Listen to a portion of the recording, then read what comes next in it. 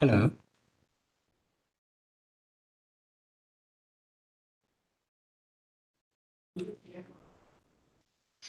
Hello, Shrubi. Can you hear me? Yes, sir. Hitesh sir? Okay.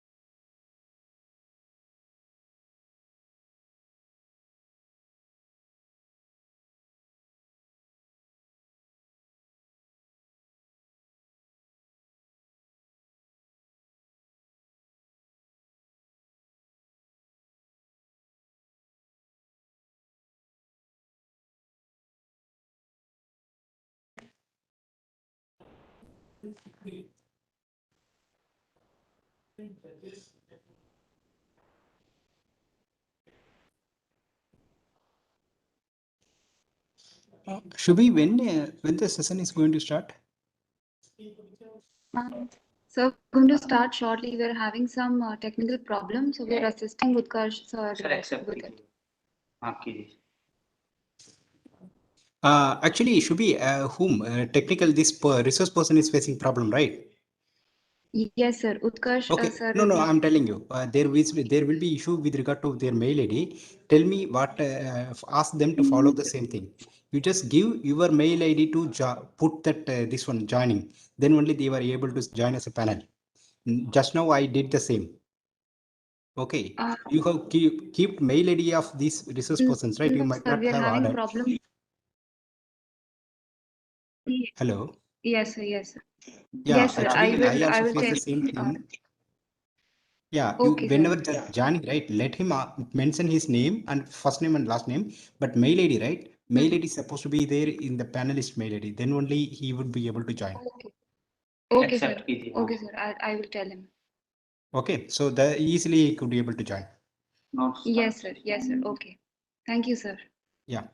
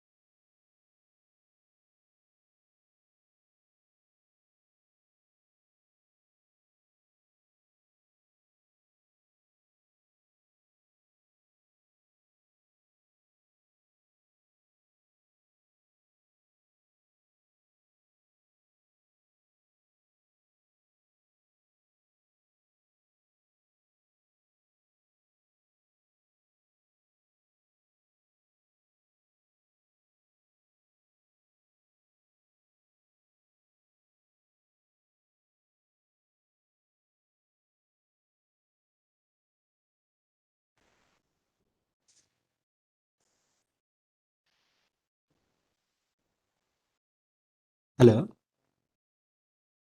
Shubhi?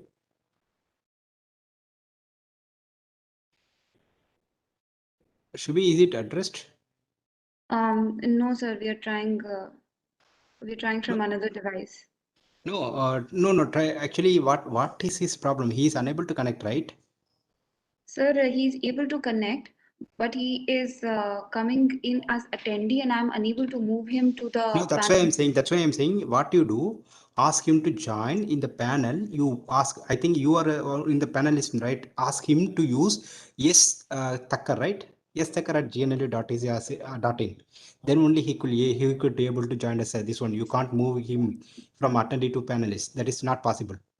Please tell him to join, and in the mail ID, instead of putting his mail ID in the join, put your mail ID. My mail ID. Yes, because you are the one panelist now. Yes, sir. You are also kept yourself as a panelist, right? So he Sir, has to use your mail ID. I supposed if he joins from my ID, then it will create some problem. Uh, then you just exceed your ID, because now I have joined other ID. I can't tell, but I have joined other ID. That's why only I would be able to join. Not my mail ID. Okay, Mail ID okay, is not okay, accepting. okay. So I will give him another ID. Okay, sir. I Okay, got you you. just give your ID and ask him to join, because otherwise even you can't promote him. That's the issue. Okay, sir. The same issue only that day also I faced. Okay, sir. Yeah, just tell them.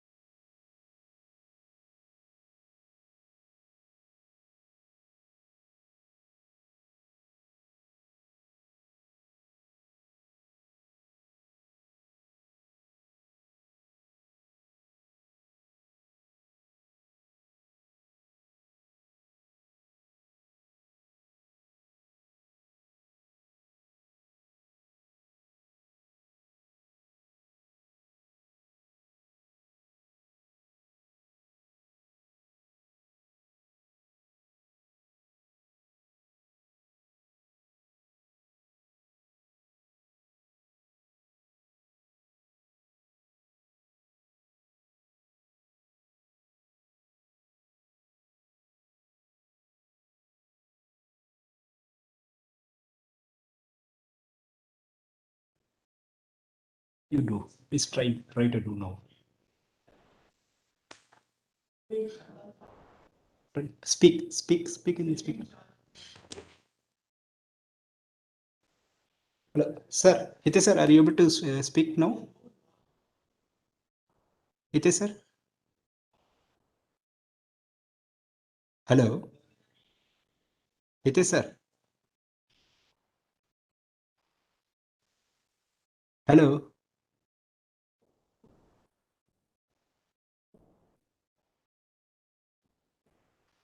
hello, Hitesh sir.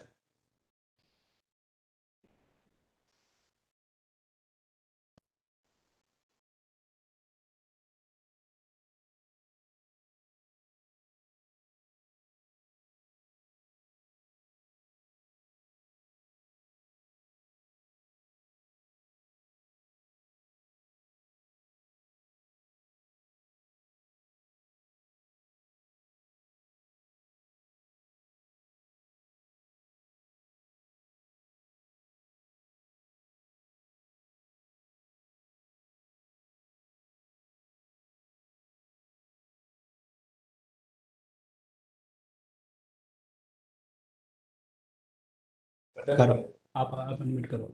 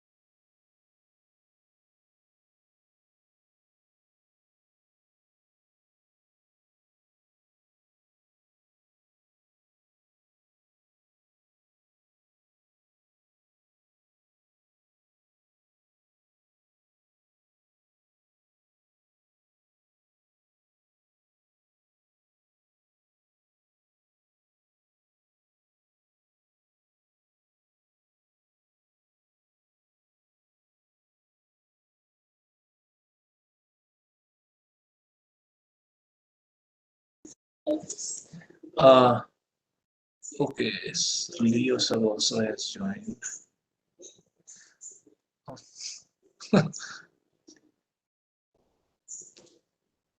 So I think, can we go with Leo sir, or you want to go with the Subhangi? Um, Let's go with the Leo sir. We can, yes, sir. Yes, yeah. sir. You can Good, good, good afternoon, sir. first Am I checking ready? that he can speak. And Am I Yes, audible? sir. yeah, you're audible. Yes, sir, you're Great. audible. Firstly, my sincere apologies because I have been trying for the longest time, but somehow it didn't work. Thank you, Shubhi, for coordinating in such a nice manner. Hello, Professor Thakur. I hope you're good. Give me a second. Open the slides. So for today's session, we are going to discuss facial recognition technology.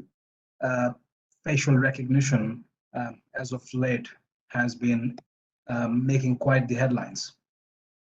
So it is certainly important that we assess and understand how this technology works, besides looking into legal and economic standpoints.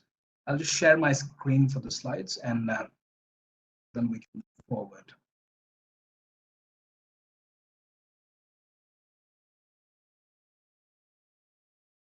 Is the screen visible? Sir. All right, fantastic. So, hello, good afternoon. I'll be starting off first. So this is how the lecture is likely to go forward. We'll spend a couple of minutes understanding how facial recognition technology works. Why is it challenging? What are the technical concerns?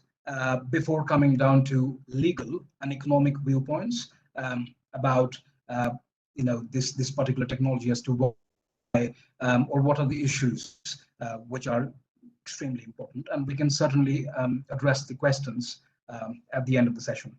Okay, so also this lecture will primarily deal with use of facial recognition technologies for in the background of its usage by law enforcement agencies. So I hope I'm making sense. So, countries around the world are either using or are testing the potential of facial recognition technology, whether it be the United States, whether it be the UK or China.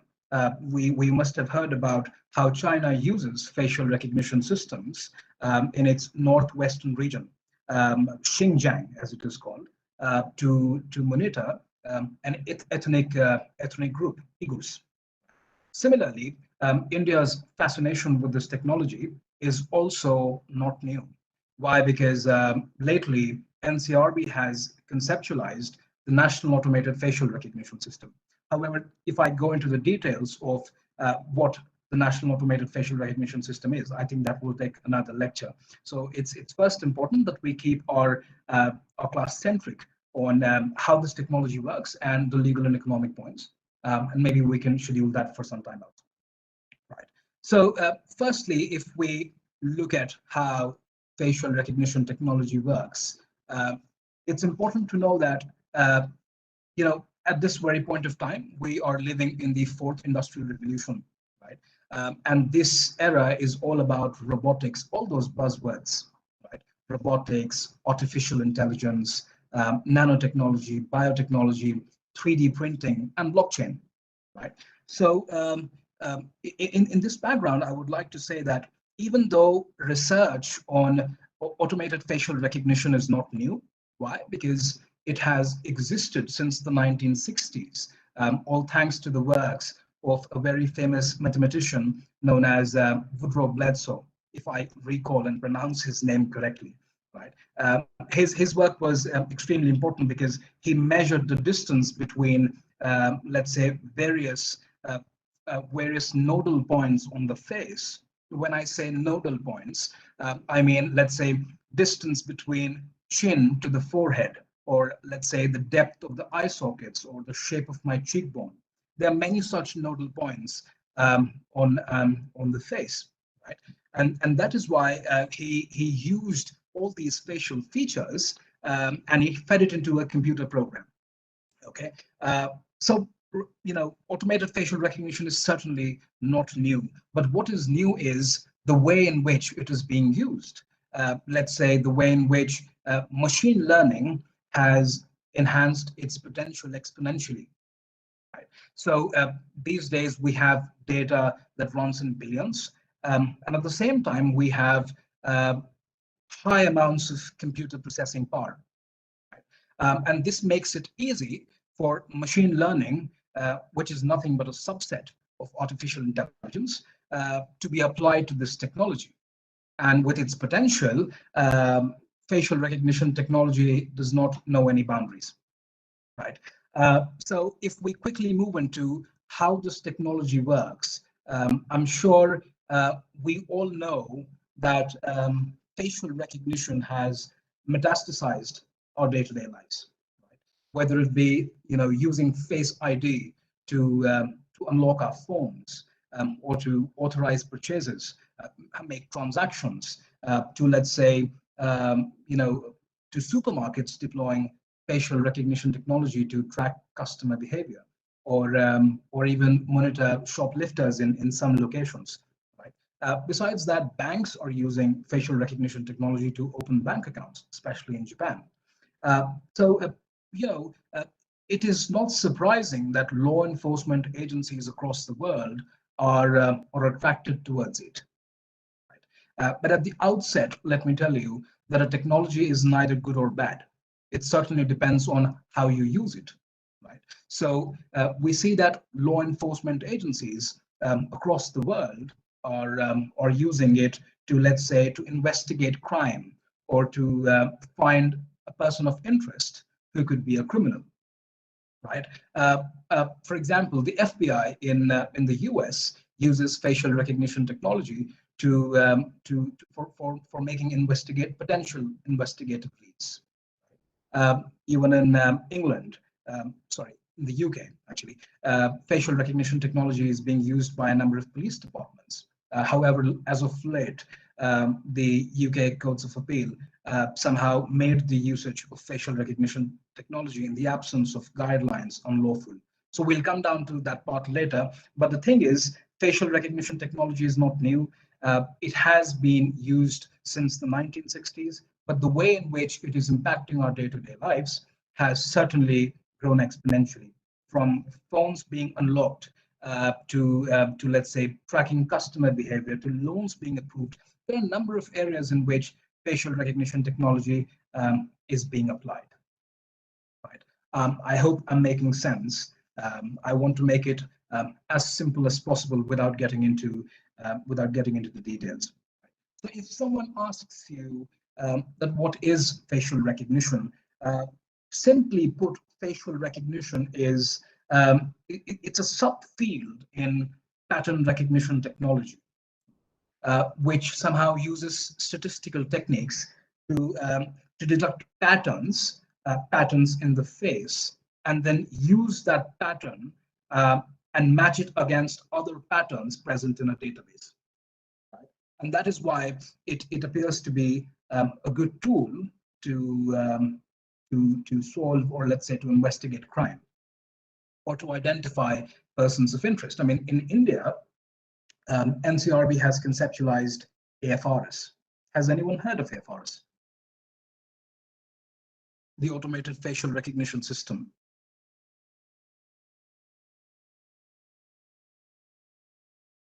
Okay. I'm unable to see the chats, but has anyone heard about AFRS? No? That's fine. That's fine. So, AFRS is presently being touted by the Indian government as a national searchable tool, which will help you identify criminals, find missing children, and let's say find unidentified dead bodies, or ID unidentified dead bodies. So it has, without the backing of legislation, it certainly has a very huge ambit. So it also is trying to work on a similar way by trying to find out who the person is, irrespective of mask, makeup, surgery, or let's say hair or beard extensions.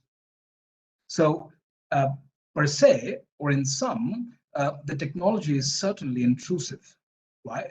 Because even if you try and change your facial features or add stuff to your face, the technology can still detect you.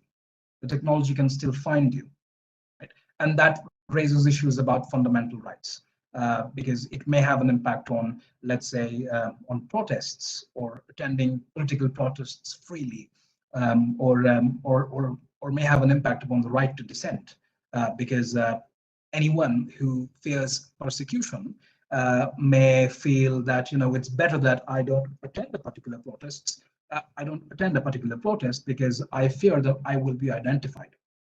In Delhi, I think a few days ago, actually a few months ago, facial recognition technology was used, very similar to what China did in Hong Kong to identify protesters during the CEA protest. But that is again altogether a different debate. I don't want to go there.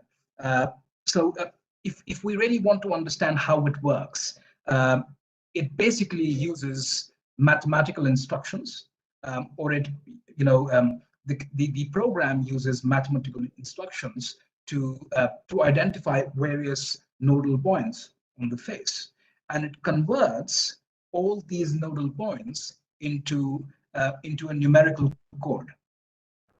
We as people also identify other friends or relatives or colleagues on the basis of facial features. Similarly, this technology, because it has technology is generally good with data, right? So with the addition of machine learning, it has this ability to process billions of billions of numerical codes, and these numerical codes are nothing but face prints, and every face print is unique to every person. That is why facial features is nothing but personal sensitive data. Because this is part of biometrics. So it converts all the information that is present on the face into a code, which is known as a face print. Right. And then for the purposes of, let's say, identification, verification, or categorization, it can match that generated face print against an existing database of face prints. And these face prints are available technically to law enforcement agencies in the form of police mugshots or driver license photos.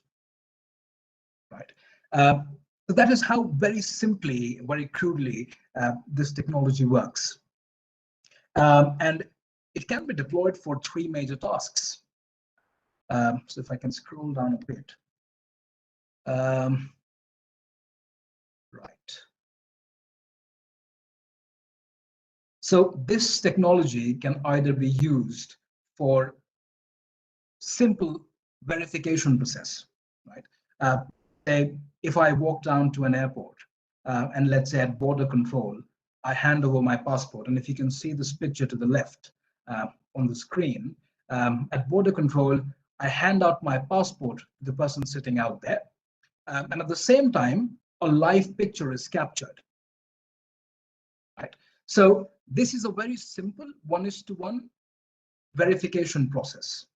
I, as the person who is presenting the passport, has a pre-existing relationship with the database there, right? And the image that is captured by the camera tries to match whether the ID provided and the photo, or let's say the face print of that very person, are the same. So it is nothing but to verify whether I am who I claim to be. A simple process. This is not complicated, or this is not the issue of concern when we think about deploying facial recognition technologies on a mass scale. It becomes challenging when we think about deploying facial recognition technologies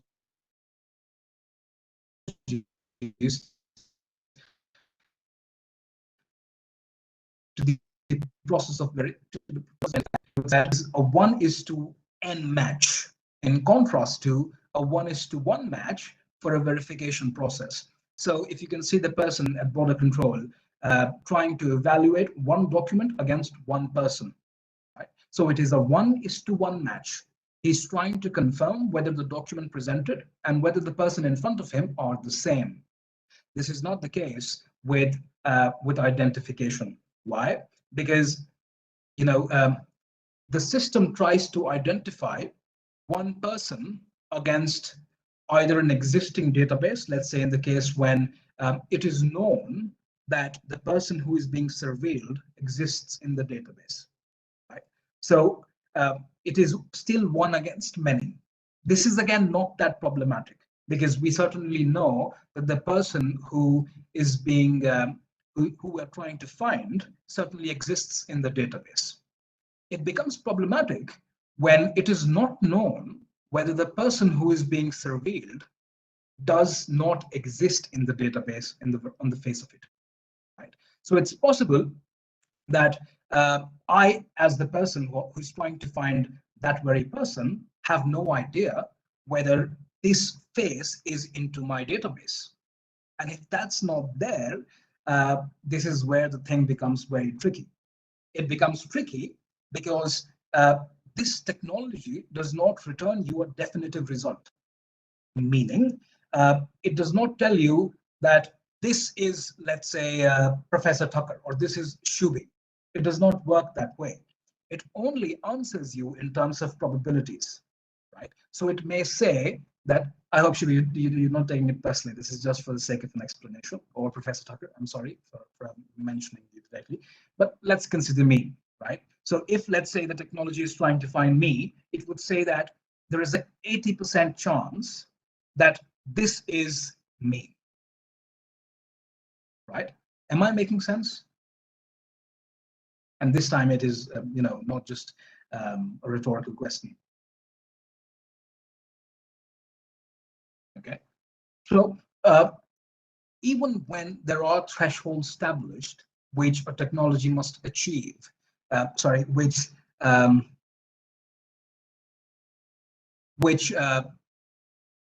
technology must satisfy.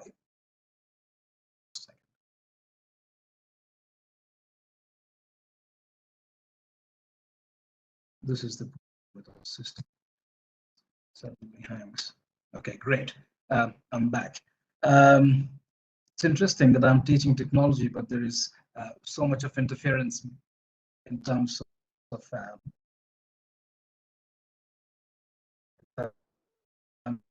tech. In terms of real world applications, this is the case where it is not really known whether the person who is being located, whether or not exists in the database. And so answer ineffective results, the chances are that it may err. Right? It may do something known as a false positive, which means is even when there is no such match that exists, the system still finds one, resulting in wrongful arrest of an innocent person. Now, I hope we have law students here. Law students would agree that how important it is for law to make sure that an innocent person is not punished, right?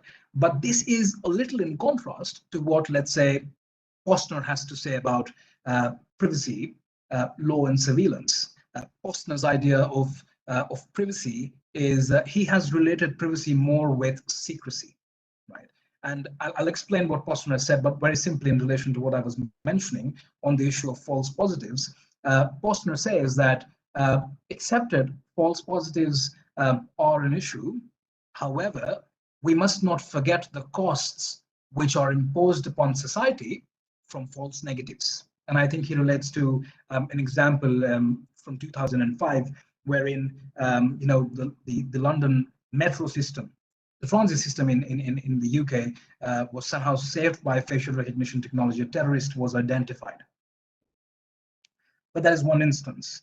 The point is, you can't really be 100% sure that this is what I'm looking for. Why? Because the system answers you in probabilities.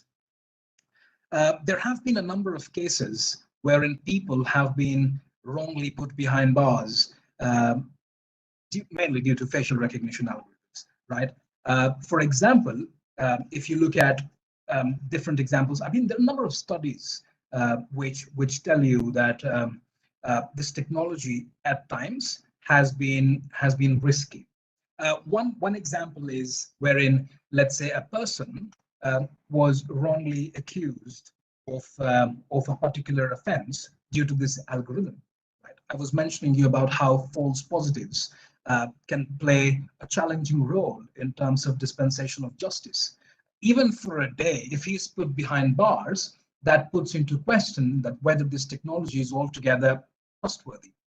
Because trust is a major function. If I have to quote Professor Kevin Weback, trust is the oil that lubricates all societies. So false positive is a problem that does certainly exist.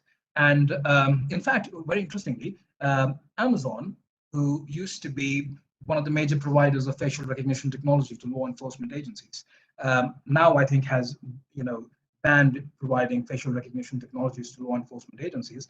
But its facial recognition technology called Recognition wrongly matched 28 members of Congress to police mugshots. And can you believe this? One of those 28 members of Congress was the late civil rights legend, John Robert Lewis, right? Which tells you a lot about this technology. I mean, if you look at studies from NIST, the National Standards Institute. I'm forgetting it's the National Institute for Standards. Pardon me with the acronym. I somehow don't recollect that well. But it says that various facial recognition technologies vary in terms of their effectiveness. And this brings me to another significant problem which this technology has, and that is the element of bias. Right? This technology is not bias-free. If I have to ask you for a very simple experiment, which all of us, we certainly can do, is that use your phones, right? Go down to Google and just type in which hairstyles are the most professional, right? Do that once. And second, do another search. Which hairstyles are the most unprofessional for women? I'm not sure if we have enough time, but if we do, I would really like you to tell me what do you find.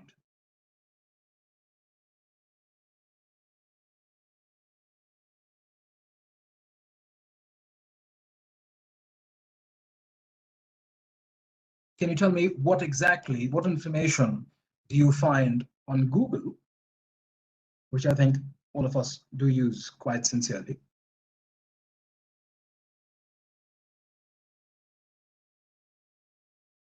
Anyone?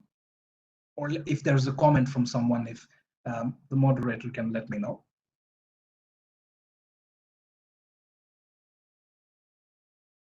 Okay, there is one, hang on. From Sandeep C to all panelists. Unprofessional hairstyles are showing people of color. Brilliant. Okay, so so is the panelist Sandeep? So when you typed, when you searched for this, did you also search professional hairstyles for women? I'm mentioning women for a very specific reason, right? Because the software, the system tends to show bias against. So just a second, just to clarify, the search that you're doing is a little different from what what results are provided by facial recognition technology. The search that you're doing was just to give you an example to suggest that, to let's say answer the question that is Google biased? But I'll come down to that in a moment. This technology has shown to have an element of bias against women, people of color. So when I say people of color, it will mean Asians, any minorities, and even children, because research suggests that the cranial complex of a child is so very different from that of an adult. And I'll explain why there is a bias, but um, as I don't have a script, I may deviate. So I'll just first respond to what students have to say. Jyoti writes, there is bias. Okay, interesting. Unprofessional hairstyles are showing people of color. So I'll short it down. So if you type professional hairstyles for women, you'll find Caucasian women more in professional hairstyles. Whereas when you find unprofessional hairstyles, you'll majorly find African American women. And that tends to be the case, that these are the most unprofessional hairstyles. But that is not because Google is biased. That has more to do about how we search, or what are our preferences, or what do we as people feel is professional and unprofessional. It is also showing a Guardian article on racial bias by Google search results. True, true. But again, let me emphasize on this point that the technology is not biased. It has a human element towards it, right? For example, with facial recognition systems, the technology works because we have to feed in certain training data set, certain information while this system is learning, because that is what machine learning is, right? Machine learning is a part of AI, which says, feed me data, I'll learn by myself. Right. So if the system is trained with limited amounts of information, for example, in the US, there was a gender shade study that said that as facial recognition systems were trained on white Caucasian men, they tend to show a negative bias towards people of color, women and children. It's not because the software itself is biased, is because the word automated in facial recognition technology does not really mean that it is still completely automated. It still does require some amount of human intervention, that being feeding data, right? And this is where it becomes tricky. In fact, there was another error analysis performed, I think, I don't remember the institute that performed it, or perhaps it was actually part of the Gender Shades project. It said that, for example, facial recognition systems by IBM and Microsoft significantly misgendered women and people of color, or darker skinned individuals. Right. So certainly the technology is not error-free, and it certainly has the element of bias. And that is why you will see a number of jurisdictions have been so cautious these days about facial recognition technology. The US, as of late in 2020, came up with the Facial Recognition Biometric Technology Moratorium Act, right, which somehow prohibits the usage of facial recognition technology without statutory authorization. Even in South Wales, the UK Court of Appeal somehow ruled that in the absence of clear guidelines, the usage of facial recognition technology is unlawful. Even in the EU privacy watchdogs have called for a ban on the usage of facial recognition technologies. In India as well, civil rights activists and certain organizations, for example, like the Internet Freedom Foundation, have been arguing for a ban on facial recognition technology. My understanding of the technology and its impacts, I strongly feel that, and actually it's backed by a number of research articles. The technology itself is not biased. The technology certainly has potential, but what is more important is how this technology is regulated, because it does really have impacts, let's say, especially when it is used by law enforcement authorities. It does tend to have an impact upon fundamental rights. I will return to that in a moment, but any questions up to now? I know I mentioned that I can have questions at the end, but still, as this is a fairly complex area, if there are questions, I'm willing to take them till what I have discussed.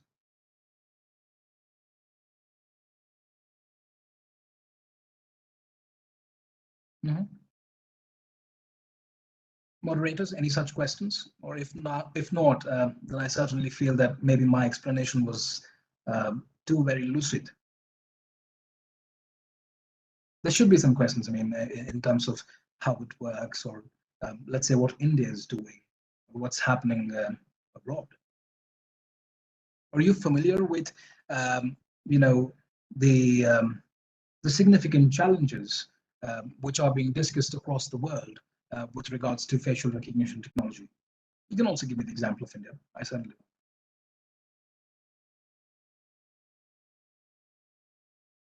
Mhm.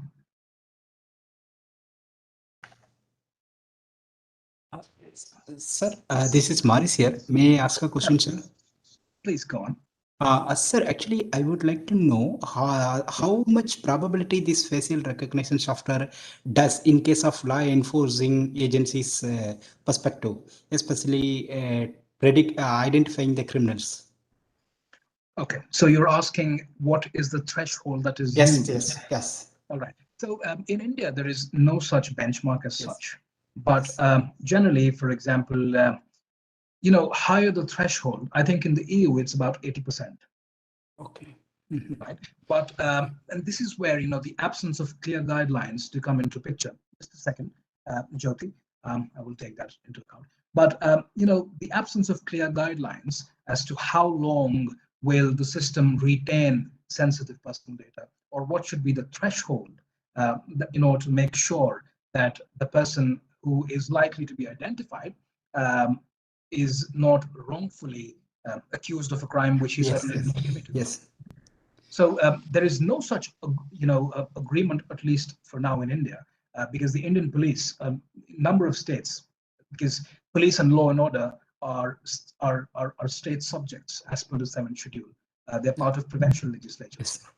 So they do use facial recognition technology, especially the Delhi police, but there is no such established threshold. They majorly operate on the basis of standard operating procedures. You know, I mean, in India, the process of getting justice is a punishment is in itself. So in my knowledge, there is no such threshold that is mentioned. Okay, thank you, sir. Thank you. Right, so the couple of questions. I also wanted to discuss, I take a couple of moments talking about what Postner has to say, but hang on. I think there was another question by, I think, Shelja, if I'm pronouncing it right. But I think there was one more question. Who was it by? Okay, there's so many questions that maybe I've lost myself here. And, you know, especially when you're adjusting to a new system, it's even more challenging.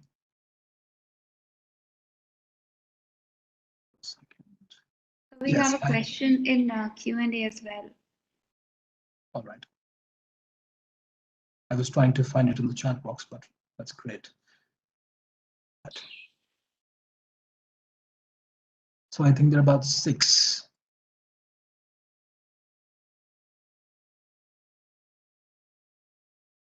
How does this expand? There can be a lot of misusing by law enforcing. Certainly, this is not opening well.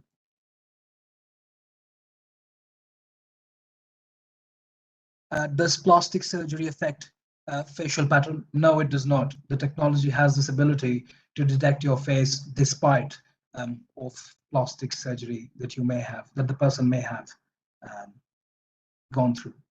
How has this technology been used in the protests in India? Are you familiar with the CAA protests? So I was mentioning that state, you know, law and order and police are state subjects. So, you know, each state differs in terms of size, infrastructure, and its ability to detect crime. If you look at few advanced states like Telangana and Maharashtra and Delhi, you would see that they have been using emerging technologies like facial recognition or other biometric technologies, and even blockchain to some extent. But other states in Assam and Bihar are struggling with basic infrastructural needs. So Delhi police, they generally record a particular event, and then they run it against facial recognition software to identify who was protesting.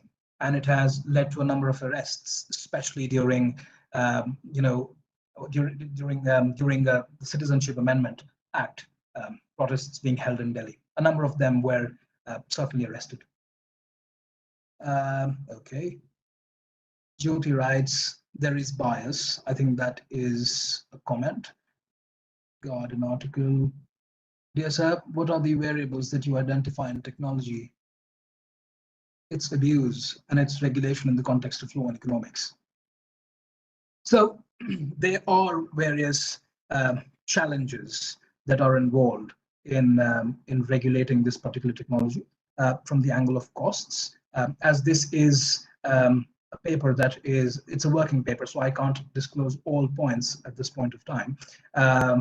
But I think this is where I think if I explain Postner, maybe it'll make more sense. So Shelja, if you can just hang on to that. Do you think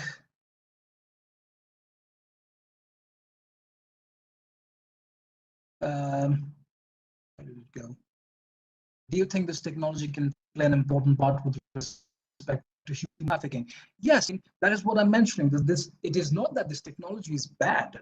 This technology certainly has good usages, but it depends on how this technology is used. No technology is good or bad. It just depends on how this technology is deployed.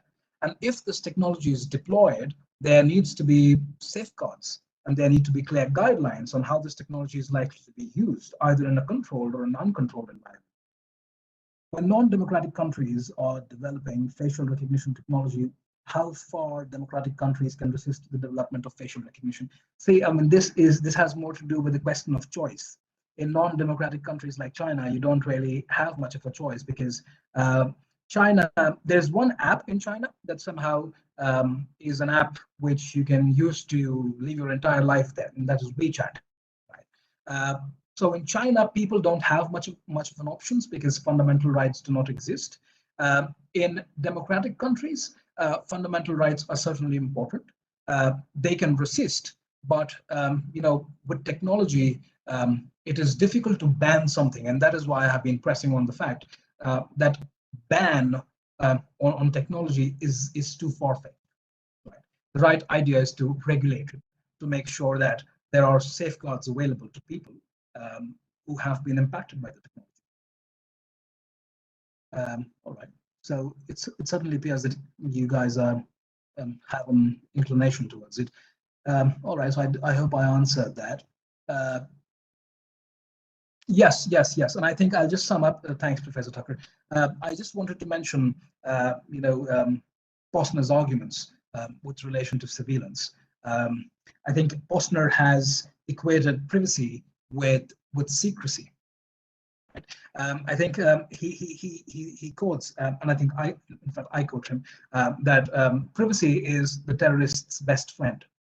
Right? And he feels that in most cases, when there is concealment of personal information, that in most cases has a malicious intent.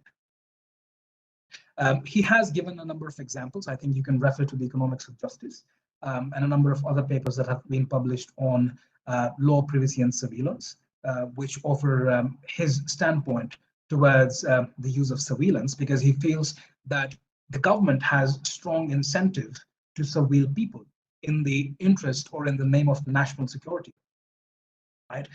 Because by using this particular technology, they have this ability to detect criminals, more importantly, terrorists, and not identifying a particular terrorist. And let's say if that very terrorist commits something heinous, will impose huge costs upon the society. Right? Whereas he accepts that the case of false positives do exist, but there is a need to balance false positives against false negatives. And in his understanding, false negatives has the higher hand. Right? And he also feels that, with regards to eavesdropping, eavesdropping will certainly impose a cost upon people, but if the law enforcement agencies, or let's say if intelligence officials will be trusted or can be trusted, then certainly the society will gain from it. However, I feel Professor Basu, Professor Kaushik Basu will certainly disagree with this argument because human rationality will always intervene. There is no guarantee that facial recognition technology will not be deployed in the field, wherein, let's say, a police officer will use a facial recognition tool to, let's say, pursue a potential romantic partner.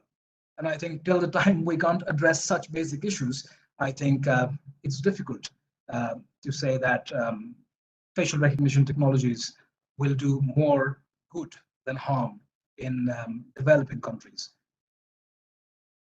I hope I make sense. So that's that. And I think this is fairly, it's a fairly complex topic, so maybe it'll require other detailed lectures, but I really thank you for your time. And my apologies for the system not running well. Thank you, Professor Tucker. Thank you, Shubhi. I hope I have tried to answer your questions. And if there are any more, you can certainly write to me on my email. So thank you, Professor Leo. And Thank it you. was very researchful, insightful, and you have covered, I think, in the given time, I think comprehensively all the aspect. And you also have made some challenge to the listener that there is a tremendous scope is there to do research in this field. With that Right. note, thank you very much, and it was indeed Thank you. Thank good you. to see. And sorry for inconvenience for that. No, it's totally all right. It's all right. No worries. Thank you. Thank you so much for your time, sir. And there are a couple of questions I will need it to you. Thank you so much for this informative session, sir. Over to you, Alantrita. With that, we are done with our first lecture for the day. Our next speaker is Ms. Shubhangini Roy. She is the research associate and a doctoral student of the University of Munster. Her primary research is focused on the relationship between law and social norms. She is also a part of a group working on creating an empirical base for how courts in 18 different jurisdictions conceptualize equality provisions within their constitutions, and has previously consulted NGOs and international organizations as well in different capacities, that is, policy consultant and legal expert, respectively. Today, she'll be delivering her lecture on behavioral economics and social psychology influence on legal compliance. Over to you, ma'am.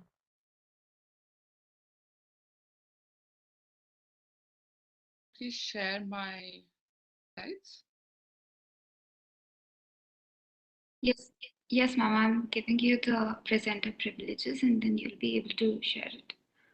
Ma'am, you should be able to share your slides now. Yes, ma'am. We can see your slides. Yes, ma'am.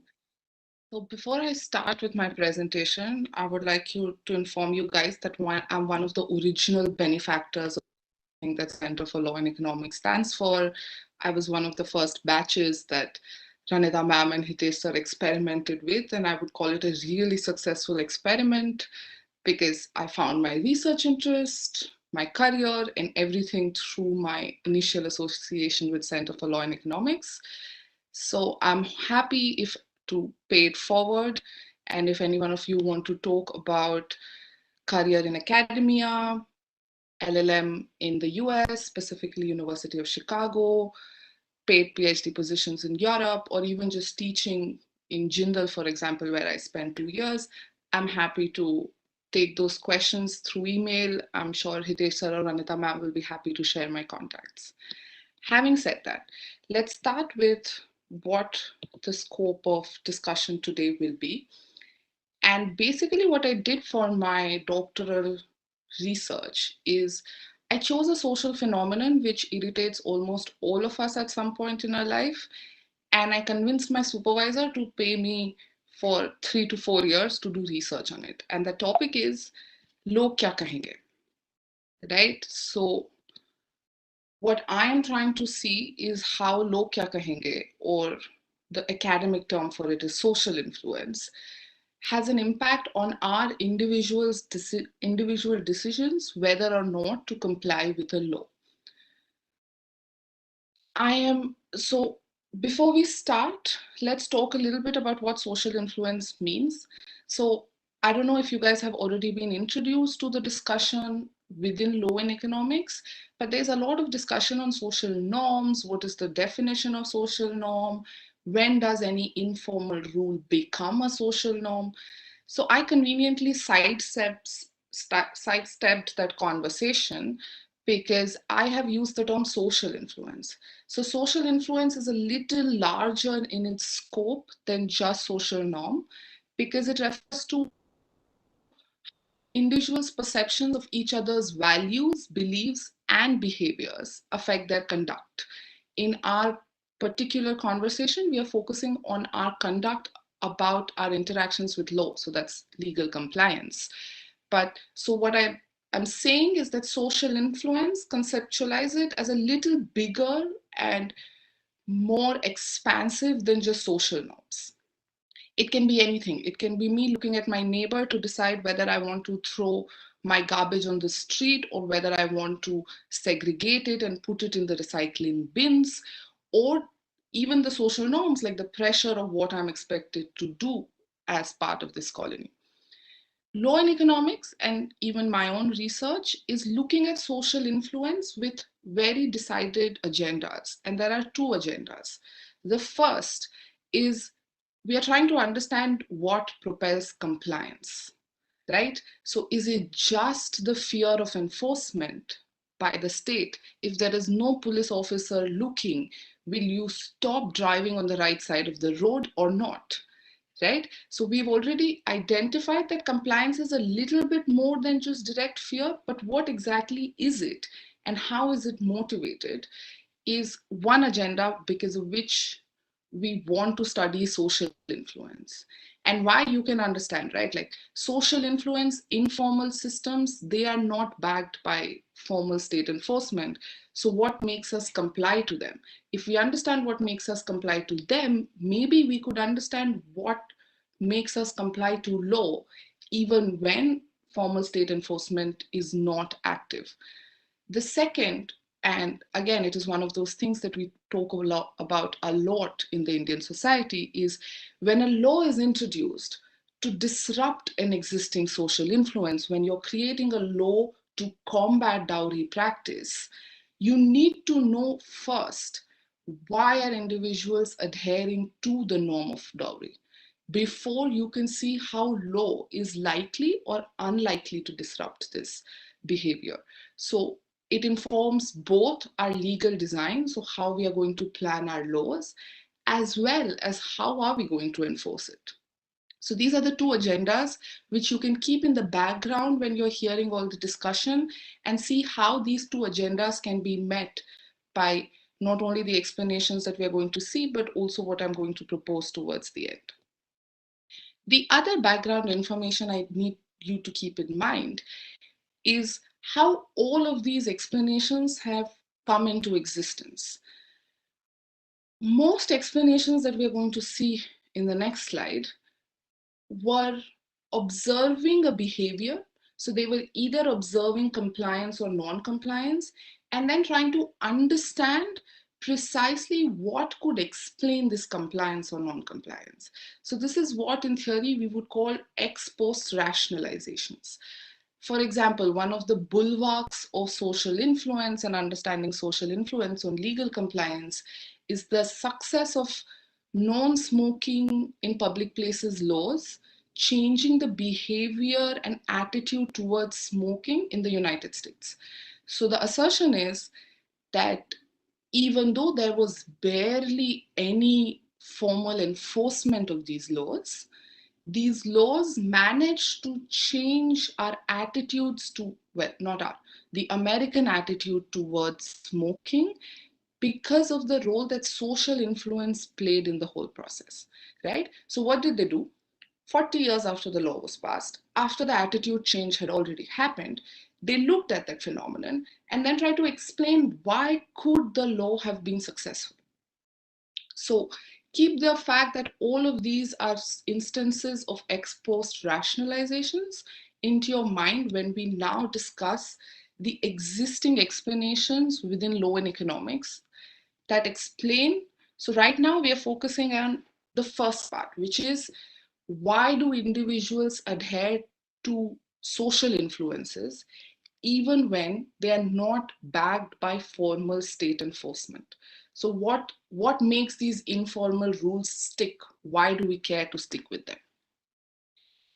The first set of, so I've divided that into 3 sets. And even though for now we'll only focus on the law and economics literature, this is more or less the 3 typology that exists if you look at economics, social psychology, any of these disciplines, when they try to study precisely why individuals adhere to informal rules, they more or less arrived at these 3 different types. The first set of explanations are instrumental explanations. Of course, since I primed you with Log Kya Kahenge, the first idea that we have is the pressures to comply, right? Inherently in that statement, Log Kya Kahenge, there is the fear of what others will say and its impact on you. This impact can be intrinsic, right? There may not be any benefit of the neighborhood auntie thinking that you're a good girl, but it has a psychological impact on you, and even if not on you, on definitely on your mother, right? So these are the self-esteem hypothesis. Richard McAdams is one of the first guys who gave it, and he said that no matter if there is a material benefit involved, it matters to us what others think of us, right? So this is the self-esteem explanation. You will listen to what others are doing or saying or expecting of you, because knowing that they perceive you well has a psychological benefit of improved self-esteem. The second are the extrinsic motivations. So the first, well, not the major, but one of the first and the more prominent of the law and economics scholars who talks about it is Eric Posner, who gives a signaling model to why we adhere to social influence. So let's go back to the example where I was talking about segregating my garbage. I'm in Germany, and it's segregating your garbage is considered one of the most important essential functions that you perform as a citizen, as a resident in a colony. And even if I may not be interested in doing it, or it may be too complex for me to do it, or too costly to bother with it, I will still do it in at least the German example, because if I don't, I am signaling to my neighbors that I'm not a good neighbor. And I'm signaling to them that in case tomorrow there is a conversation regarding our apartments, I am unlikely to be one of the members they're going to involve in that conversation. I'm going to signal, and I care about signaling that I'm a good neighbor, because if tomorrow an Amazon delivery comes and I'm at office and not in my apartment, I am more likely to have willing neighbors who will take my parcel if they think I'm a good neighbor. So I am adhering to the social practice of segregating my garbage, not because there's a law, not because I care about it, in this example at least, but because I care about signaling to other members within my reference network that I'm a good neighbor. So these are the normative pressures. These are all pressures because of which you're complying to the law. But then there is a very important, potent, and pervasive way in which social influence operates, and that is that we have reasons to agree, right? Most often than not, as lawyers, we underestimate the role of reasons to agree because we presume that there's perfect legal knowledge, right? But when you walk out at an airport and you're deciding whether you want to jaywalk across the street or not, or whether you're deciding whether you want to light a cigarette or not, you're unlikely to, first, you're unlikely to look at the law. You're most likely going to look around you and decide whether it's worth it. And second, even if there is a law, the law is not as directly going to impact you as the behavior of those around you. Let me give you an example of traveling between France and Germany, because I'm living between these two countries right now. And the laws on jaywalking are precisely the same law. But when I am in Paris, I am more likely, in fact, I am socially expected to jaywalk, right? On the other hand, when I am in Germany, I have stood on an empty street at 11:30 in the night with no one inside and no car inside. Because in Germany, the social expectation is that you're supposed to adhere to the law, right? With the same law, my decision whether or not to comply with the law is completely different in these two countries. What is happening here is I am using the behavior of others as informational proxy for information I don't have about the law. What is the likelihood that someone is going to catch me? Is the law enforced seriously? If someone does see me jaywalking, are they likely to report me? If there is a police officer there, is he likely to fine me? Can I get away by a simple bribe, or do I need to be fined? Right? These are all the relevant variables I need to decide whether or not I should jaywalk. But most often than not, A, we don't have these information, and B, the cost of acquiring this information is too high for a 30-second crossing of streets. So in all of these situations, I used social influence as an informational proxy and used the behavior of others to do what I want. The other reason why informational influence can be potent is in reference to coordination requirements. So when I'm stepping out, on the most famous example is the one on about driving on the street. No matter what the law is, if everybody is driving on the right side of the street, I have an incentive to follow what others are doing, because what I want is to coordinate my driving in a way that I can avoid accidents. Kaushik Basu, for example, gives the best, if not politically correct, example of the fact that he chooses when to go for a meeting based on where the meeting is. So if the meeting is in the US, he goes 5 minutes before the meeting. If the meeting is in India, he goes 10 minutes after the meeting. And it seems, according to him, if the meeting is in Brazil, he goes even later, right? So if my agenda is to coordinate my act with other people, then I have an incentive to look and preempt what these other people are doing. And to preempt that, I look around me. So these are the informational reasons. You may agree with the social influence. In the informational influence, there is no pressure to comply. You can come 5 minutes early if you want. It's just that everybody else is going to come 20 minutes late, right? So nobody's going to shame you for it. For example, for today, I messed up my understanding and I came 10 minutes early. Nobody said that it was a bad idea. But since the conference started a little later, if I was trying to coordinate, I should have preempted perhaps the social norm in different places better, right? So these are all the instrumental explanations why other people's behavior may be something that we want to adhere to. Internalized social or socialization explanations are much more psychologically rooted. So these are situations where we have over time, either in our childhood or even as adults, been socialized to internalize a behavioral code. So Cooter, in his explanation, gives it a more game theoretic explanation by calling it commitments. So you have already committed that this behavioral code is the way to go about a thing, right? And then when you fail to adhere to this, then it generates psychological discomfort, which he calls guilt, right? So there's no one else enforcing anything here. It's just that you believe that every morning when you wake up, I'll give you an example which we'll probably all understand. Like, we believe every morning when we wake up, the first thing we should do is brush our teeth. Then I moved to Europe and I was quite surprised because here the kids are taught to brush their teeth after breakfast and then also after every meal.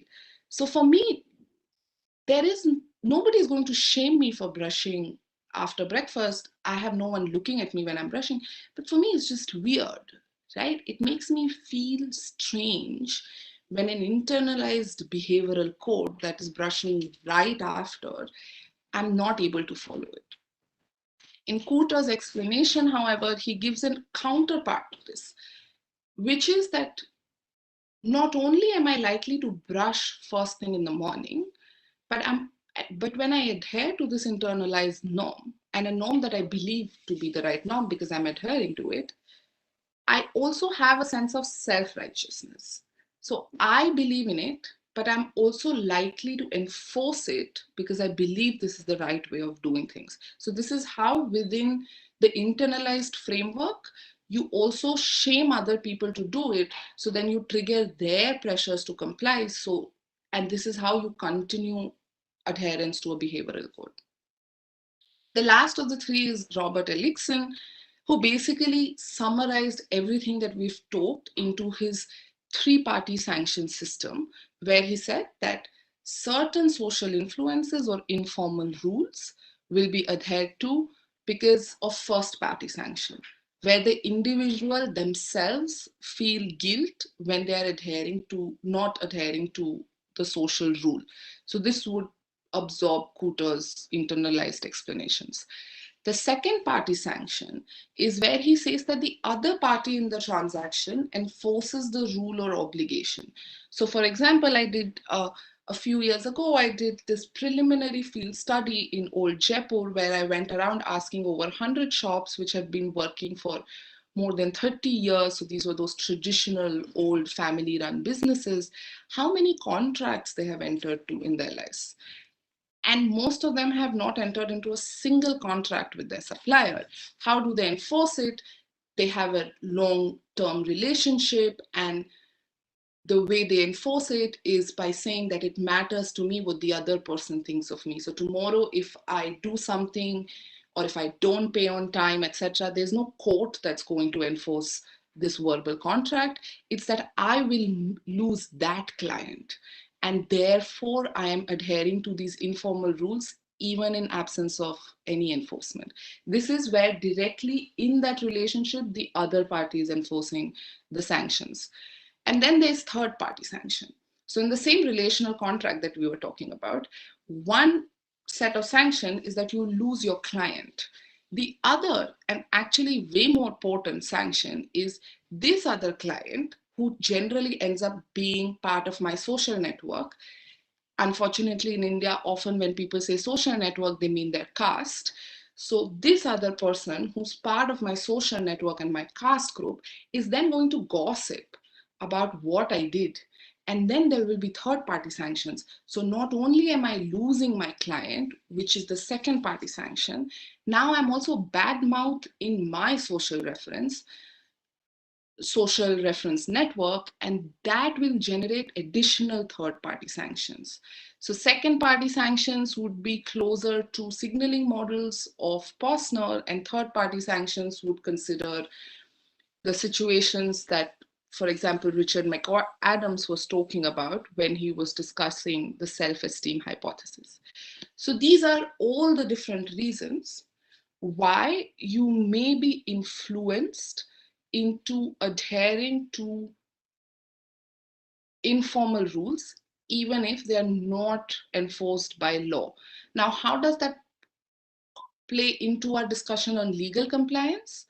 The presumption is if the legally prescribed behavior is also a proxy for what is the social expectation from you, then all of these reasons can be triggered as to why you may want to comply with the law, even in absence of formal enforcement. So if we take the self-esteem hypothesis of Richard McAdams, and then he built it into expressive function of law, which is one of the bulwarks of law and norms discourse, is so he gives you the example of seatbelt for infants. And he says that when seatbelts for infants was introduced in the US, there was not a lot of enforcement for it. But then it became the norm. How? You are a parent, you care, you have two requirements. You care about being a good parent, but you don't precisely know how, right? Like you care about being a good parent, but you're not sure what that means. And second, you care about other parents believing that you're a good parent. So in this example of his, two things are triggered. The informational influence is triggered because you want to be a good parent, but you don't always know what's the best for your child. So when a law comes in and says, hey, look, putting a seatbelt on your kid is the best way of keeping that kid safe, you're like, okay, if they know better, informational influence.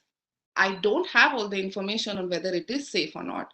But if someone is telling me it is safer, what's the harm in doing it? You used the legally prescribed behavior as an informational proxy on what is the best way to keep your kid safe.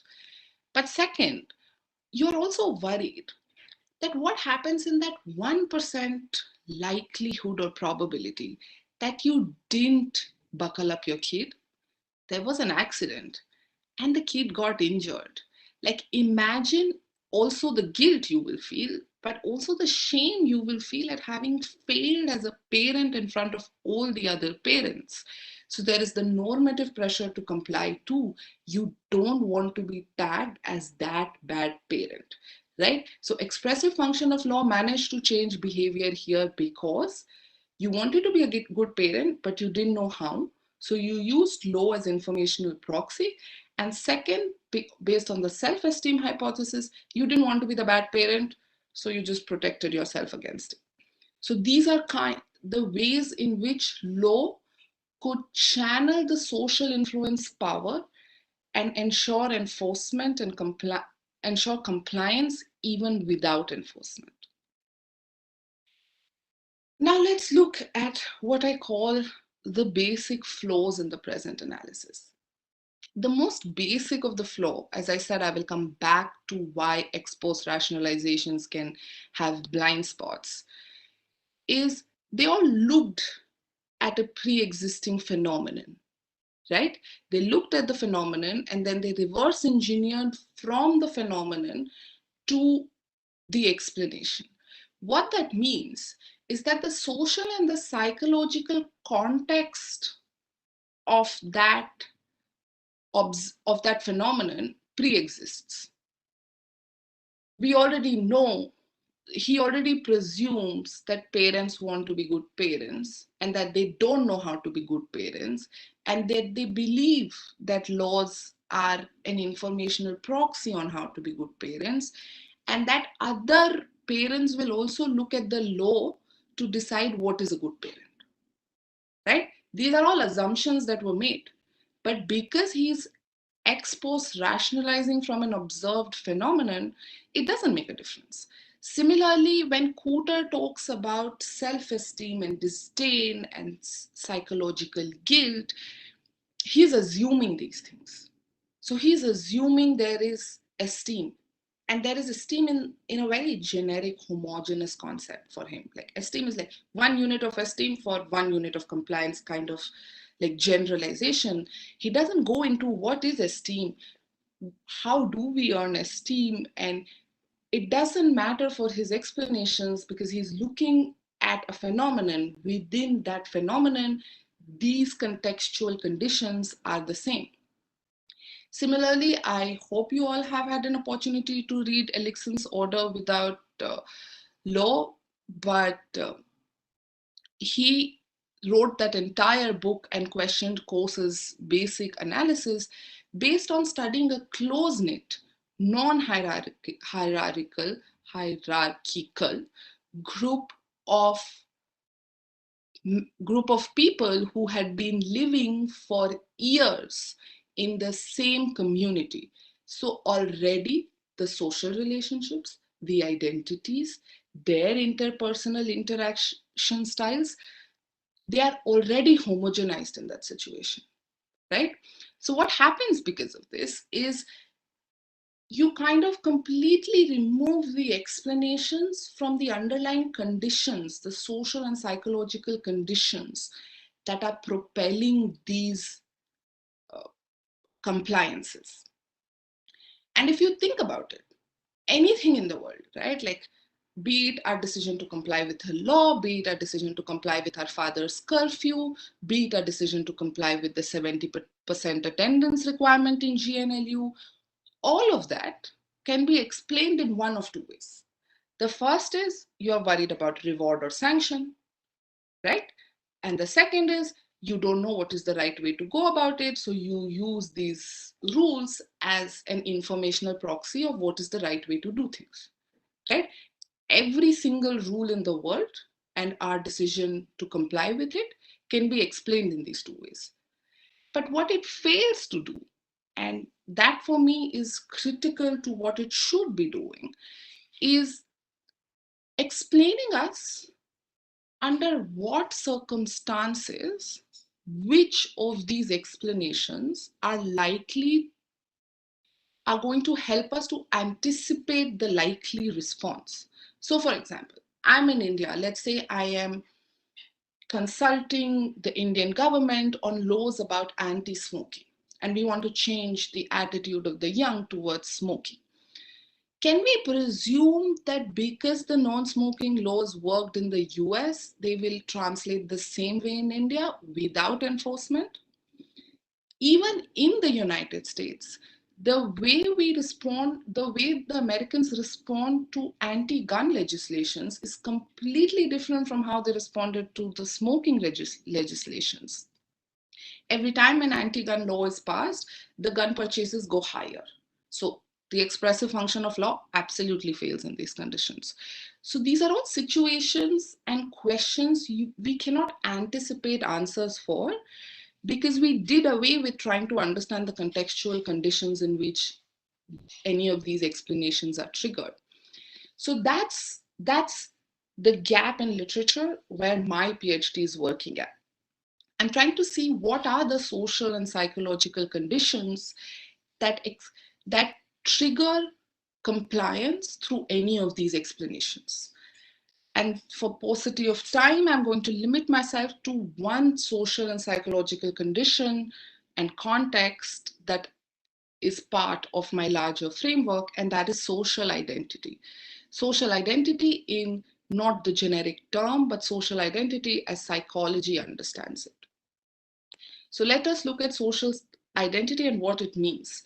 So social identity is that part of our self-concept which is derived from memberships to social groups and interpersonal relationships. So it is more than, so it's simply put, the way psychologists study social and collective self-concept is by asking you, who are you?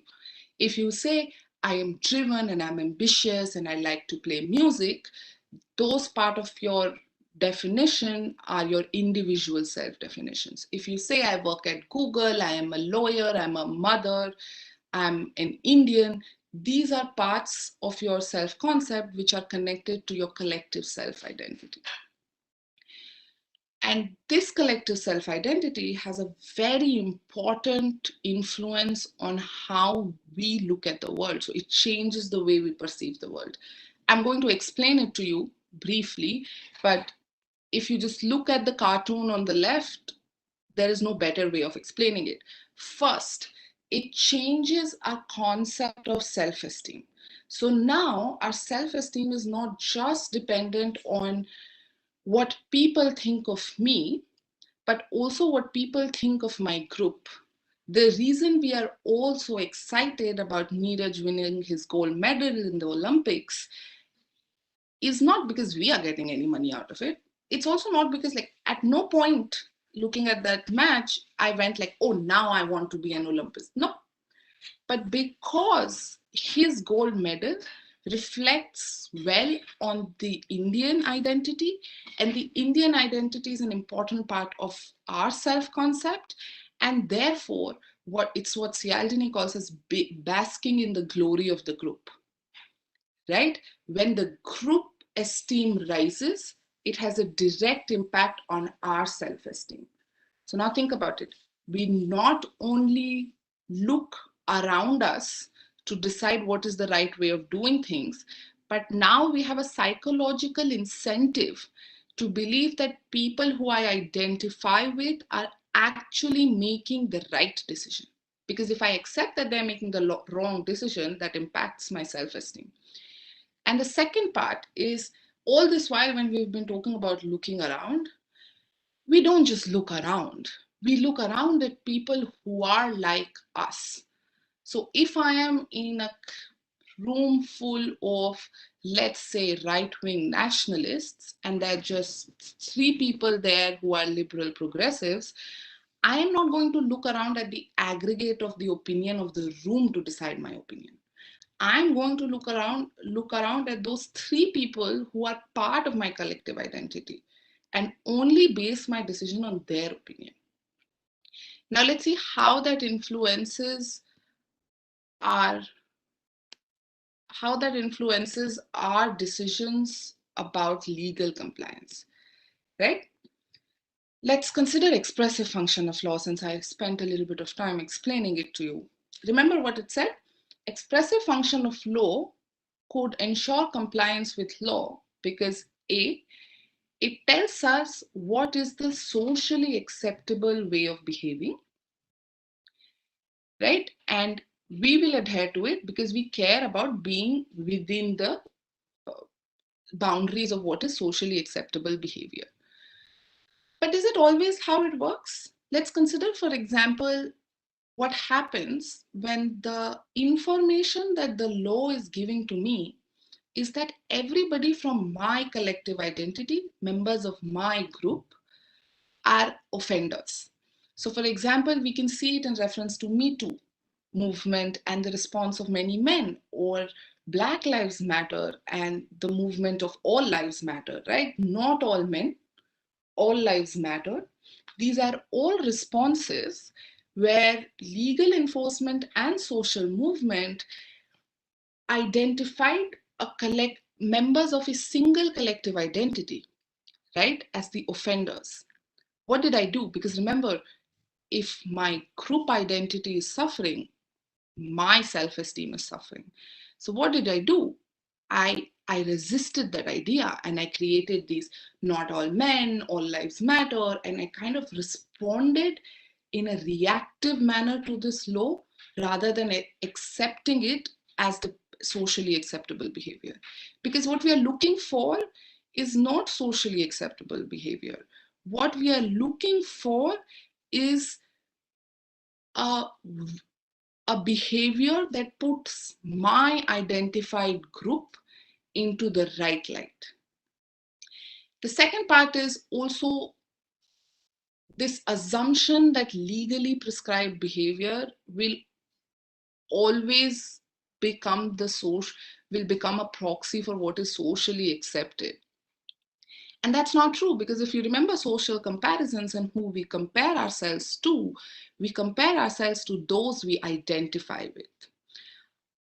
I was a very good girl during law school, and I'm sure all of you are, but let's take the hypothetical of a university which exists in a state where certain substances are illegal, right? When you come in the first year, you know the law, and you have your faculty telling you it's bad, and you have the law telling you it's bad. You have the wardens checking to make sure none of these prohibited substances are consumed ever. But when you're making a decision on whether it's safe or not, are you going to talk to the faculty or are you going to talk to your seniors? And why are you going to talk to your seniors? Right? Of course, I wouldn't know the answer and you wouldn't know the answer. We are all very good. But think about the fact that when we look around to see whether a law is worth complying to, but also whether the law communicates any socially prescribed behavior, we are not looking at aggregate behavior. We are looking at behavior of those we identify with, right? So this changes completely what we thought of informational reasons to agree. Now let's look at normative pressures, right? So the idea was, even with that smoking example or that garbage, the garbage desegregation example, that shaming works, right? And then we kind of, through law and economics, took it to larger penal provisions, and we said that maybe publicizing the offenders is a way to dissuade future potential offenders from committing the crimes. But then, remembering our collective identities back, who shames us becomes really relevant, right? And you can, like, I'm going to use political identity a lot because it's one of the most prominent identities in our minds these days. So if I am shamed by a right-wing conservative nationalist, it's probably going to have an opposite reaction, right? I'm probably going to say, oh, whatever I'm doing is the right way of doing things, right? So shamed by who matters. Do we care about being shamed by a police officer as much as we would care about being shamed by our peers? Right? So it matters who's shaming us and how important is this person for our specific collective identity, which is salient in that moment. Then the second part is too much shaming. So there's a lot of psychological evidence, but also there's literature now, not purely law and economics, but it's called responsive shaming, which talks about the fact that if you shame an individual too much, they tend to disaggregate from that collective identity. So if adolescents, and especially it has been studied in case of delinquent adolescents, if they are shamed consistently and they're called the black sheep, they disassociate themselves from the legal identity and the citizen identity. And then they kind of make a reactionary identity of being the subversives, right? It's the same for a lot of us, I'm sure, when we were growing up. For me, for example, I realized that the likelihood that I will fit the traditional bill in my small town where I was growing up of being a very good girl was quite unlikely. So I kind of over time disassociated myself from that identity. And now it doesn't matter to me if I'm perceived positively or if I'm shamed within that group of people. So you have to be careful on how much you shame, because remember, shame can remove that part of our identity from being relevant to our self-concept. The last part, which plugs back into informational reasons, is a lot of the times when you're publicly shaming and you're publishing the name of the offenders, it is giving another information to all of us, which is that, oh, for the members of my social group, it's not too much of a big deal if I break this law, right? So if the expressive function of law was dependent on what we see others within our collective identity as doing, then excessive amount of publication of their acts, and if these publications are always regarding members of my collective identity, it is giving me the information that at least for people around me, nobody cares too much about that law, right? So this is just think about it, just incorporating social identity, which is an individual aspect within our consideration, has changed completely what we think of expressive function of law, what we think of normative pressures to comply with the law. But my assertion is a bit wider than that. I argue that because we never consider the social and the psychological conditions in which individuals interact with law, we end up missing the process through which an individual accepts any law. At the end of the process, if I'm ex post rationalizing, I can say it was for normative pressure, it was for expressive pressures, etc. But why? Why did that individual choose to be pressured by this particular rule? Why did they consider this person's behavior or expectation as an expression or an information about what is socially expected? Cannot be understood if we are only ex post rationalizing. So I will end with, in a way, asking you a question, and we will start the question answer round from there. And it's always an example I give to explain how the existing explanations, for example, cannot understand identification driven adherence to any social or legal rule. And I use a political identity example. So just to not aggravate and provoke people, when I'm talking to an American population, I ask them an example with the Indian political system in mind. But since we're talking to an Indian population, we'll talk with an American political identity in mind. if I could have your responses, given all the explanations why we can adhere to social influence, why do you think a conservative Republican man, a conservative Republican white man, or a Caucasian man is likely to accept Donald Trump's assertion that they need to build that wall? Right? So I'm giving you the psychological conditions that I said triggers identification. First, this identity is very important to this person, right? And second, that Donald Trump is considered as being an influential source of what this identity cares about. Now, if I could have ideas on why do you think white Caucasian man thought about uh, or cares about building that wall? I cannot see the chat at all, could I?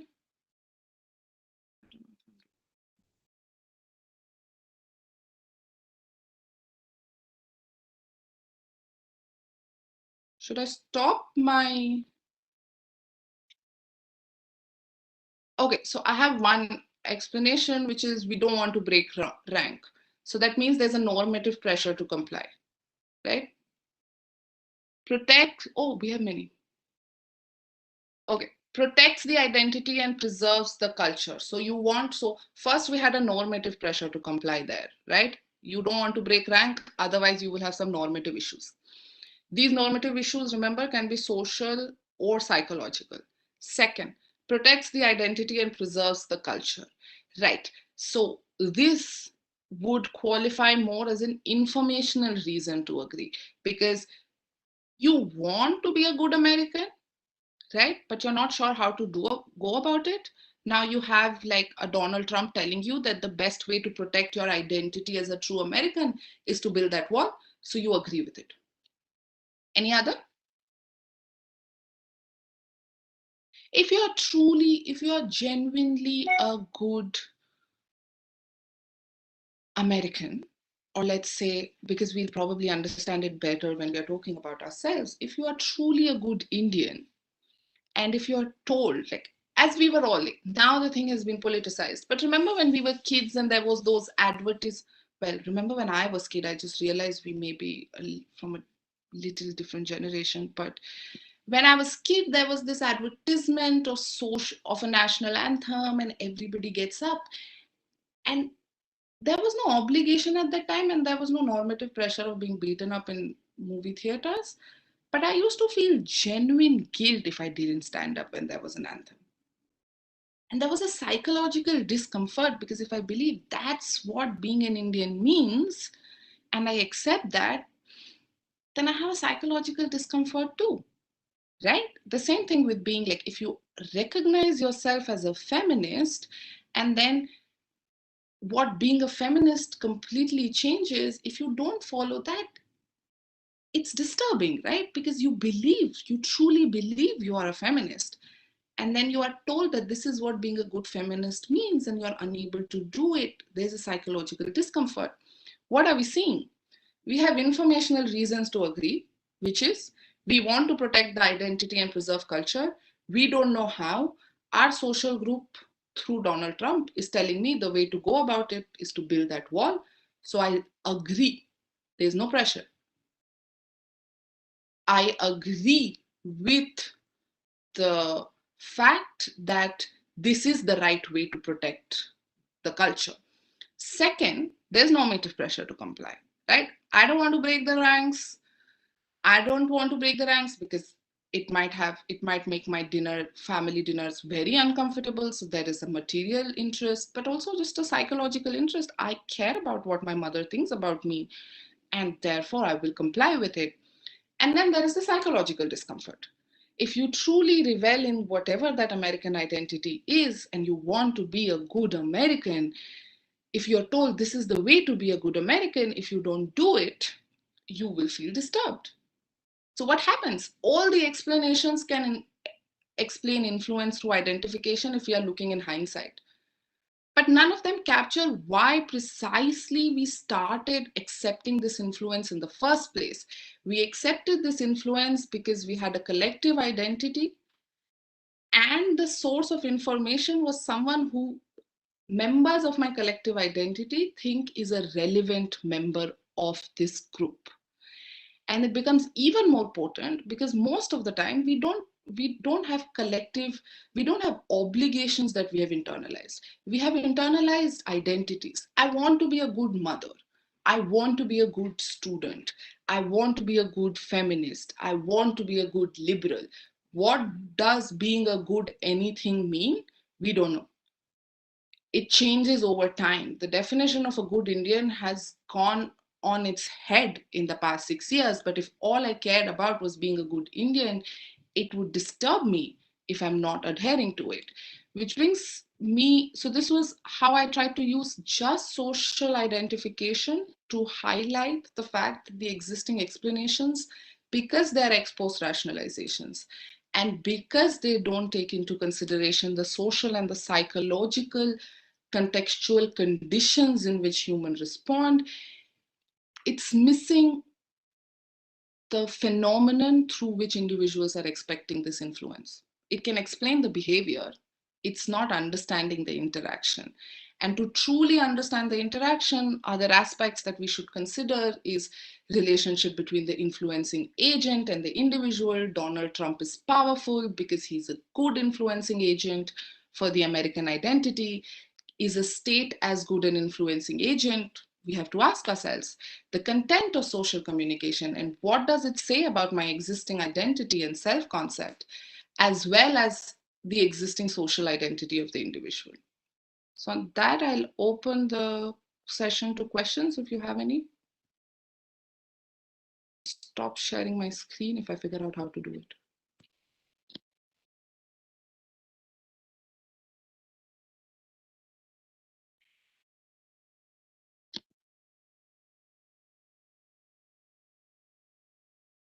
I have no idea how to see questions, or if I'm not seeing questions, or if there are no questions. So Shubhi, if you could let me know if there's anything.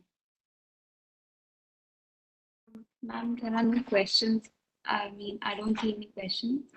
However, if I receive any question, I will be happy to send it to you. Okay, no problem. Thank you so much, ma'am, for your session.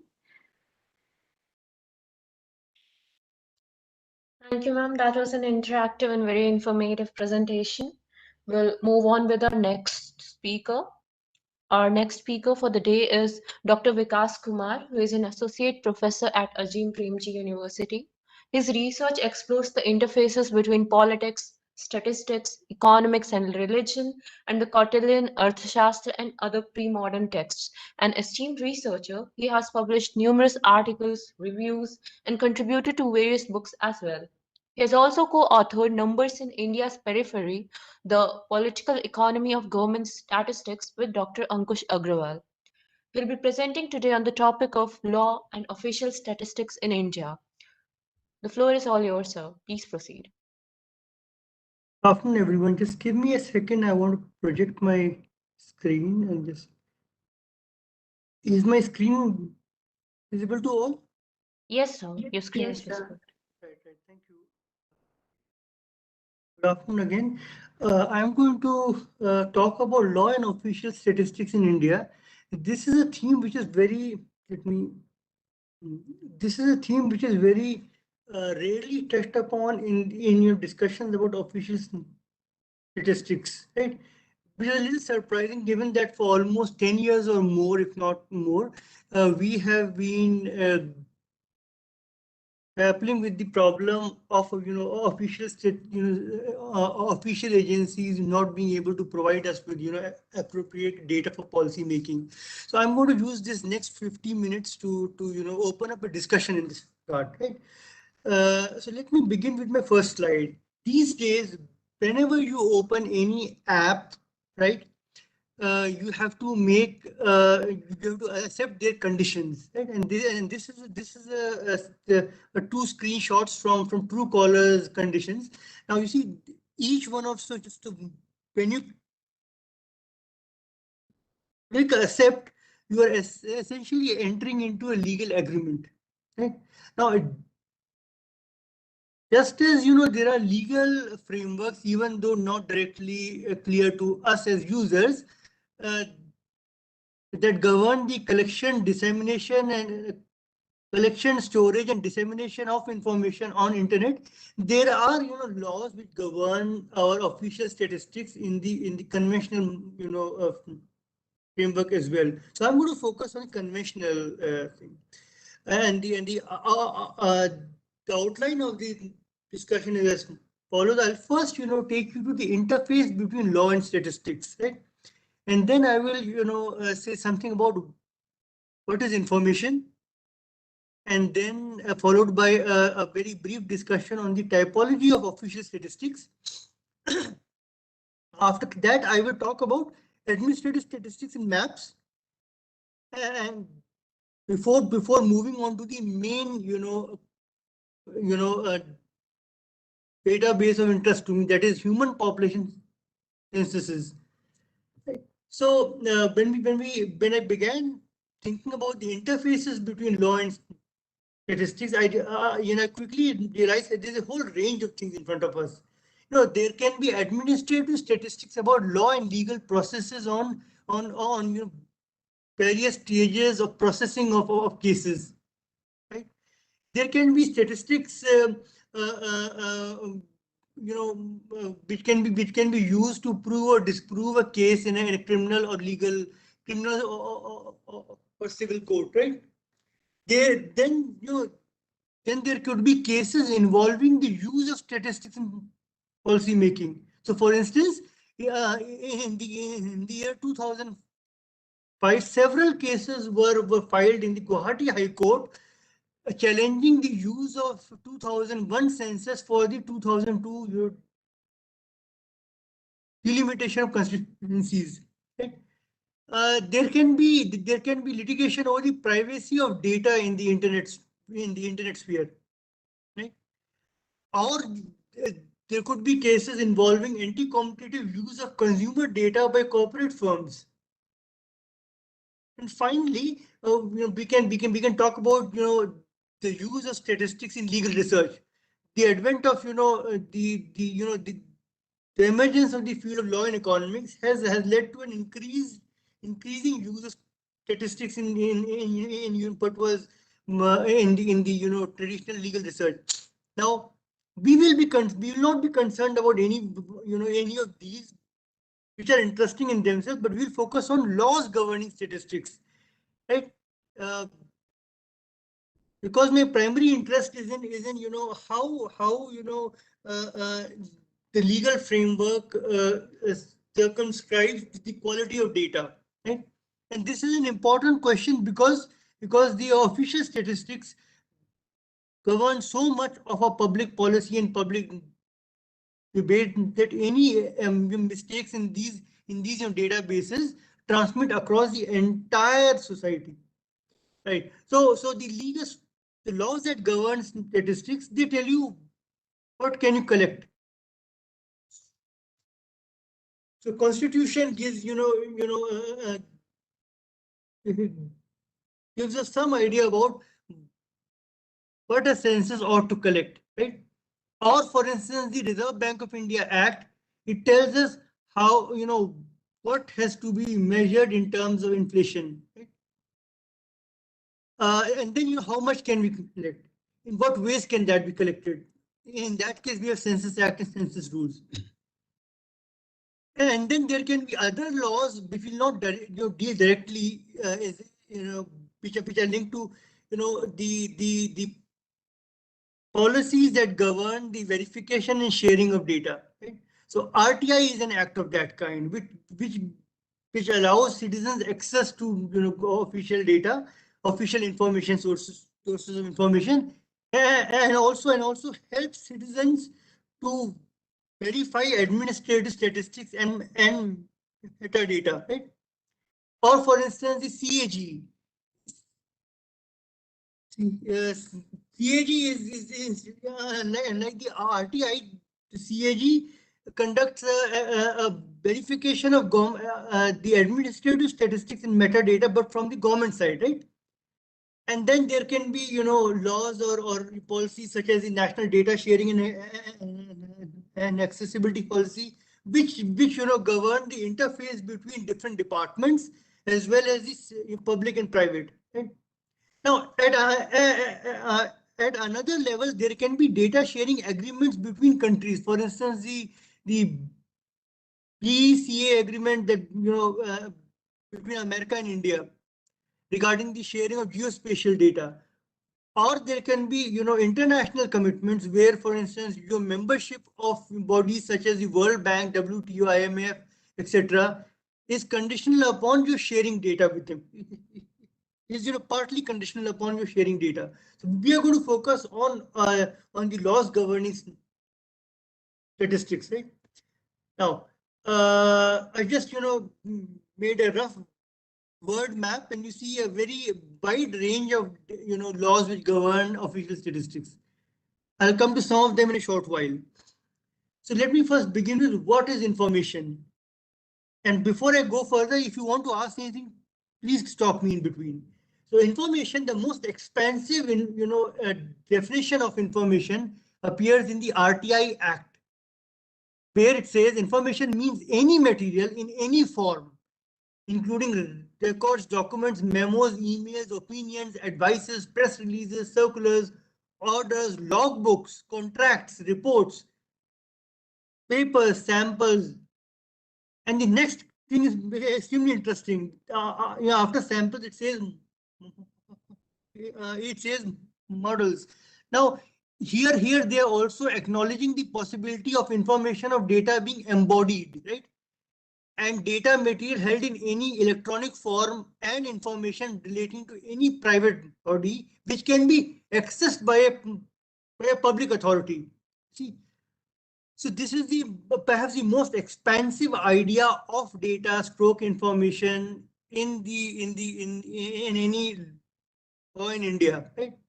Now, we will deal with a smaller category, which is official statistics, and this refers to statistics you derive by government agencies through different means. Right? It can also, include, in principle, it can also include statistics that have not been collected by the government but have been endorsed and formally published by the government. So if a non-governmental organization, if it collects information and that is duly recognized by the state and then it is published, then even that can be counted as official statistics.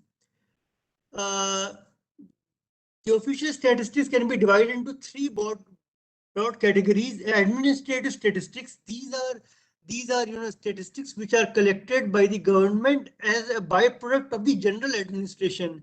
So think of the NCRB data. The NCRB data tells you about the distribution of crime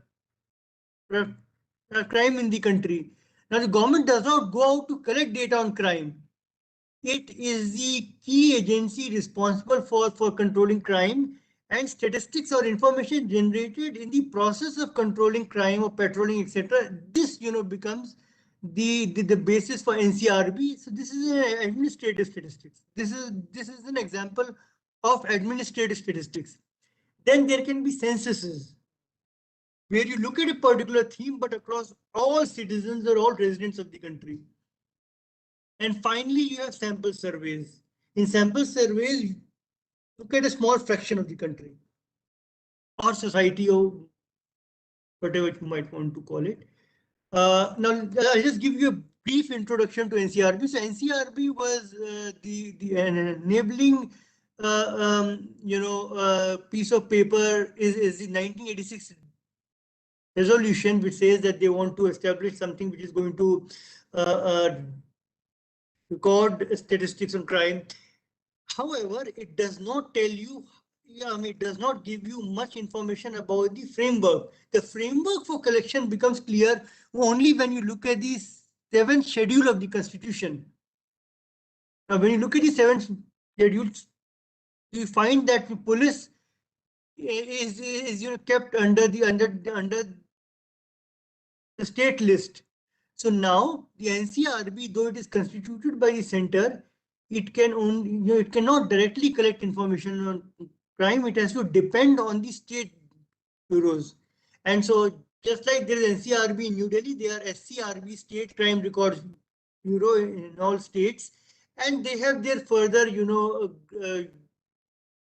at the district level, right? But now that we know that what the structure is, but we still do not know what is a crime. It is not there in the 7th schedule. It is not there in that resolution. The nature of the definition of crime, the means of identifying it, and the means of and the conceptual categories used to classify it will be available from different laws. So if you are interested in sati, for instance, this Commission of Sati Prevention Act 1987, right? So therefore, even though most researchers, they do not first of all look at the legal framework at all, or even when they look at the legal framework, they just look at one or two what do you say, the directly connected on laws and on and policies. However, no matter which data we look at, there is a very large number of laws which contribute to that data set, to the making of the data set, and there are differences between states in the extent to which these laws are implemented, and so on and so forth. So I won't say more on this. I'll move to the next major category of administrative statistics. The NCRB, I gave you the example because some of you are from the field of the law, so this will appeal more to you. There are many more examples, the civil registration system and so on and so forth. The next important administrative data set that I'm going to very briefly discuss is maps. Now the maps, when the Survey of India or the Census of India, which are the two most important sources of cartographic information data for us, when they prepare map, the first thing they look at part 1 of the Constitution and the first schedule of the Constitution, right? Now, and then the next thing to do for them is to look at the acts like Northeastern Areas Reorganization Act, the JNK Reorganization Act, or the Article 371A. Article 371A, it says that the law that the land and its resources will be governed by the state. And there has been a disagreement on whether this means you can conduct a cadastral survey or not. Right? Then there are delimitation acts which govern the drawing of constituency maps. You have a national map policy, right? You have, and more recently, you have the Geospatial Information Regulation Bill, which was not passed, right?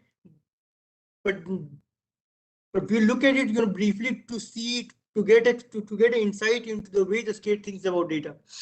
Now, most recently, there have been guidelines. It does not really fill in the gap that the Geospatial Information Bill was supposed to fill, but at least it does some, it at least addresses some points, right? And more recently, there have been the drone rules. Now, if you violate any of these laws or some of the other laws which are sort of not directly visible to us, then the state can penalize you. So for instance, the state can, under the Criminal Amendment Act 1961, the state can imprison anyone who questions the territorial integrity of the country, and this could be through words spoken or written, or by visual representation, or by signs, right?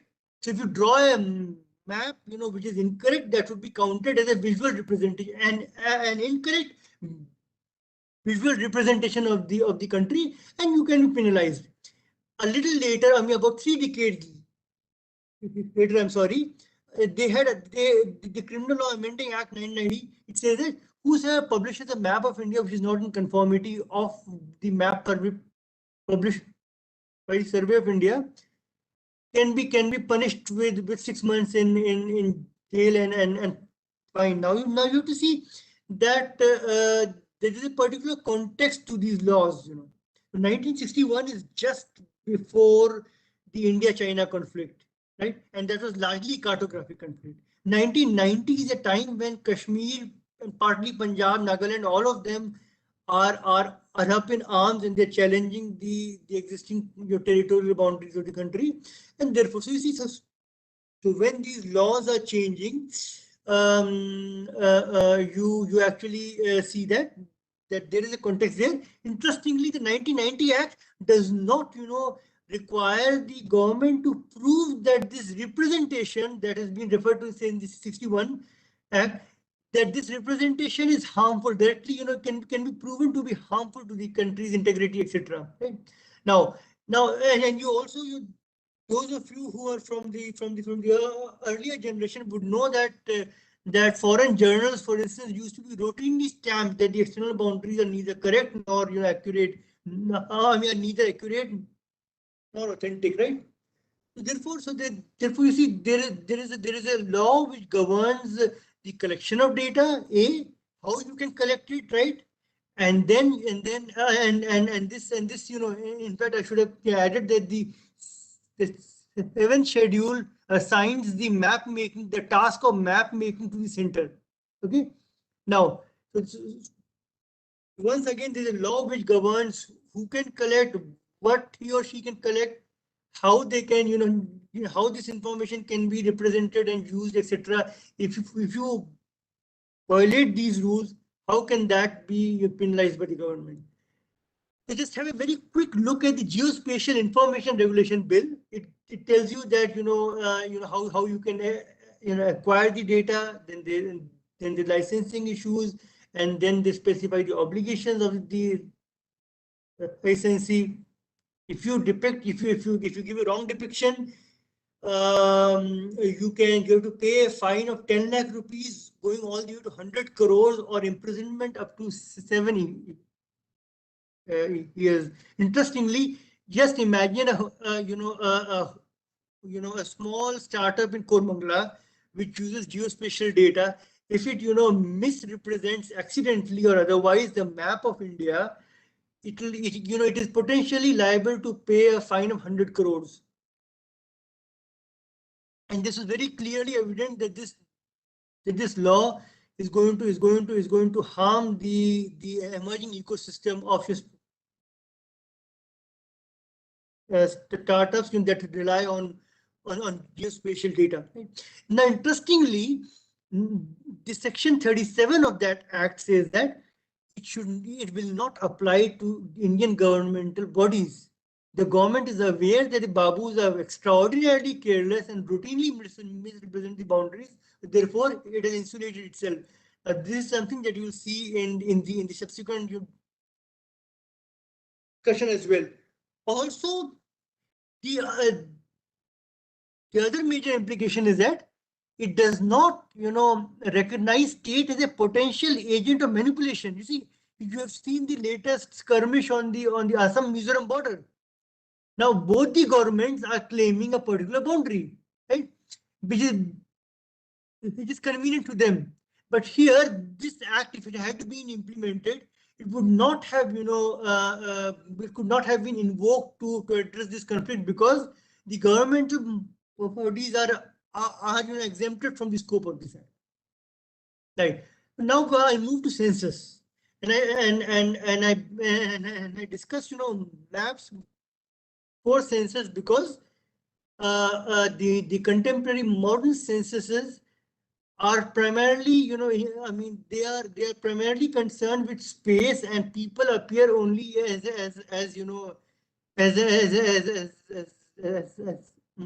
an afterthought, right? It seems strange that why is one saying that census is not concerned with people first? Now, if you look at the census schedules, which I cannot do now, the focus is always on first on space and then the people staying in that space, right? So I first discuss the cartographic data. Now I move to census. The laws governing the census, the first thing that we should note is that the Constitution 7th schedule assigns census to the union government, right? Now you should note that Census Act is one of the most important pieces of legislation in independent India. It was adopted even before we got our constitutions, 2 years before that, right?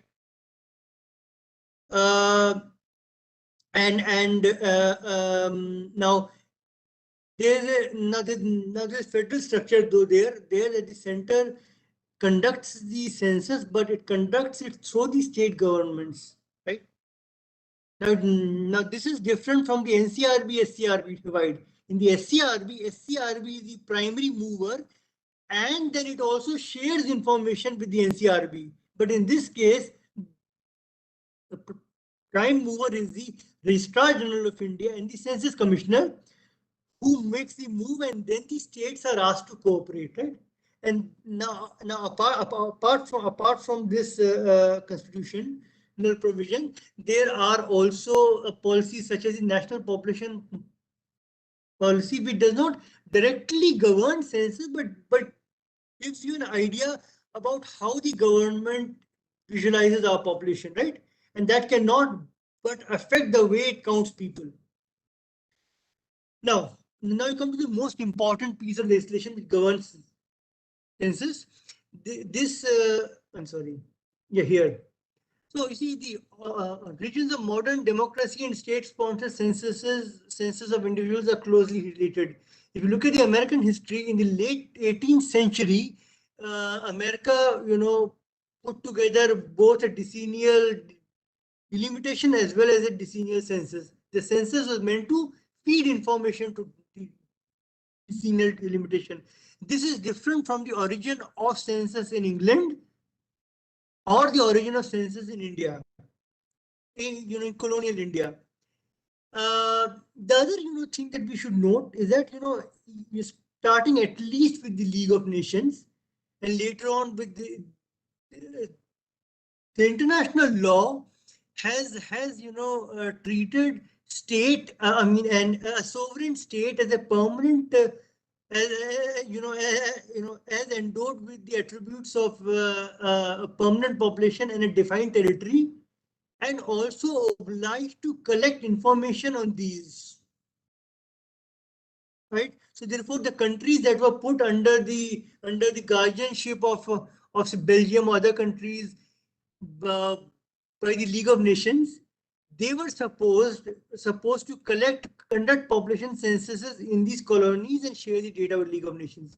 So there has been this angle as well, international angle, and now after over the past 5 or 6 decades, we've seen that formation of new states have invariably been entangled with controversies over census and maps. So the partition of India into Pakistan and India in 1947, it was preceded by large-scale manipulation of data on the grassroots in Punjab and Bengal and Assam, with people or politicians hoping that by manipulating data, they will be able to secure a favorable borderline, right? South Sudan, a country which is one of the latest countries to join the United Nations, they have also had intense controversy over census before the inauguration. Now, the Indian Census Act, going back to 1958, this was enacted before the Constitution. The key difference between its colonial predecessors is that in the colonial period, every time they had to conduct a census, they would enact a new law. But now the government of India decided to put in place a permanent law, right? That is one. The other thing is that after the experience of manipulation of census in 1941 in Bengal and Punjab, etc., the government decided to introduce measures which would curb that possibilities. and they increase the fine there, right? And we'll come to, you know, in a short while we'll come to the point why these fines have been completely ineffectual, right? The act, those of you who've seen it would know that it defines the scope of census, right? It provides for the appointment of staff and specifies the duty, right? And you know, specifies, you know, what kind of infrastructure support they can see. It also, and you know, specifies the duties of people who are going to who are supposed to respond, and then penalties for dereliction of duties. Right? There are questions of privacy, correction of, you know, wrong data, data sharing, etc. We will come to, and for that we will compare the census with the Collection of Statistics Act 2008. Right? This is the revised version of the act which was first put in place in the 1950s, right? And the Registration of Births and Deaths Act 1969. Right? So let's look at the punitive provisions of this census. If you look at the Census Act, you can divide it into two broad categories, depending on whether the clauses apply to public servants or others, right? In case of public servants, there are, I mean, the offences linked to non-fulfillment of duties are specified. I mean, there can be offences that are linked to non-fulfillment of duties specified in Section 6. The duties of local bodies are specified in 4.1. Now, others who are not local bodies or public servants, even they can be subject to punitive measures. They can fail to fulfill duties assigned to them in Section 7. That is, you know, the Census Act allows the census officials to seek help, personal or material, from people, and you cannot say no to that. The only thing that you could contest is the suitability of compensation, right? But you cannot say no. Or people can fail to supply correct information, right? They may refuse to provide access to premises, or they may trespass into a census office, right? So these are the cases in which people can be subject to punitive measures. Now, now let us first look at the obligation penalties. So a census officer can ask such questions of all peoples within the limits of the area within which he is going to work. And this would be by on behalf of the central government, right? Now, so you see, the census officer's task has been territorially delimited.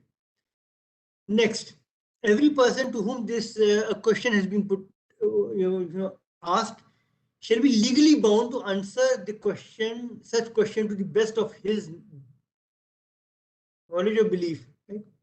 Now, if you say, well, I do not answer them correctly, or I refuse to answer, then you have penalties, which is, you know, if you intentionally give false answer or refuse to answer to the best of your knowledge or belief, in that case, there could be a fine of 1,000 rupees, and also punishment which could extend up to 3 years. Right? Now, they say that there's only one case where you are exempt from saying that you won't respond, which is if the culture or custom, custom prevents you from taking the name of certain relatives. In that case, the census will not force you to respond to that question. Right? This is interesting because this applies not only in India but also Pakistan and Bangladesh. However, it does not apply in England, Australia, Canada, America. Right?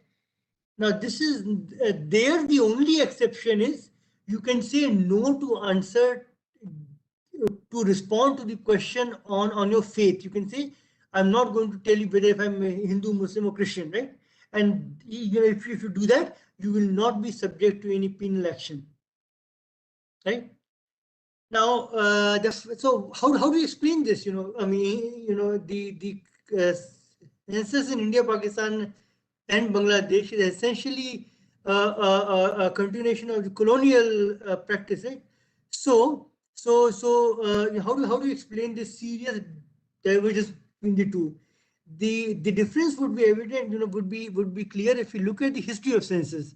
See, the colonial powers in the colonies would use macro ascriptive, labels such as Hindu, Muslim, etc., to collect data. But this was not supposed to be. But this is not the case in their home countries, and that has been true since the beginning. Right? Therefore, something that they thought that India is not. We still a traditional society. It is still not, secularized, and therefore the most important cleavage or boundary there in society is faith. And that's how all the third world colonies have this, but whereas the first world ones don't have that. You say, intentionally giving a false answer or refusing to the best of your knowledge or belief, right? Now, there's a difference between knowledge and belief. So, if you say belief, I think that if you say knowledge, it will automatically cover belief as well. But let's see here. Now we have. It's very difficult to find out. If the cases are tricky, it might be difficult to find out the correct answer, right? So for instance, here you have a screenshot from an online survey which somebody sent to me. Which of the following describes you best, male, female, others, right? This was not the case until 2 decades ago in the Indian census, where the only options were male, female. It's only now that they have added this. Now this applies to male, female. This applies to age, caste, religion, tribe, work, assets, fertility, migration. You can look at the question, the way question is framed, and you'll see that there's no. There can be cases and a large number of such cases where the answer is not clearly evident. Now, how do you punish people if you don't even know what the correct answer is? How do you punish people for giving incorrect answers when you don't know, when in the first place you don't know what the correct answer is? So we would now, move to, after having looked at the structure of the Census Act, we look at the lacuna there, right? One of the interesting things is that you introduce the new census law after 1941, after having known that the Home Minister, everyone else, and the discussion in the Constituent Assembly was about the need to strengthen the law to not allow the 1941 problems to recur. However, and the problems in 1941 were precisely about collective manipulation, Hindus, Muslims, Sikhs, or this or that.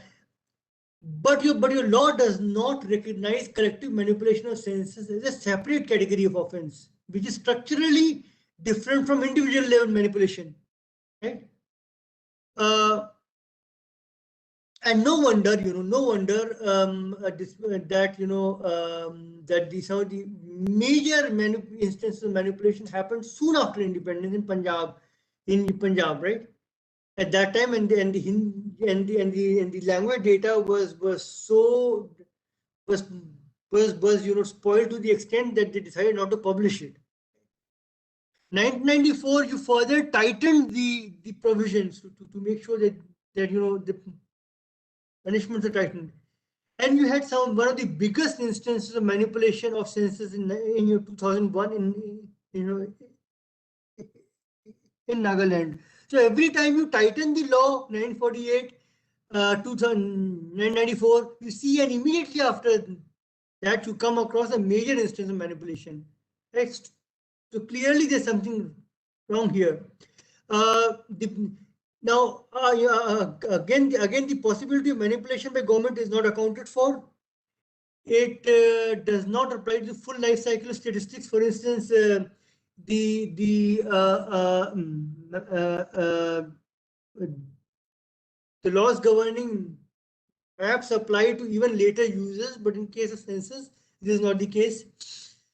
The interesting thing, apart from the lack of distinction between collective and individual manipulation, it does not even make the distinction between not answering any question or answering or giving wrong responses to questions. And it deals with questions on migration, fertility, etc., which are very important, as as equally important as question on how many bicycles you own, right? So it's extremely flat law, right? Here I have projected a few possibilities of manipulation of data by different agents, individually or in collision with someone else. Now, when I said that that collective manipulation is not treated as an independent category, it's not the case. The census is not aware of the problems. The training manuals clearly say that if you come across any problem in terms of popular mobilization to give a particular kind of response, you must inform your seniors. However, the Census Act, census rules, and census manual are silent on what would happen after you report it there. Now, if you look at if you have a lot, they have to be cases also. So look at the cases. There are 6 broad kinds of cases. There are cases on the linkage of census to delimitation, saying that there is some problem in the census data, or the census data has been incorrectly used, right?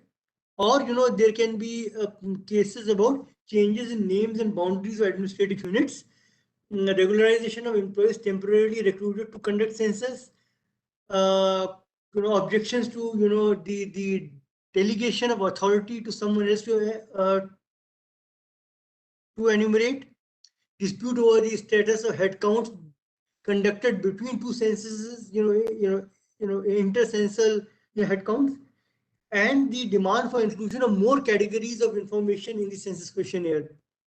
Only the first type, which is objection to census linked delimitation, only this involves questions on the validity of census.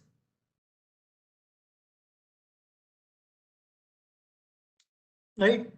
This involves only some of these cases involve questions about the validity of census data, whereas rest of the cases of type A, they focus mostly on deviations from the guidelines of delimitation. Now, these cases invoke question census data or the quality of census data in instrumental terms. That is, manipulated data are important insofar as they are problematic. I mean, they are problematic insofar as they affect delimitation. But beyond this, the petitioners are not concerned about the quality of data. And individuals or communities, manipulators are not the defendants in any of these cases, right? Like all other types of cases listed above, type A cases have also been filed by non-governmental individuals and organizations, right? So the state has not, even though the state can intervene, but the state has not filed these cases. It only responds, if the court calls them to. So, right. So therefore, you see, there's no case, to the best of my knowledge, there's no case involving the manipulation of data, right? The manipulation of data. So if this is the case, is it a peculiarly Indian problem, or do we see this across countries? So look at, I looked at the census finds of different countries. Most, they are almost entirely common law countries, right? You see, in most cases, fine as a percentage of, I should have said per capita GDP. Per capita GDP is barely 1%. Is barely 1%, certainly less than 3%. In almost all cases, with with 3 exceptions, 3 or 4 exceptions, Zimbabwe, Tanzania, South Africa, Pakistan, right? And and in these cases, you can explain the the high percentage because Pakistan adopted a new census law very recently, and so they have specified current penalties, right? South Africa too has fixed this very recently. Zimbabwe has had very high inflation rates, because of which uh, um, uh, the fine which was fixed in an earlier period is much higher than the per capita GDP. Right?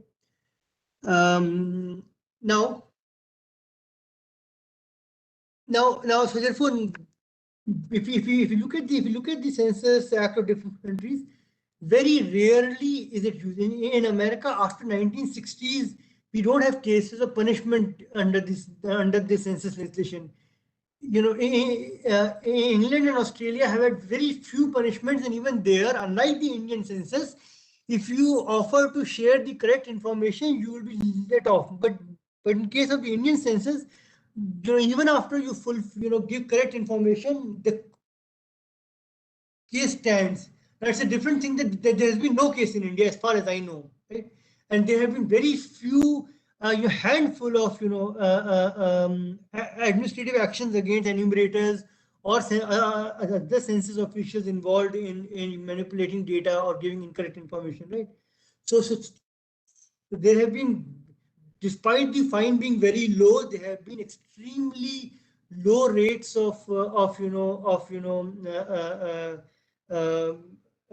going to the court, and there also the convictions have been low as well. Right? Now, it is not the case that the Indian penalty has been low always. If you think of 1,000 rupees in 1948, it must have been equal to 3 years of the income of a daily wage laborer, right?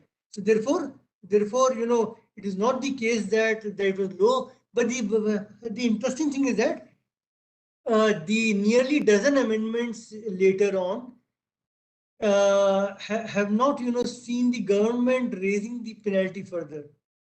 Right? So we see that census laws are very they impose a light penalty, and even that light penalty is rarely imposed. Now, why is it the case? See, until the early 19th century or even the mid 19th century, census were a coercive exercise, state-centric exercise. Around the mid 19th century and later, census increasingly began to be seen as something important for planning, etc., and for people. So, and there was growing participation of people in this exercise, right? So now the census that we see is largely based on willing participation of people. No government agency, no census agency in any democracy, common law democracy, is willing to sacrifice this trust which is built over so many decades, and by imposing penalties, right? So because that is going to embitter the people for a long time to come. And that has been indeed seen in Australia, where even the minor verbal threat of punishment has sent alarm bells to through the country, right? So we have right now. What I'll do is that now the last part of my presentation, it will try to look at try to look at the problem of manipulation of data from a game theoretic perspective. I'm going to use a simple game. The idea is as follows: the Indian census, has adopted the extended de facto synchronous method of counting, which is you are counted where you are at the same time across the country. Now, when you come to my house and ask how many members, except what language you speak, you are not sure what the other person is going to say. How others in the society are going to respond. So if I don't inflate my numbers and they inflate their numbers, they'll get more election seats and welfare schemes, etc. So you lose out on that. So you don't want to lose out, and therefore you may, if the society is divided and the government is not trusted that it will intervene and curb this, and make sure that all communities are represented in the final count, and are appropriately represented in the final count. In that case, people resort to self-help, either individually or with the help of ethno-statistical entrepreneurs whose job is to mobilize the community to achieve certain statistical outcomes, which then govern the distribution of power and resources within the country or the state, as the case may be. So, so the idea is that if I don't manipulate data and you manipulate, I'm worse off, right? Now, from this you can carry out the whole range of you can discuss all the way. I mean, you can discuss all the possibilities and then construct a game. That would be the so I call the first game inflation game. Right? So 3 subdivisions, or at least 9 subdivisions, but 3 subdivisions particularly of northern Manipur, and the whole of Nagaland and Jammu and Kashmir witnessed inflation of numbers in 2001. Right? Manipur and Jammu and Kashmir have not been able to address the inflation or the errors in the head count. In fact, the errors become even more pronounced in both these cases. Whereas in case of Nagaland, the chief minister took personal interest and he ensured, with the help of able officers, that the census is conducted as far as possible in a clean manner. Right now, so we are going to use this idea of simultaneous move and continuous and complete information to construct a simple game here. Simultaneous move because it's an extended de facto synchronous census, right? So each community has 2 pure strategies, which is inflate or not inflate. Now the 3 games possible, I show you only 2 of them here. So if you work out this game, you'll see that there are 2 equilibria, two equilibria and pure strategies. Firstly, either both of them will inflate or either both of them will not inflate. Now this means that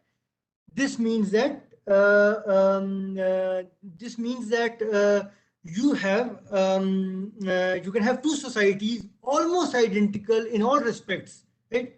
Culturally, economically, politically. However, they may differ greatly in terms of how they respond to these census. So there can be one in which all communities inflate their numbers, and there could be other way in which no one inflates their number. Right? But if this is the case, you can say, well, in 2001, in almost all tribes, right? All means almost each and every tribe inflated its numbers. So we are in the inflate equilibrium.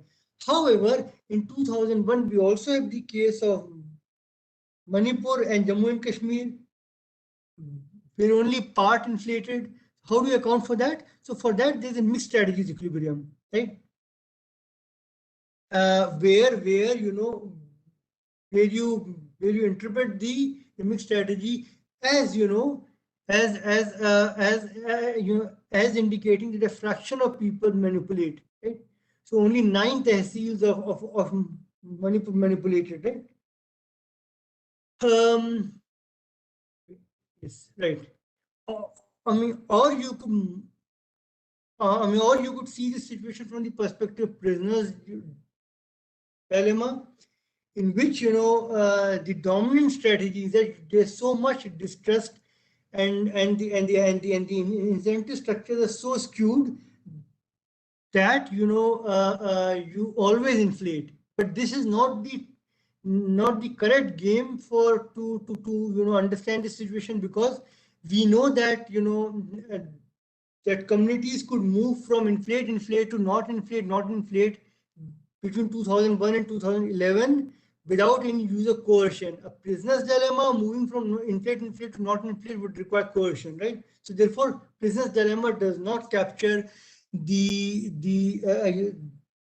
experience of Nagaland, Jammu Kashmir, Manipur. The previous game is the game of coordination does a better job there. Right. So now I'm going to conclude very quickly. See, punitive measures cannot resolve the problems facing modern statistics in the 21st century. Right. Modern government statistics, punitive measures, in fact, are counterproductive. We've seen the example of Nigeria, of Australia, etc., and so therefore they are counterproductive.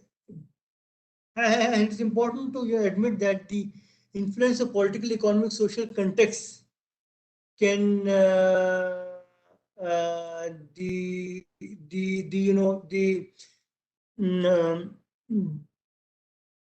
influence of the context cannot be contained by legal means, right? And the next thing that I'll say is that legal provisions.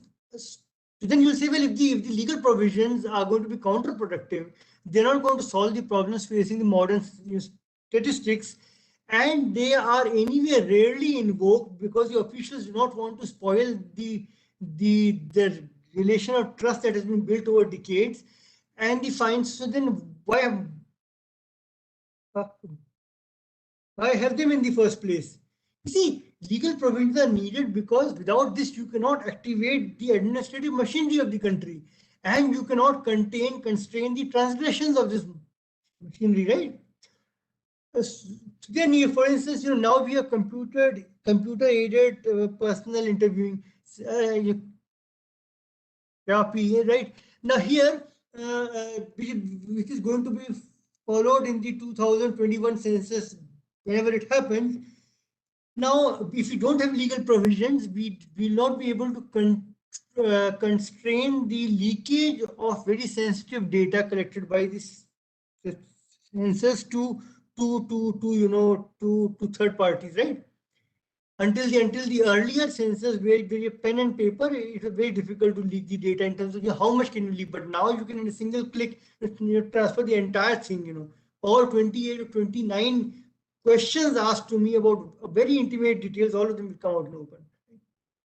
So therefore, we need the census provisions to activate the machinery and constrain it, right? Secondly, we also need it. We need the law to clarify the possibilities. See, I say, well, the census law is not going to be invoked, but still, if it clarified the distinction between collective and individual manipulation, it clarified the difference between some of the other things that I pointed out earlier.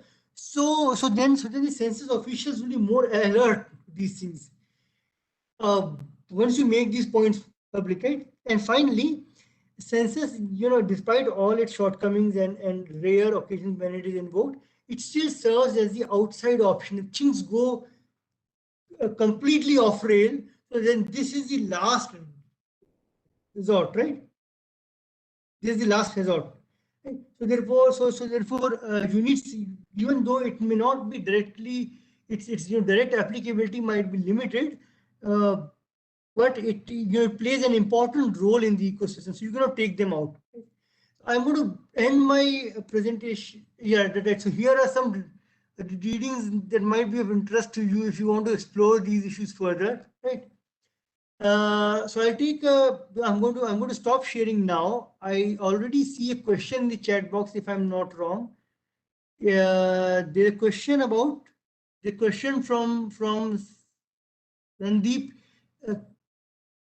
Can you explain how inflation numbers are done by accident or design in various states in India? See, there's a variety of reasons and ways in which it happens, right? So in 2002, a delimitation of the electoral constituencies was going to be done.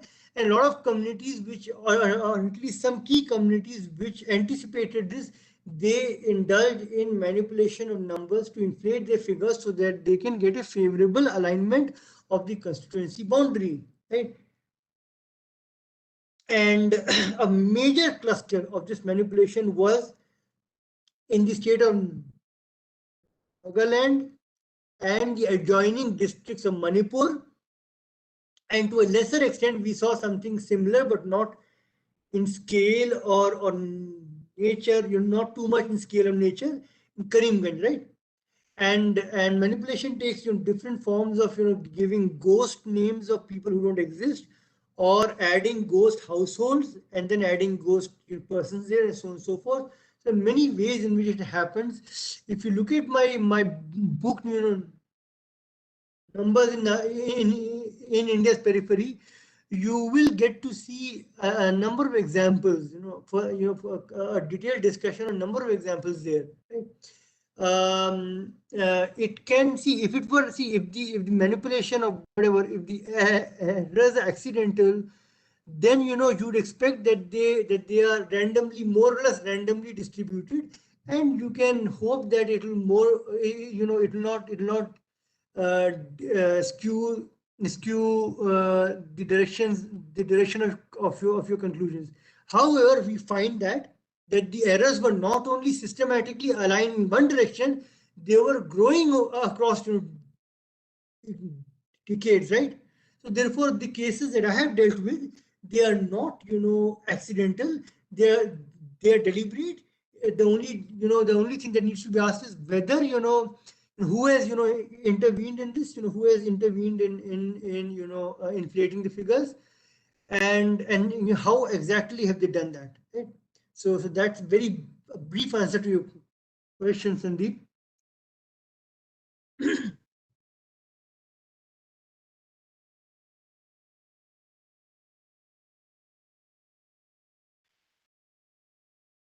See, Sandeep, there's no legal scope for happiness index in India. I mean, the government, you throw an executive decision, executive order, it can say that we will collect a legal happiness index in India. I am extremely skeptical about the ability of happiness index to work.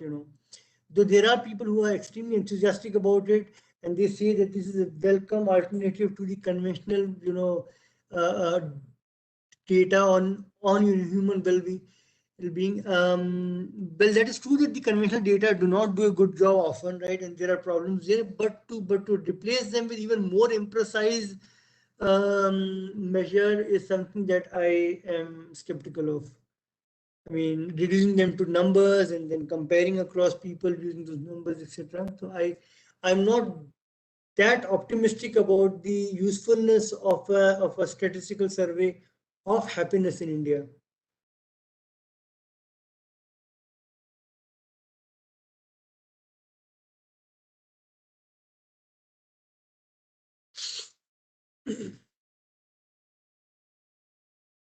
Is there any other question? See, I must add that this lecture, very brief lecture, it does not do justice to the whole issue, but I'd be happy if you go back from here with an awareness that any debate about the quality of data has to be grounded in the legal and administrative framework within which the data have been collected, right?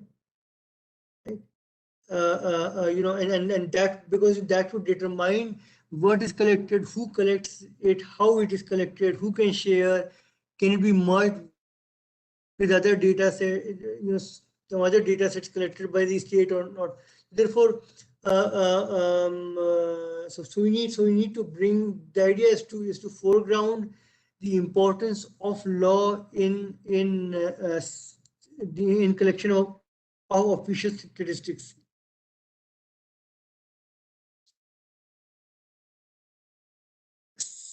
Sandeep, we don't need to include atheists in census because they are anyway, in the census. The census gives you 6 categories of Hindu, Muslim, Buddhist, Jain, etc. And then they give you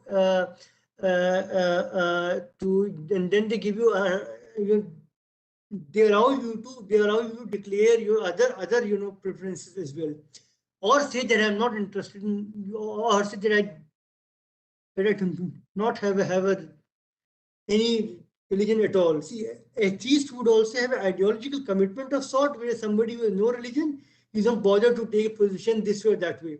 So all these possibilities can be incorporated in the, I mean, they are already part of the census, right? So you don't need to make a fresh provision to add it, Sandeep.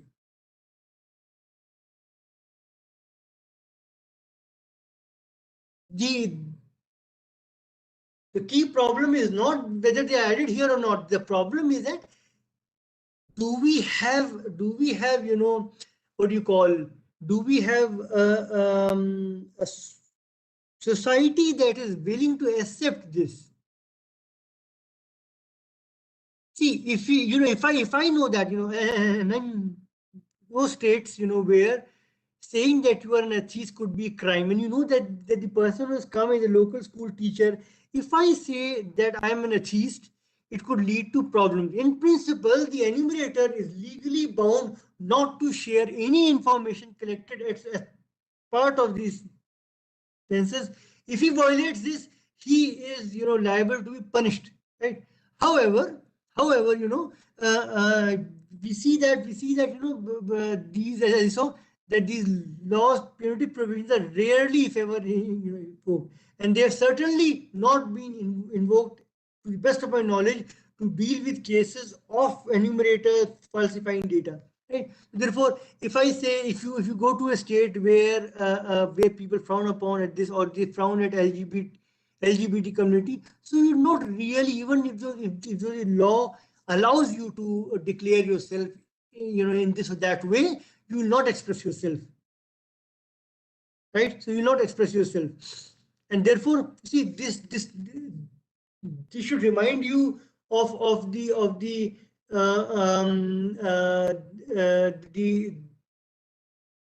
idea of interconnectedness of law, where where to make to implement the law, or to make it applicable on the ground, a lot more in the larger social, political, economic sphere has to change as well, right? So that a single, they said, legal intervention would not really solve the problem. It may even end up aggravating the problem. So we need to see that, we need to understand that the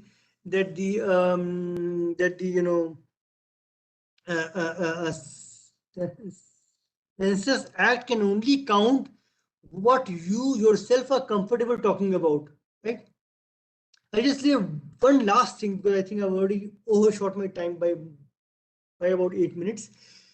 There's a very famous paper by Elixon on Shasta County, where he says that the laws have not been examined. The laws in that area governing certain issues of interest to him, they have not really been internalized by the people, who continue to be governed by their local norms, right? And this law comes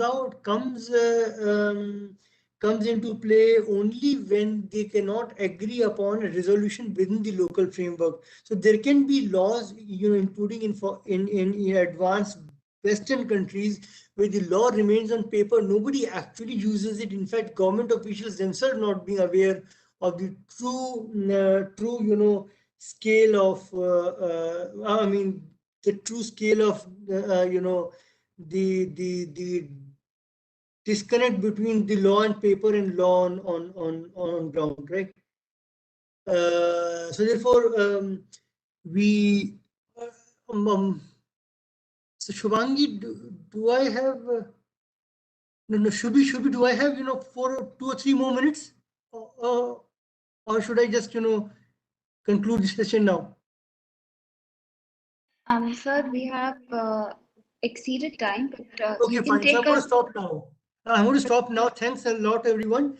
You should feel free to send me questions to vikas.kumar@apu.edu.in, just in case you want to ask follow up things, something you want to ask further, right? Okay. Thanks a lot. Thank you so much, Goodbye. sir. Goodbye. Thank you, sir, for that insightful session. Moving on, we have our next speaker with us. Our next speaker is Dr. A. Mary Sport, Assistant Professor of Law, Gujarat National Law University. Sir has presented in various conferences and seminars and has chaired some of them as well. And he has completed various research projects, including that under the funding of the Gujarat government and the Ministry of Law and Justice as well. We welcome you, sir. Over to you. Thank you. Thank you. Am I able to share my screen? Yes, sir. I'll just give you the presenter Okay. rights. And I, most of all, I am looking forward to your session, sir, because we have been trying to get you for the last 2 days, and my apologies for all the technical problems. Really looking forward to your session, sir. Thank you so Okay. much. Yeah. Just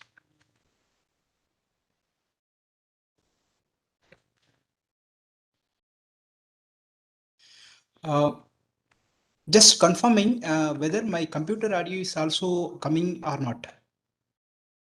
Are you hearing any additional voice other than me?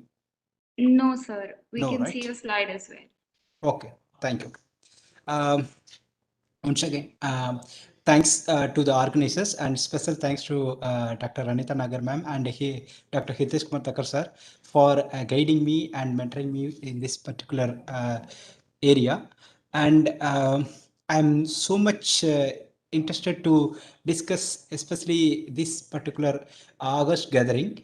And as Shubhi also pointed out, I missed my class due to technical glitches, so apologize from my side as well. Moving on, today's topic is very interesting for me as well, because this topic which I am going to discuss at the same time learning it from your side as well.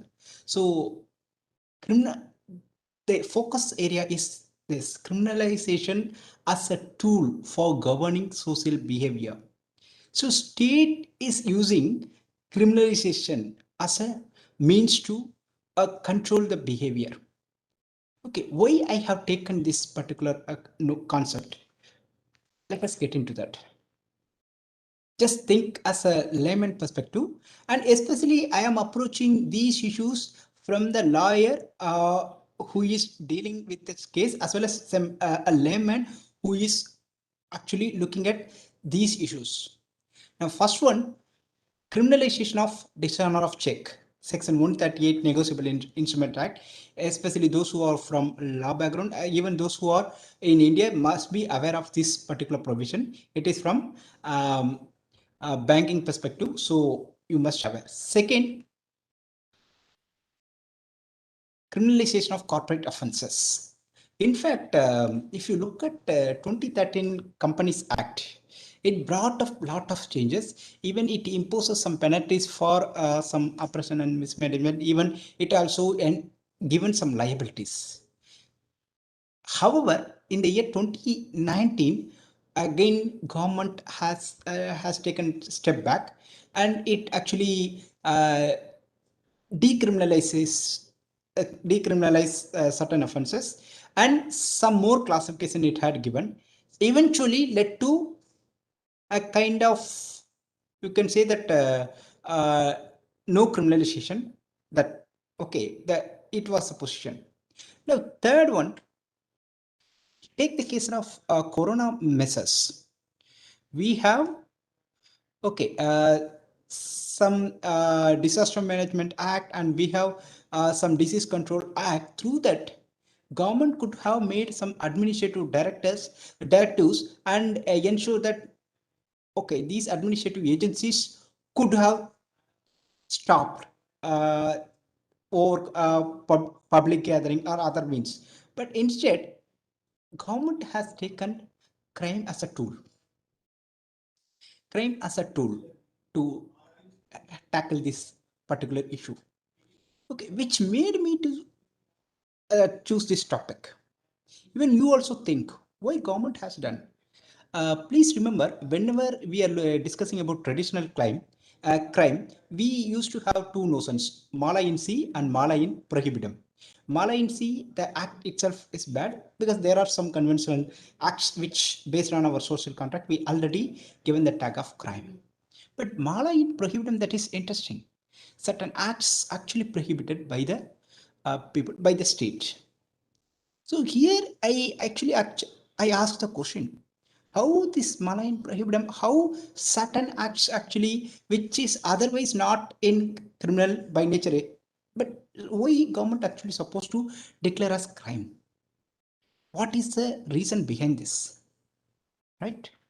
So, and what are all the consideration made the government to criminalize or decriminalize certain acts which are traditionally not falling under the crime, notion of crime, right?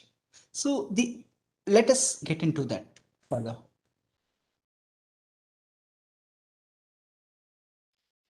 Now, if you look at traditional land economic theory analysis, even this check bounds also you can apply a little bit.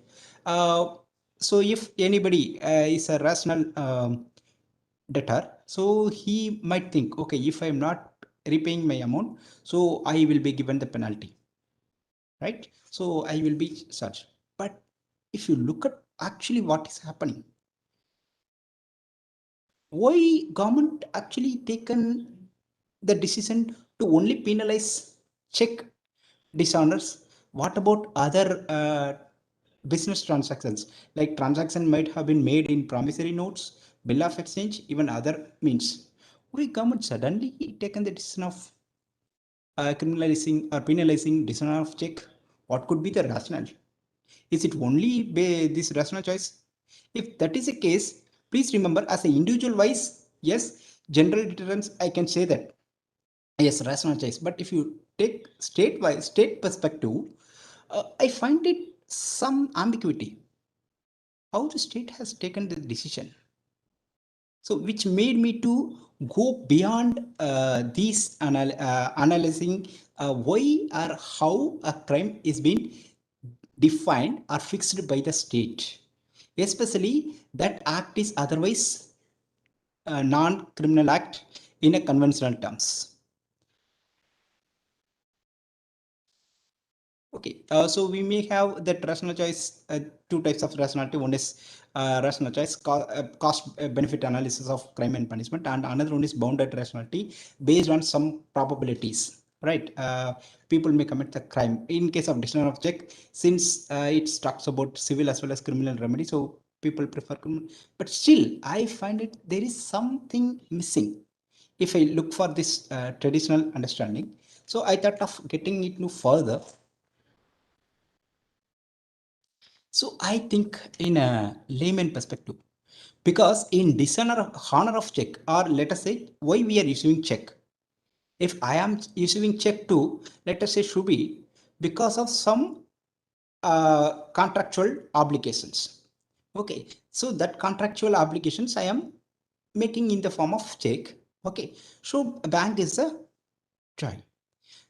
Okay, so the bank has the obligation to issue the money to Shrubi. That's it. So in a way, it's a purely contractual nature. There is no crime involved. In promissory note also same contractual, right? And bill of exchange is also some similar contractual. But why government has done? So which made me to think, why can criminalization be used as a tool? If it is, yes, how it can be used and when it can be used and why it is supposed to be used. All WH questions I have used. Here you can take demonetization aspect also along with the same analogy, because through administrative measures also it could have been easily done. But why government has chosen that is declaring so and so notes as not legal tender and giving some 50 days window, and after that declaring that those who possess will be considered as illegal possessor of so and so, and there was punishment also prescribed. Why it is? What actually taking place? Uh, now Now I am in this lecture, I am specifically for taking check dishonor, and through that check dishonor, I will be looking at what is the rationale behind this criminalization and what is the proposed decriminalization message, what could be the outcome. And I use various economic analysis. Then I give some more aspect to that, how some of the behaviors supposed to be altered through regulations rather than criminalization, or sometimes what happened, decriminalization rather than regulations, or if at all we are going to criminalize certain act, which we have to do uh, through this discerner of check. And I urge you all to look at various criminalization measures by the government, even decriminalization proposal by the government. Through this analysis, I would be happy to learn from you as well. So let us get into the rationale, so-called rationale, which government has given for introducing this dishonour of check. Now, if you look at Law Commission of India report, even the statement of object behind this amendment, 1988 itself, because that time check was the one used as proper means, and high denominated transaction made through checks. But what happened? That ensure the strength, because anyway it was considered as a civil transaction, and it was a means to ensure the civil transaction. As a result, what happened, though bank is the one issuer that is taking care of the check transaction, still the credibility was not ensured. Again, there are other allied reasons also. Now look at it. So because of widespread dishonour of check made the payment as well as delivery, it's a kind of impossible, or some kind of impediments taken place between the buyer and the seller. Similarly, because of the mistrust of the check, what the seller and buyer prefer, they actually prefer the cash transaction, which might lead to some kind of underground economy. Okay, so that was one of the reason. And even law enforcement cost, how much to tackle this. So based on these reasons, okay, the government proposed to bring this law, right? Now let us get into that. And through the introduction of the so-called criminalization or penal element, the government tried to ensure the financial discipline. Those who are issuing the check, okay, they have the obligation to honor. Okay, otherwise there is a deterrence. Now, if you look at the objective behind this section, first, wrongful dishonor should be prohibited. If at all somebody has done, then that person supposed to be given the opportunity to repay. If not, then penalty. Okay, it could be double the amount. Otherwise, if he is again not paying, then imprisonment as a last resort. So this was the schema. Anyway, that imprisonment was mentioned in the provision.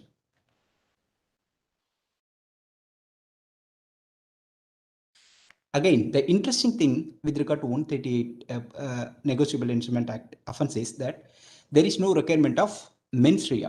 If somebody has issued the check, he might felt that he might have the reason that, okay, suddenly something happened, because of that only the amount I have withdrawn. He could have that excuses, but this 138 provision doesn't take care of that. It simply say that, no, if you dishonor, then you are liable. Okay, so and so. So there is no consideration of mens rea. Now look at the punishment. So earlier the punishment was 1 year imprisonment up to one year, but now later it got extended up to 2 years. That is 2002 amendment. Meanwhile, as if you get into some of the historical evolution, there was a proposal to decriminalize this 138, but it was not accepted. So it was pending. Even 2011, it was happened. Now look at.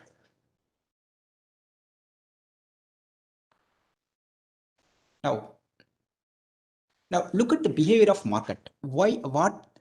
Which kind of behavior section 138 actually ensure or introduce? First one, check bounce remedy is very preferable by the parties rather than other civil remedies. Please remember, Section 138 doesn't ensure that you can only avail this remedy. Please, the affected parties, affected creditor can invoke civil remedies as well. Right? So, however, that civil remedy is not quick. As a result, what happens? Many of the credit agencies prefer check, so that in case of any dishonor happens, so automatically they make the debtor liable. So even in EMI also, that checks, they ask for checks. Okay, and even some other transactions, day-to-day transaction, many of the people asking for check, issuance of blank check, so that they can fill the date. So that's way it actually created such behaviors amongst the public. And please remember, this 138, if you look at the crime data, how many people have been imprisoned, you may not have that much imprisonment details. However, what it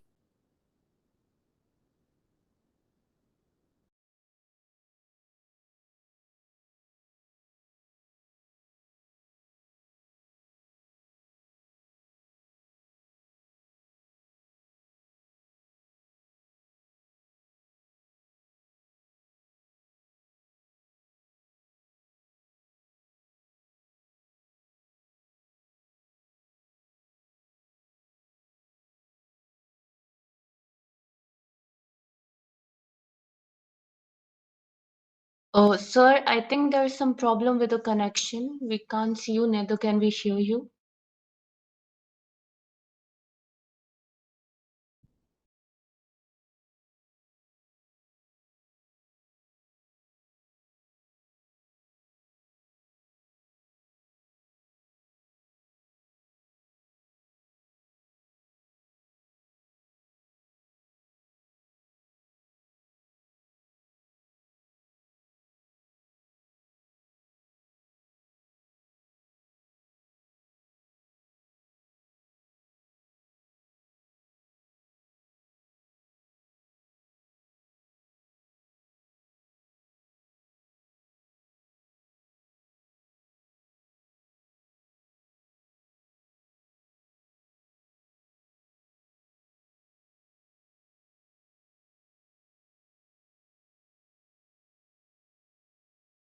should be, am I not audible now? Yes, sir, you're audible. Okay, actually, net issue here. I think now it got settled. Yes, sir. Okay. So is it my slide is visible now? Yes, sir, it is visible. Okay.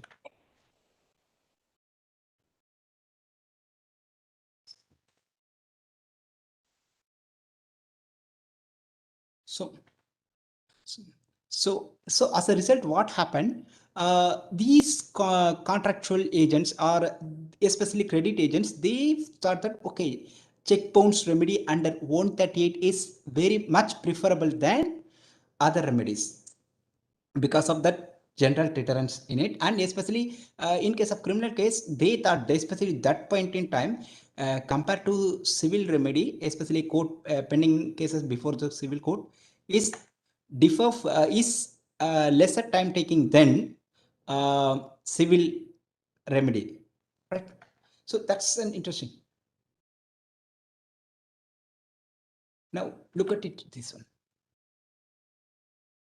And Dreyer also have the criminal prosecution, so he always, it is presumed that he always supposed to bound. So most of the cases, what happened, he has to bound to obey. So now what happens, we have the data that how much. Sir, please try sharing your slides again. We cannot see it. Okay, just a minute. Yes, sir, we see it now. Yes, Okay, sir, it's is it working. visible now? Yes, So, sir, yes. okay. So now if you look at it, the behavior aspect of contractors, they are actually a preferable check over other modes like a bill of exchange or promissory note. On the other hand, if you look at this one, Just a minute.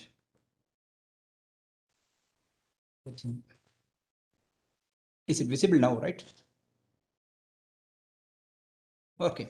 So because even if you ask bank, they also ask for a EMI or any kind of a loan. There's some kind of check transaction.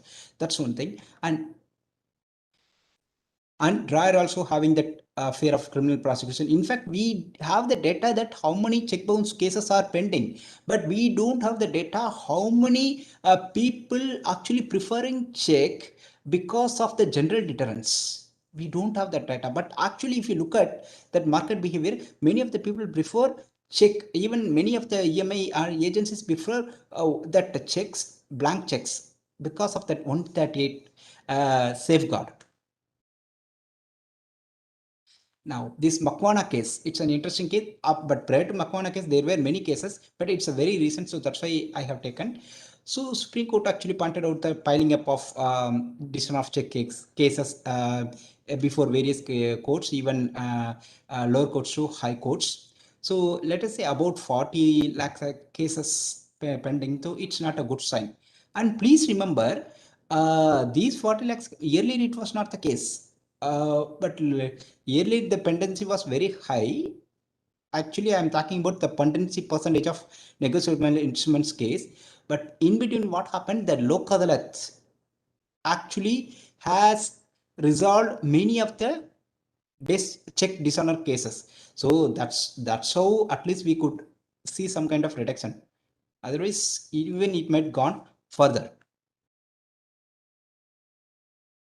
Now, in nutshell, lot of the contractual claims are piled up in criminal cases. Fine.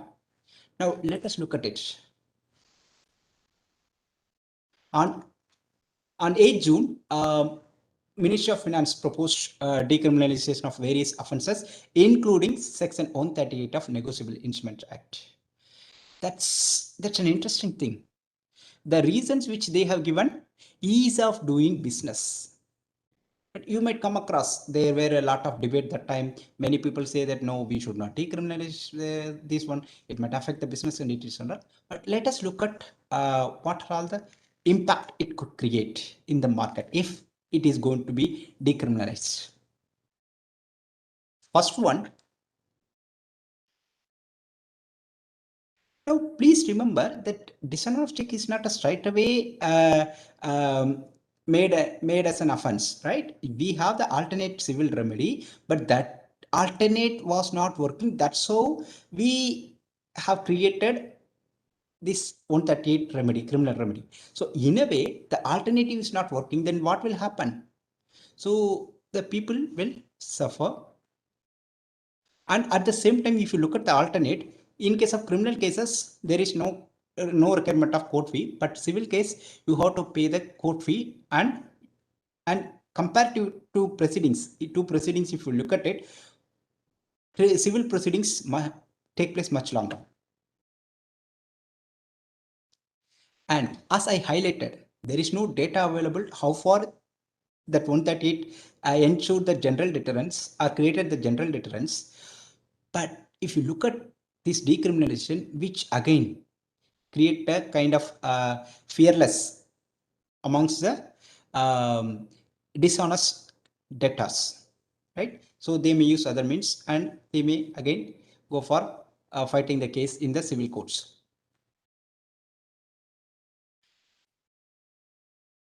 And pendency of civil cases, please remember, once you decriminalize these dishonor cases, automatically these cases are in future cases, it will be piled up before the civil court. So automatically that caseload of that civil courts will increase. So it is not going to solve the problem. It will actually enhance the problem or increase the problem. In fact, it will be wider impact than which kind of pendency which we are seeing now. This is my opinion. So, and the sanctity of the check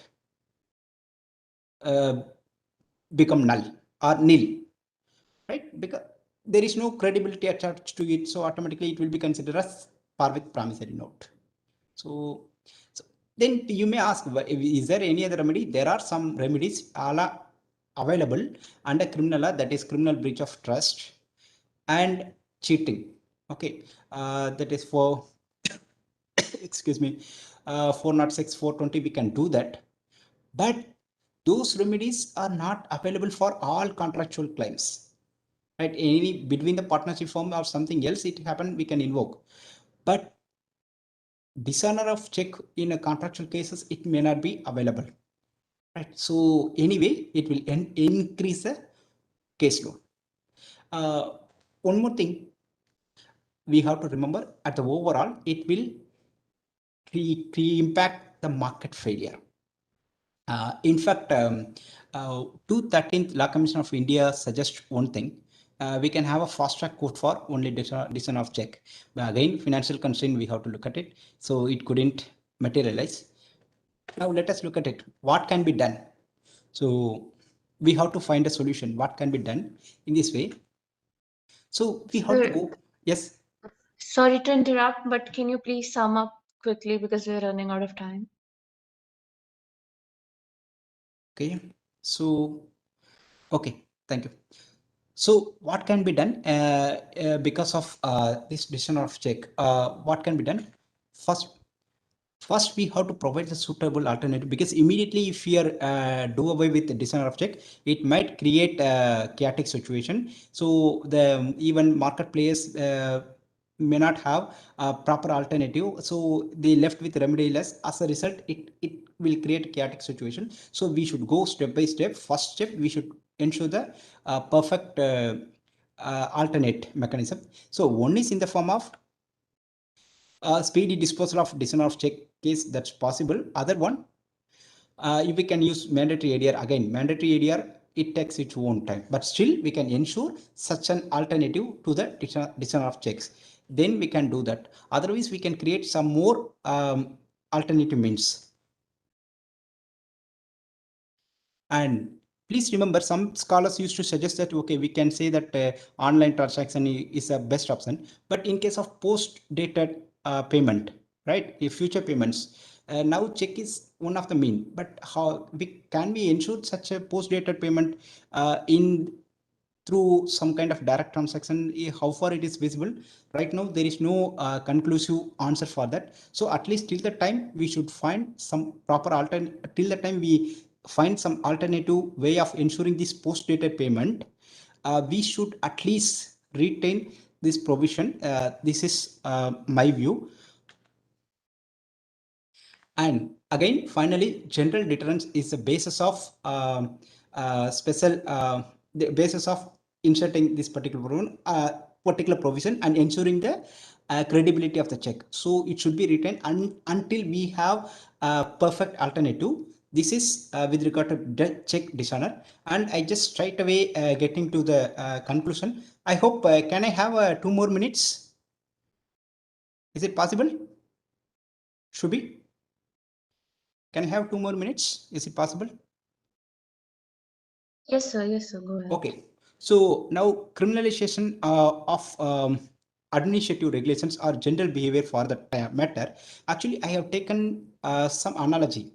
Now, if you take regulations, general administrative regulations, be it company regulations or be it environmental regulations, what they do, they used to take ex ante precautions over ex post punishments or deterrence, because ex ante deterrence actually ensure some kind of benefits, but ex ante precautions may not yield the result all the time, because it depends upon cost benefit analysis. Even sometimes what happen, ex ante precautions might exceed the benefits or equivalent to the cost.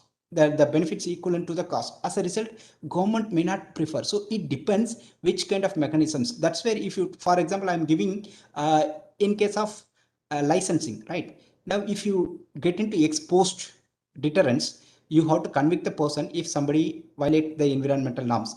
But what happened? The harm, impact of the harm could be very high. So that situation, you should have ex ante precautions so that we can avoid the intended harm. So based on that, we should take proper rational decisions. In fact, there are various issues, aspect we have to take into account, whether we should go for administrative regulations or we should go for fixing crime. For example, in case of sanctions, administrative sanctions only punitive. Even without finding mensory also, that sanction can be done, but criminal sanction should not be like that. So keep that in mind, depending upon the nature, because sometimes what happens, that marginal cost and benefit analysis, if you do, if we achieve higher benefits at the stake of higher cost, okay, ex ante precautions are lower cost and lower benefit on the basis of ex post precautions, because through regulations. So that's where we have to take crime as one of the help. So in the COVID case also, I would like to say that now what happened that time, government was not having any means, any precaution, even no PPT kit. So as a result, what happened, lockdown was the only option, and crime is the only option, fixing the crime is the only option, so that people movement can be restricted, so they can prepare themselves. So it depending upon the situation, which kind of situation they have, decision they have to take. So finally, I would like to say that when the government going to decide,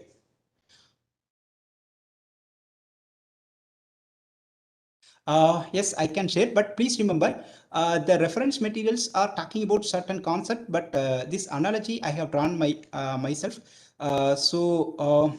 I don't know how far it is be, but still I shall share those also. So let me just quickly get into my conclusions.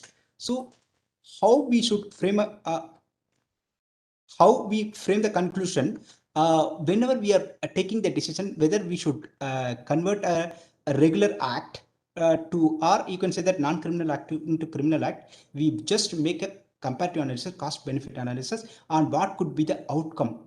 Simply we should not taken into account are mere provisions or mere sake of doing. We should not take the decision, otherwise it will create a chaotic situation rather than solving the problem. With this, since the time is very short, I am ending my presentation. Thank you, and sorry for technical delay, and sorry for rushing also. Thank you. Over to you, Shubhi. In case of any questions, please ask. Is there any questions?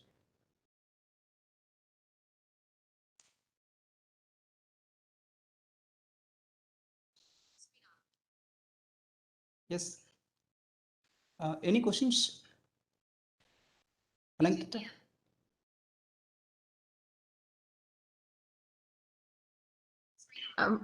Sir, there is a Yes. question, and Ms. Jyoti Jindal is asking, can this concept be applied on decriminalizing cannabis? Possible, you can apply. You can apply very much. Only thing is that you just taken into account that cost benefit analysis. I'm talking about how to regulate and deregulate. In fact, most of the countries, even US, I'm telling you, they had mandatory sentencing in the drug laws. But later, what they did, they actually reduced the punishments. In fact, now our Indian law, if especially drug intaker, if he volunteers for treatment, then that punishment should be waived off. So that kind of provision we had. So we can very well apply.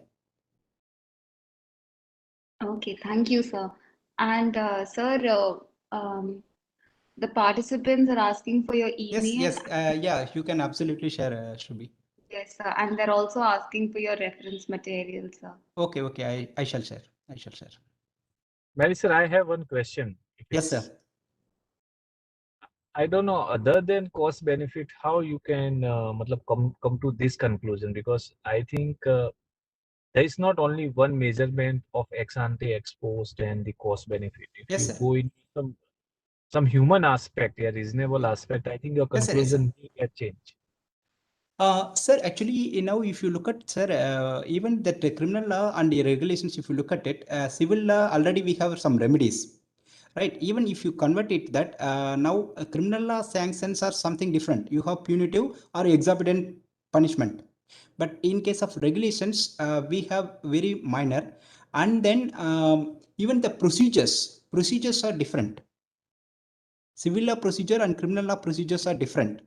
So that's where I'm telling you, because of the procedural delay and procedural hindrance only, people are preferring check. Right, civil procedure hindrance is extremely difficult to even come out. Even one case might take 10 years in trial court alone, that is lower court alone, but that may not be there in criminal case. And in fact, I'm telling you that criminal case actually attach the label immediately.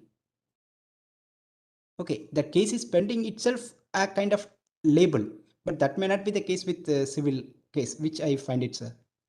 I hope I am able to answer your question, sir. So there are many, sir. We'll discuss post session, but thank you very much, sir. Thank you. Yes, sir. Thank you, sir. Thank you. Thank you.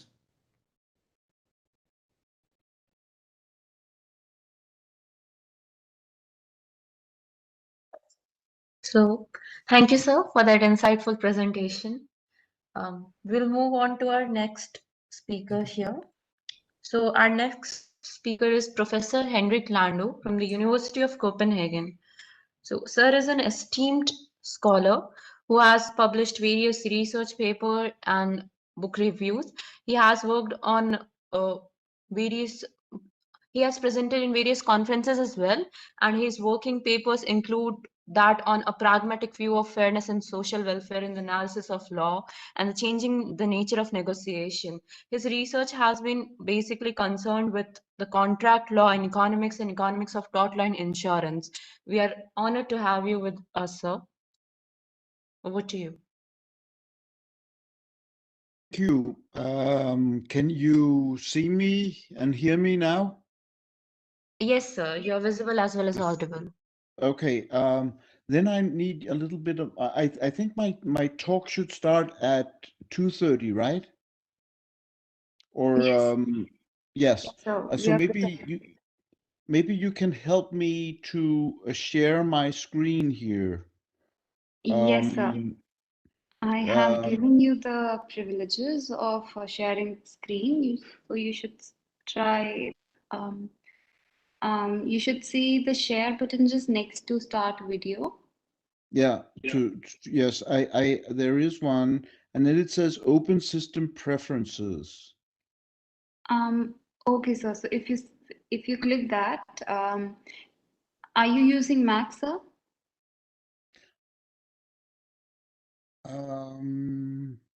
I'm using this Cisco WebEx events, but is that the Yes, sir. question? Yes, sir. But are you using MacBook or are you using a Oh, I'm Windows? using MacBook. Yes, Okay, MacBook so Air. Yes. perfect. So click on System Preferences. Yeah, it doesn't really start anything. Open system preferences. So you will see your security and privacy part opening. Yeah, it does. Well, it used to. I had it open before, but it's not. Let me see. Maybe here. Maybe here. Yes. Okay, here Now it you is. need to click on that small lock button at the bottom of that System Right. Preferences. Okay. Let's see. It will probably ask you to enter your password and your username. Yes, it did. It did. Yes. Now you need to, you will see screen recording part on the left part, or I mean, you'll see HomeKit, Media, Apple Music, and above that you'll see screen recording. You need to click on that and you need to enable Cisco WebEx events. Okay. Scam up tails. I see. So I just check see. on Oh, that. I see. Here it is. Here it is. And then you need to quit and you need to rejoin the event.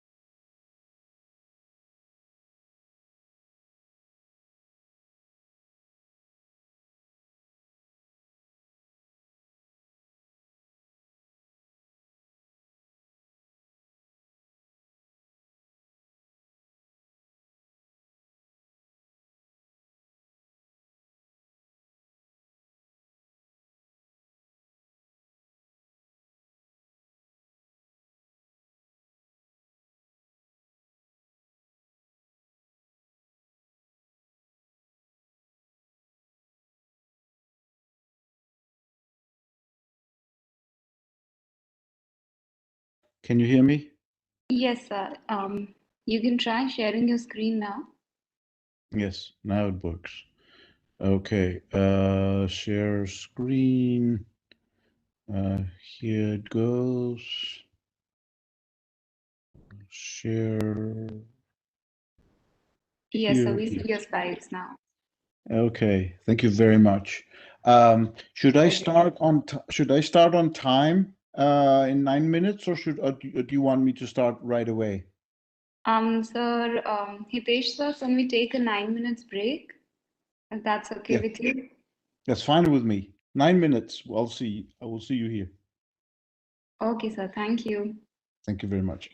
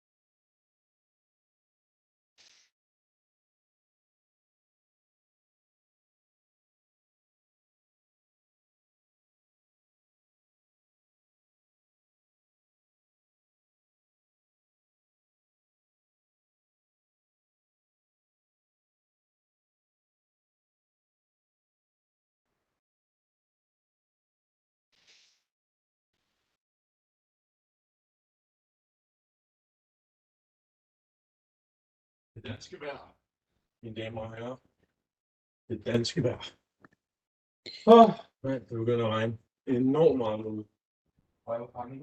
Hey.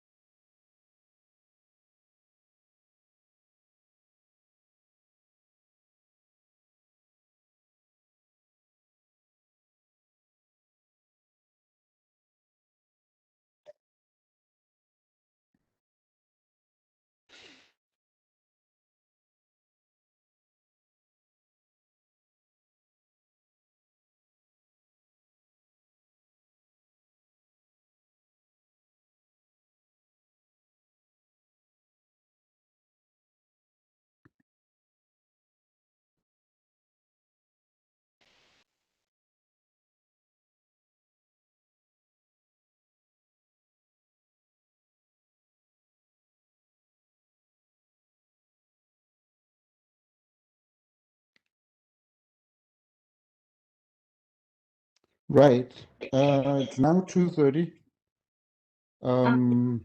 Yes, sir. We can start with the session now if you're ready, sir. Okay.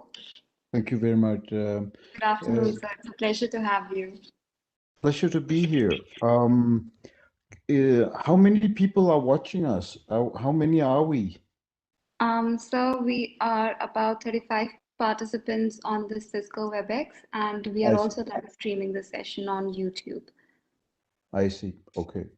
So it's too many for us to introduce ourselves. Thank you for inviting me. And let me, I hope you can see my screen now, where let me do it more correctly like this, where I am introducing my talk on causation with multiple injurers.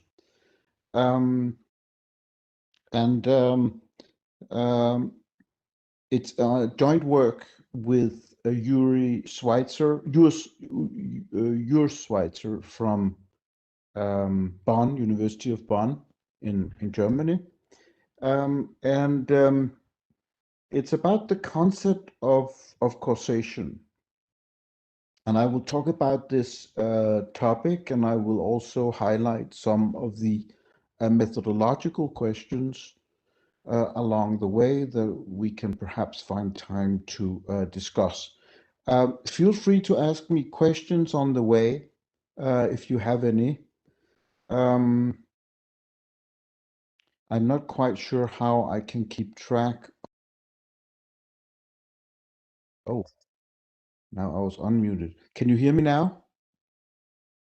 Yes, sir. Yes. I will see if I can keep track of the chat where you can also ask questions. So my motivation for studying this issue has to do with the criticism of law and economics, namely that it cannot deal adequately with the question of causation when there are more than one injurer. And this has been criticized by some legal scholars who said that the results that came out of law and economics were counterintuitive.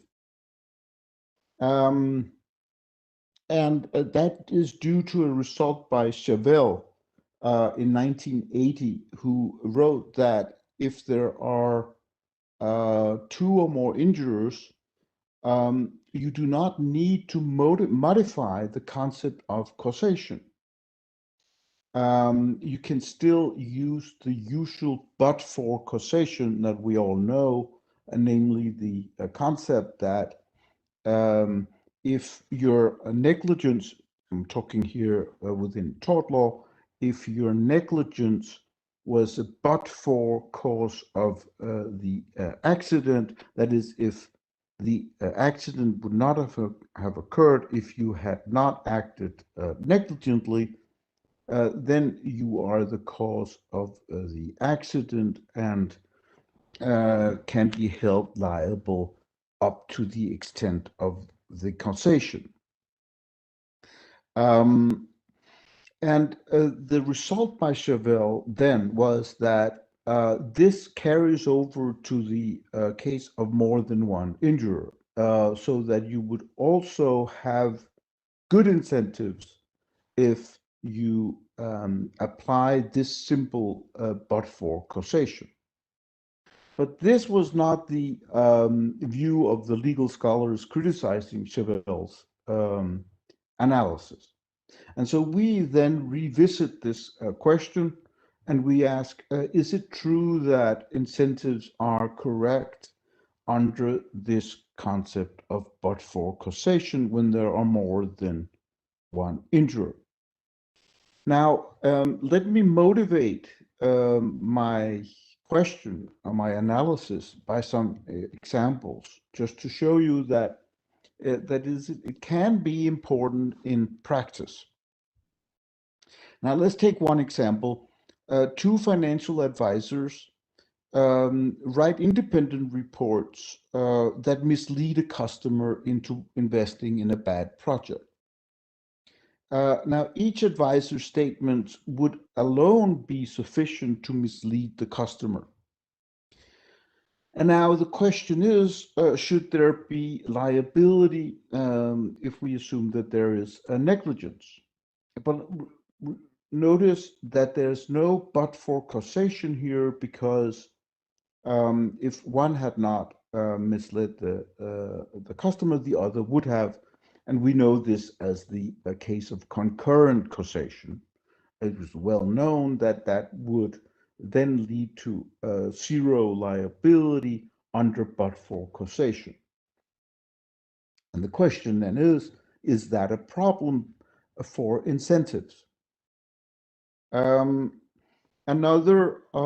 instance of multiple injurers that we know from case law, for example, a firm can fail to warn about a dangerous use of a product, but the person installing the product doesn't read the warning, and therefore a harm ensues. So is the firm which failed to warn liable, or is the installer who didn't read the warning liable? Of course, even if the warning would have been correct, it wouldn't have had any effect because there was no reading. And even if there had been a reading, it wouldn't have helped because the warning was defective. Again, a question of concurrent causation. Now, there are also a third example I would quickly like to mention, a real case in the US. A policeman was shot in the abdomen and in the chest, and the bulletproof was defective. But that would not have affected the death of the policeman because the policeman was also hit in the chest and in the and so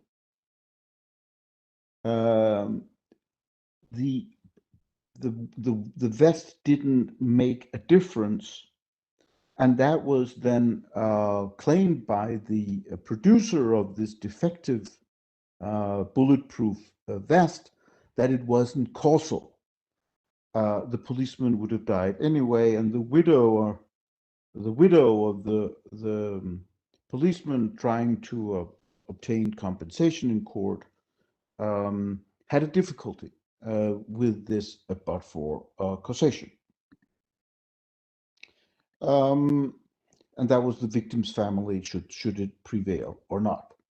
Now, let me give you a final example of this question. Consider a doctor prescribing a wrong drug for a treatment of a patient's disease and a nurse failing to apply the drug to the patient. Here, the doctor and the nurse are both negligent, but the doctor, and let's assume that the patient has some harm due to the lack of treatment. Now, the doctor is not liable for that because the doctor is not the cause of this lack of treatment. That's the nurse. But the nurse can claim that she saved the patient's life by not applying the drug.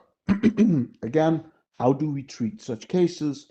How can we create a system that motivates people, that gives good incentives? Finally, my final example would be two firms polluting a river. They both polluted fully. There's no causation. How do we treat such cases? This is the case of nuisance, of course. How do we treat such nuisance cases?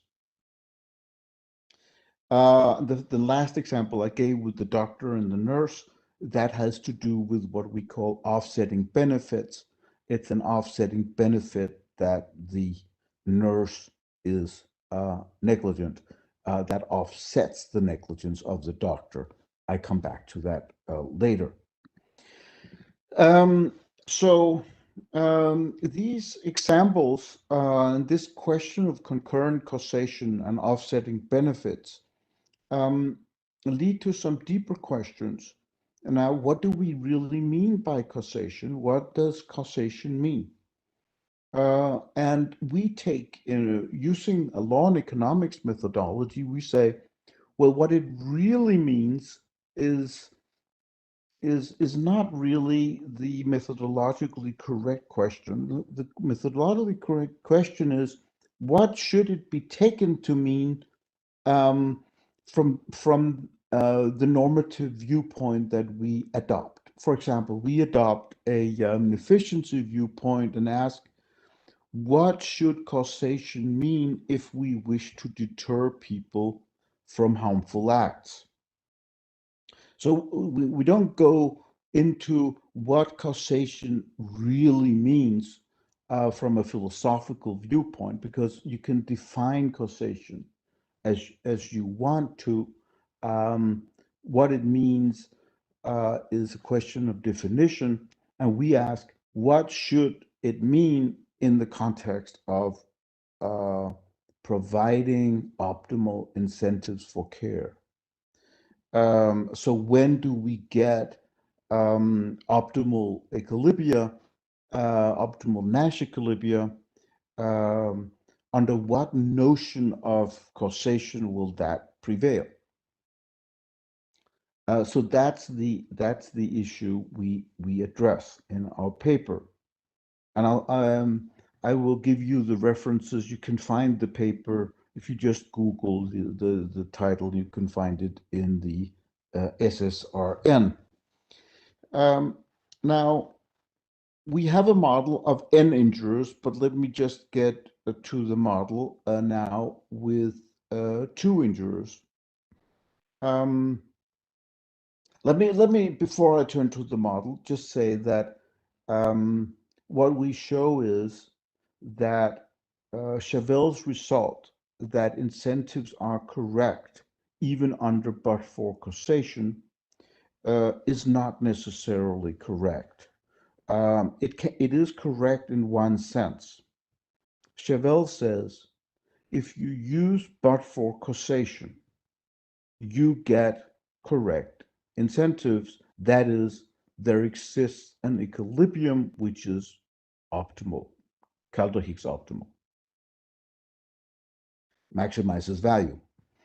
What we show is, true enough, it is true that there exists a good efficient equilibrium under but-for causation, even in the presence of these problems of multiple sufficient causation, concurrent causation. But there also exists a bad equilibrium. That's what we find. So, for example, 2 firms polluting a river, there exists a good equilibrium where one firm will anticipate that the other does not pollute the river, then the first firm will not pollute either, because if it pollutes, it will be liable. It will cause the pollution of the river. If both think that way, neither will pollute. So you get a good equilibrium. But you also get a bad equilibrium because one firm might suppose that the other will have an incentive to also pollute. And then if both pollute, neither will be the cause of the pollution, and so of the death of the river. And so none of them will be liable. So it will be an equilibrium also for both of them to pollute the river. So we can have a situation where there exists a bad equilibrium under but-for causation, which was not in Chavel's paper. So these legal scholars who criticized the law and economics approach, we argue, in fact, had a point. It is true that but-for causation can potentially lead to problems of a bad equilibrium. And then we ask the question, so what can we do about it? When does this occur? And what can we do about it if it does occur? Are there other concepts of that are better for than but for causation? Should we maybe use a different concept?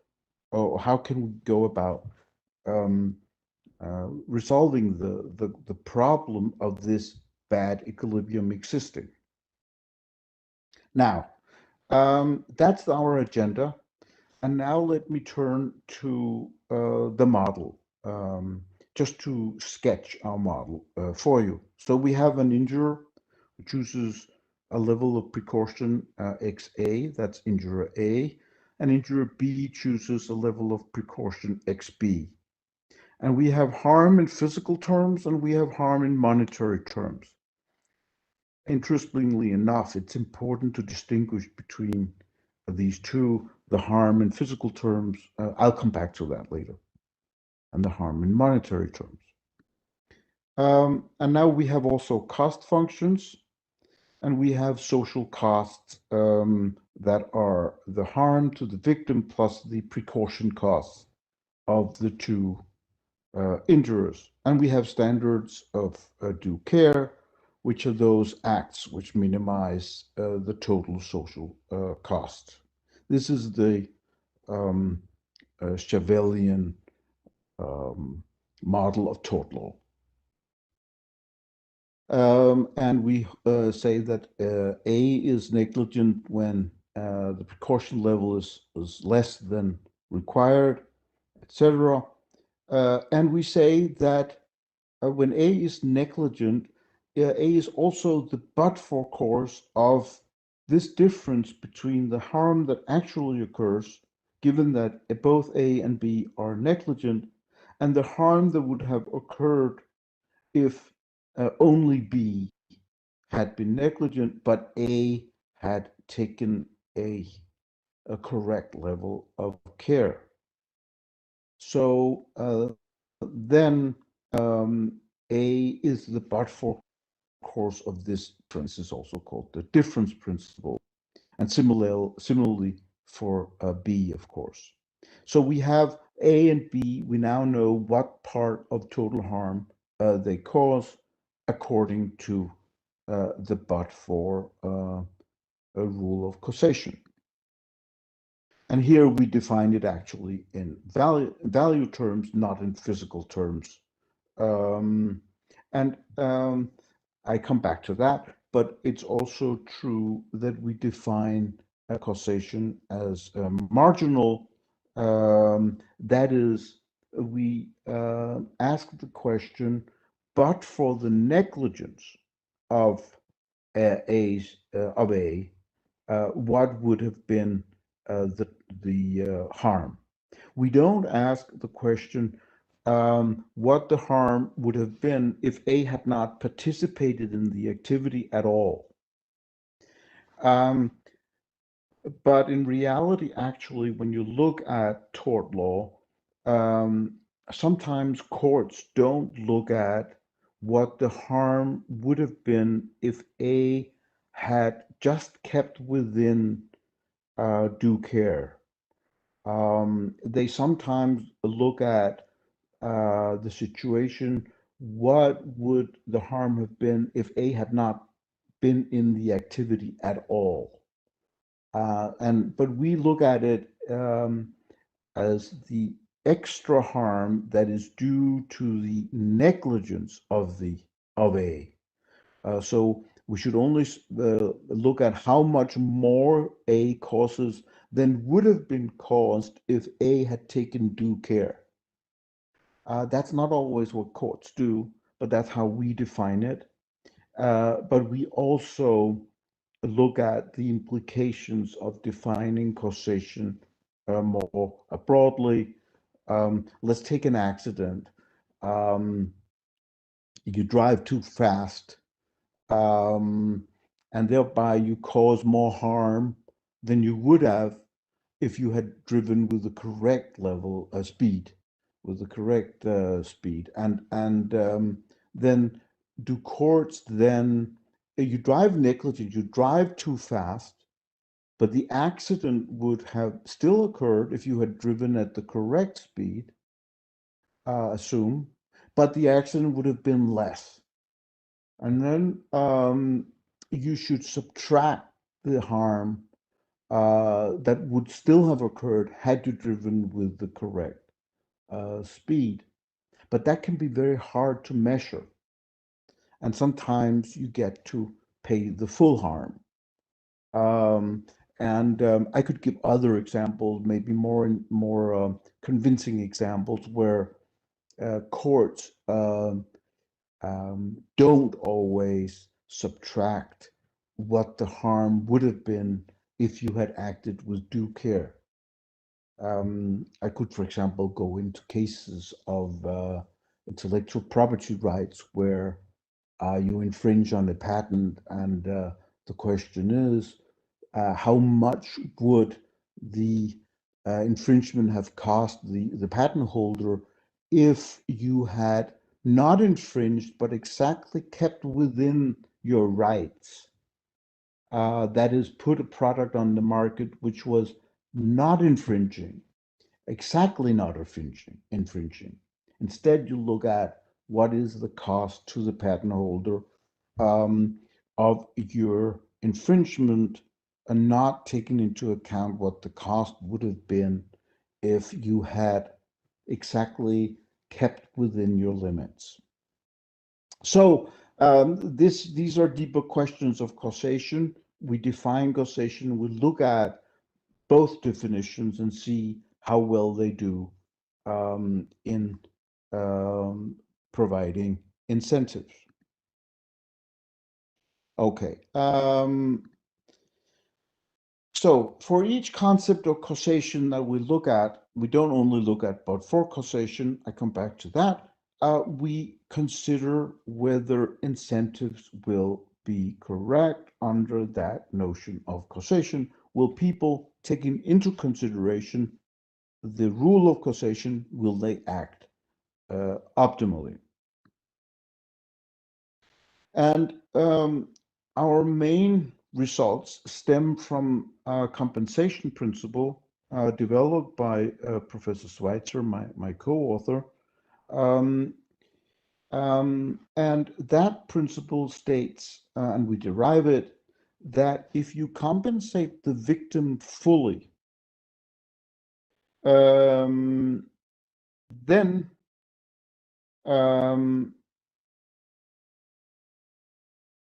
or if the causation rule means that the sum of causation of the two party adds to total harm, then you can find damages where there exists only an efficient Nash equilibrium.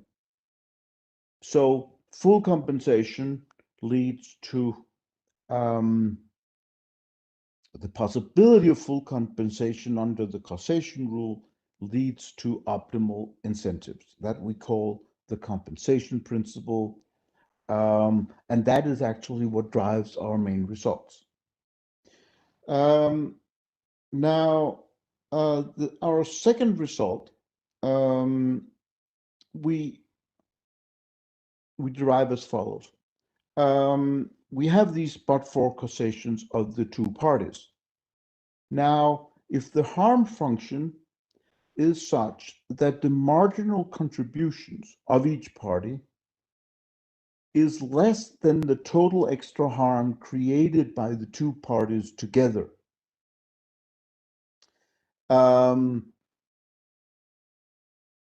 if that's true, we define the harm function to be submodular, and it's submodular at this point of due care. And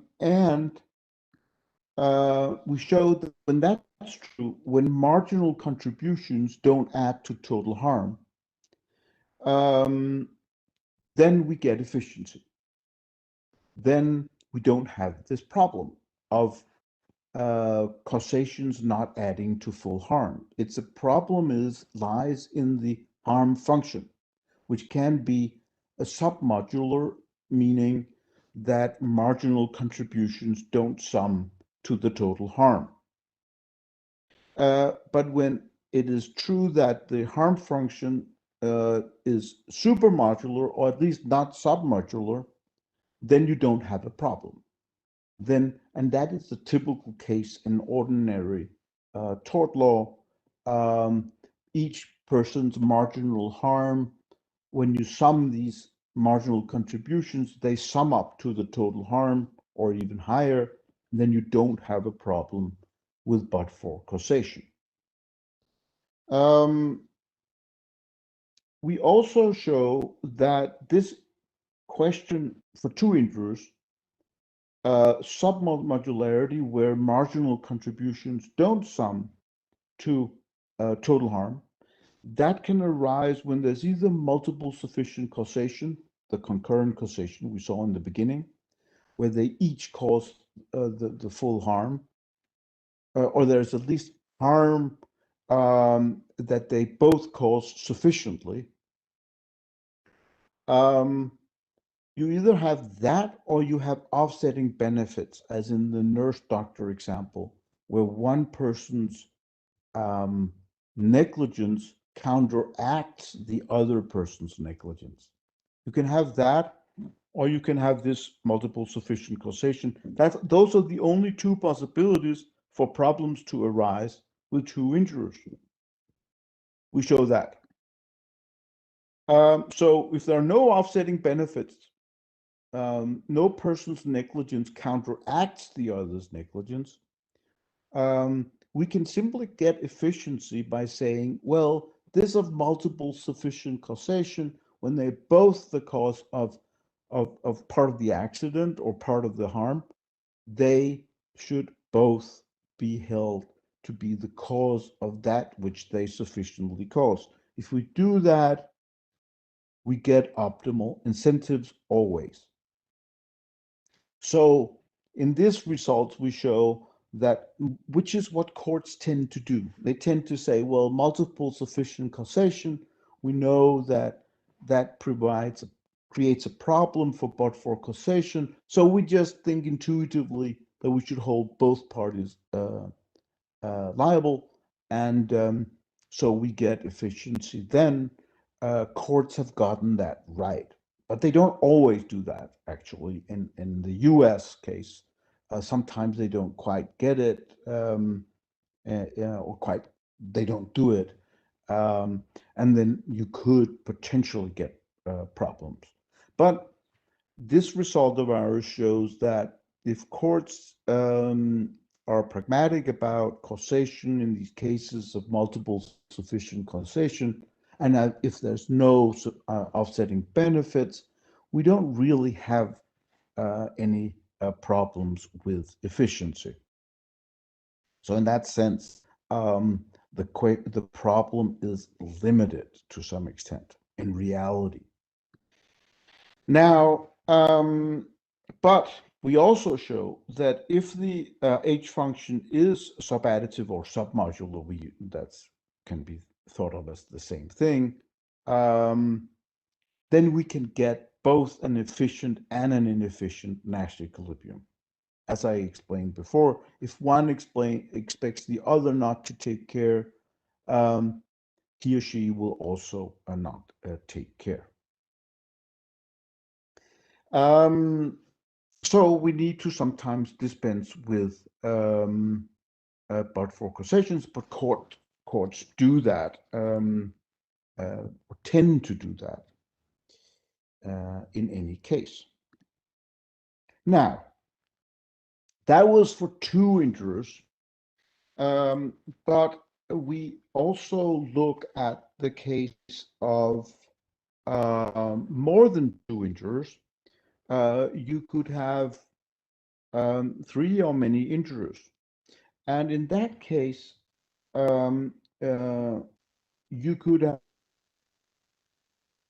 have an article cases where, let me simplify this example, 3 people push a car. 2 are sufficient for pushing it down a precipice. Then in that case, if 2 injurers are sufficient, then none of the 3 injurers who pushed the car into a cliff, onto the valley, let's say, none of them are the but-for cause because 2 are sufficient to do it. This is, of course, a simplified, it is a simple example, thought out, contrived, but it shows a general principle. 2 people are sufficient, then none of the 3 are necessary, but none of the injurers are themselves sufficient because 1 person is not sufficient. What do we do then? There's no multiple sufficient causation here, and there's no offsetting benefit. So here we have a case where it's not like in the case of 2 injurers where we can simply say multiple sufficient causation, then we get a causation, because there's no multiple sufficient causation in this example, and there's no but-for causation either. So what do we do in this example, or in this example with Harriet and Paul and all that? Same issue. Here, for that example, the third restatement in the US, published some years ago, holds that you must use the nest test, necessary element of a sufficient set, which they derived from David Hume, and from the earlier work by Hart and Honoré on causation. And this nest test asks whether there is a set of injurers whose negligent acts are sufficient to create the accident. If you find such a set, in this case of 3 people pushing a car into a cliff, the 2 people are sufficient. So you have found a sufficient set. And if 1 injurer in that sufficient set is necessary for that sufficiency, then that person has caused the accident. That's the nest test. It looks at the physical harm, not the harm in monetary terms. It looks at the physical harm that has occurred and asks, is there a set of agents, a set of injurers, a set which is sufficient, and in that sufficient set, each of the injurers who are necessary for that sufficiency have caused that accident, that particular injury to a physical good that has actually occurred. Now, that is a test you can apply for 3 or more injurers. And the question then we ask is, does that solve the problem of insufficient incentives due to, again, the harm function now here again being submodular? Marginal harms do not sum up to total harm. So the nest test looks at various scenarios where some of the injurers do not take optimal care while others do. And you look at all these different, we call them coalitions, and look at find a sufficient set among them, and etc. And then is your marginal contribution in one of these sets, is that a but-for cause of the sufficiency in that subset of injurers? So that's what the nest test does.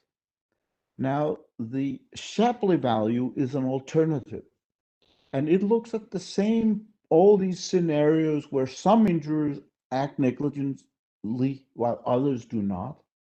And then the Shapley value looks at all those coalitions, we call them, all these different scenarios, possible situations where some are negligence, others are not. And then they look at each injurer's marginal contribution to harm in each such scenario.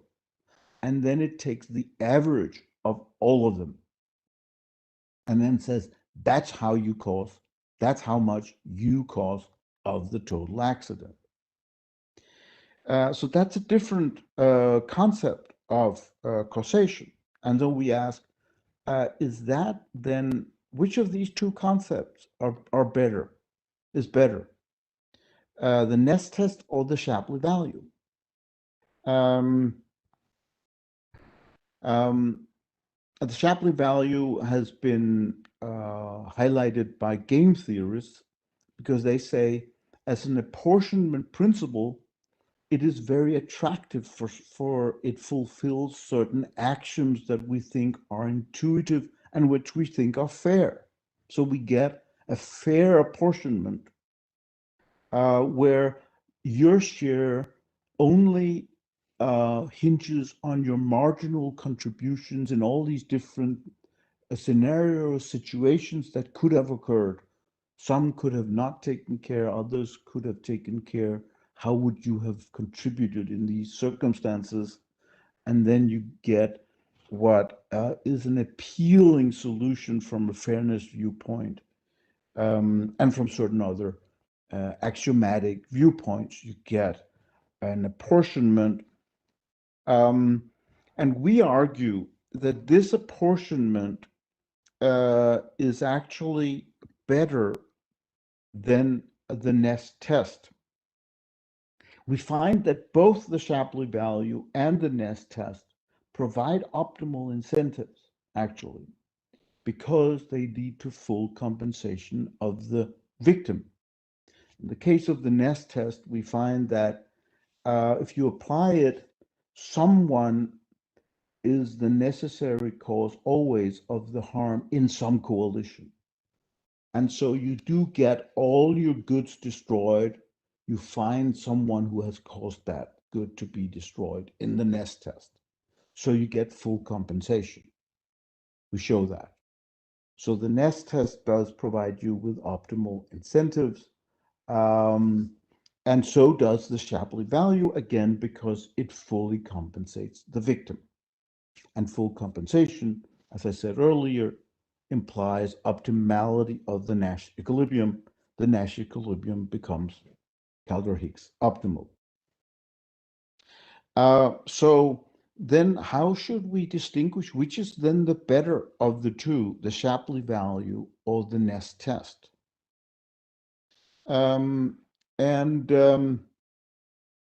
We find reasons to prefer the Shapley value. Let me give you let me just provide a little bit more explanation of why we like the Shapley value. In the case of two injurers, let's take multiple sufficient causation or duplicate causation. They both cause the accident sufficiently. Here, what the Shapley value does in general is it takes the average of your sufficient causation and your necessary causation. In multiple sufficient causation, there's sufficient causation, but there's no necessary causation. But in general, what the Shapley value does is it takes the average of your sufficient and your necessary causation. And so if both cause it sufficiently and you take the average and the loss is 1, then they both share that loss of 1 into half each, because it's the average of the sufficient and the necessary causation. Both have 1 insufficient causation. There is the average of necessary, which is 0, and sufficient, which is 1, is a half, and that's true for both. So the Shapley value creates this. They look at both sufficient and necessary causation, and they average them. It averaged them. So that's what the Shapley value does, and it has appealing properties. Let's look at the case of the doctor and the nurse. What does the NEST test say? Well, it looks for a sufficient set of the harm that has actually occurred. Doesn't look at values, looks at the actual harm that has occurred. And in that case, it's only the nurse that has caused the worsening of the condition because she didn't provide the drug. And so she's sufficient for that to have occurred. And so in that sense, in that set where she's sufficient, she's also necessary. So necessary for that sufficiency, since it's only her. And so you get that the NEST test says she's liable for the full harm that has occurred. And the doctor is liable for none of the harm because there's no set in which his act of prescribing the wrong, potentially lethal drug is either necessary or sufficient for the harm to have occurred. So he falls out completely under the NEST test, no liability to the doctor, while the doctor could have killed the patient, and full liability to the nurse. Whereas the Shapley value says, what are the marginal contributions in each of these potential situations, including the situation where the nurse doesn't act negligently. Here, the doctor would have created enormous harm.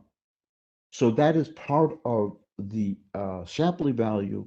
And so you get that according to the Shapley value, it becomes the doctor who is mainly the cause of this.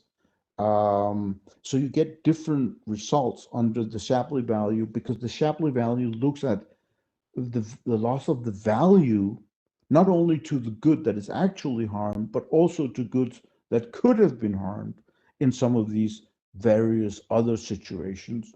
And so it shifts the balance from the nurse to the doctor, and the doctor becomes the liable party under the Shapley value. And we suggest that this may be a better apportionment between the two parties. And the Shapley value also lives up to these actions, which we find very appealing, very fair and appealing. So the Shapley value, we tend to think that that is a better test than the NEST test. Okay, I have now talked for 42 minutes. I said I would for 50 minutes, but let me just summarize our results. First, we show that it's not true that there's no problem with but-for causation, but for two injurers, we can usually find an easy solution by simply looking at multiple sufficient causation and consider that as causation. So there's maybe a pragmatic solution. But we cannot do that for three injurers or more. We need a different concept of causation. And so maybe our analysis points us to suggest that maybe the real, true, correct way from an incentive viewpoint to look at causation is to consider causation not as an either or, but as a continuous variable where you can be the cause to some extent between a number between 0 and 1 of the if you lost one, there's some number, some percentage causation, that which is what the Shapley value leads to, and this may be a better way. This may be the better overall concept of causation. Okay, an incentive view, and I should say that's another important. That is either they don't know when they act. that is our final caveat. If they act sequentially, other concerns come into the picture. I could say much about that, but I will not get into that in this talk. Okay, so yes, I hope it's okay if I now address your questions, and I encourage you to ask questions now. And there's already one question from Jyoti Jindal. Sorry if I pronounced that incorrectly. Who says that can you please explain the nest test in the doctor scenario again? Right. That was a little a brief about the nest test in the doctor scenario again. So the nest test says, look at the harm that has actually occurred. This patient didn't get treatment and therefore suffered a deterioration compared to if he or she had gotten a correct treatment. Now, that harm which has occurred, the deterioration in her health, is there a coalition of injurers whose acts are sufficient for that to have occurred? That is, if the other party had acted correctly, this injury would still have occurred. And yes, there is such a set, because if the nurse had on her own acted without due care, the harm that ensues would have occurred regardless of what the doctor had done. So her negligence is sufficient for this harm to occur. So there is a set which is sufficient. And then the nest test asks, is her negligence necessary for this sufficiency? Yes, because if she had not acted negligently, this this set of her creating the harm on her own wouldn't exist. So her negligence is necessary. So she is member of a set. She creates that set, and she's necessary for that set. And so she is the cause of the full harm. Does that explain? Does that satisfy? Does that explain it? Is that satisfactory? Can I ask you that, Jyoti? Okay, thank you, and thank you for. Are there other questions?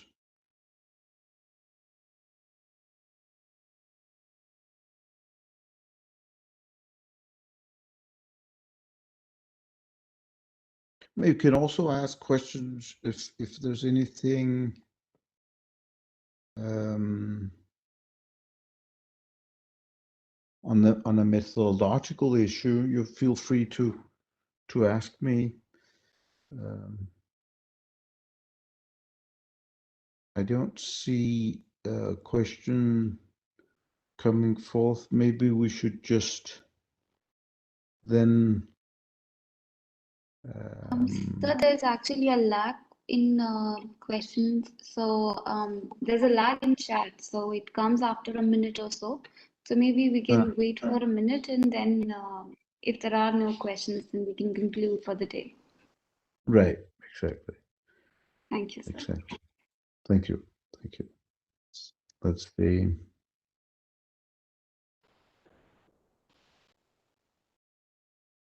Hello, sir. Hello. Yeah, Hitesh, sir. How are you, sir? How are you, Petian? Yeah, I'm fine, sir. I'm fine, sir. So a wonderful research. Well, only question here is that I don't know about your country, such if you're measuring and if you want to see the harm, yeah, what form of negligence, and that I think that may be still possible. But in sometime in the some of the underdeveloped country, people are ignorant. They don't know that there were negligence or something was not due care taken by the either party. Then I don't know what to do in that context. I think the what research you are telling in that, I think there is a symmetric information between both the player. But where the asymmetric information and incomplete information is there, then what, sir? How your research will helpful then? You can put light on that, sir. Asymmetry of information between who? I couldn't quite hear your full question. So what kind of asymmetry of information do you have in mind? The context of the negligence, sir, I'm telling. So that the parties do not know whether the other party is Yes, yes, sir. Yes, sir. Yes, sir. negligent or, or, or victim. Yes. Injury. We don't know each other's negligence, but we assume that they guess it correctly because they realize how the other in an equilibrium they guess correctly. But of course, in reality, they may not know intelligence and may guess on what the other will do. Um, so, yes, for example, in the case of asymmetry of information, you could get one party not knowing what the other party's costs of due care are, and so you will have to act on the presumption on in a Bayesian manner, taking into consideration your probability of who the other actors are if you are fully rational.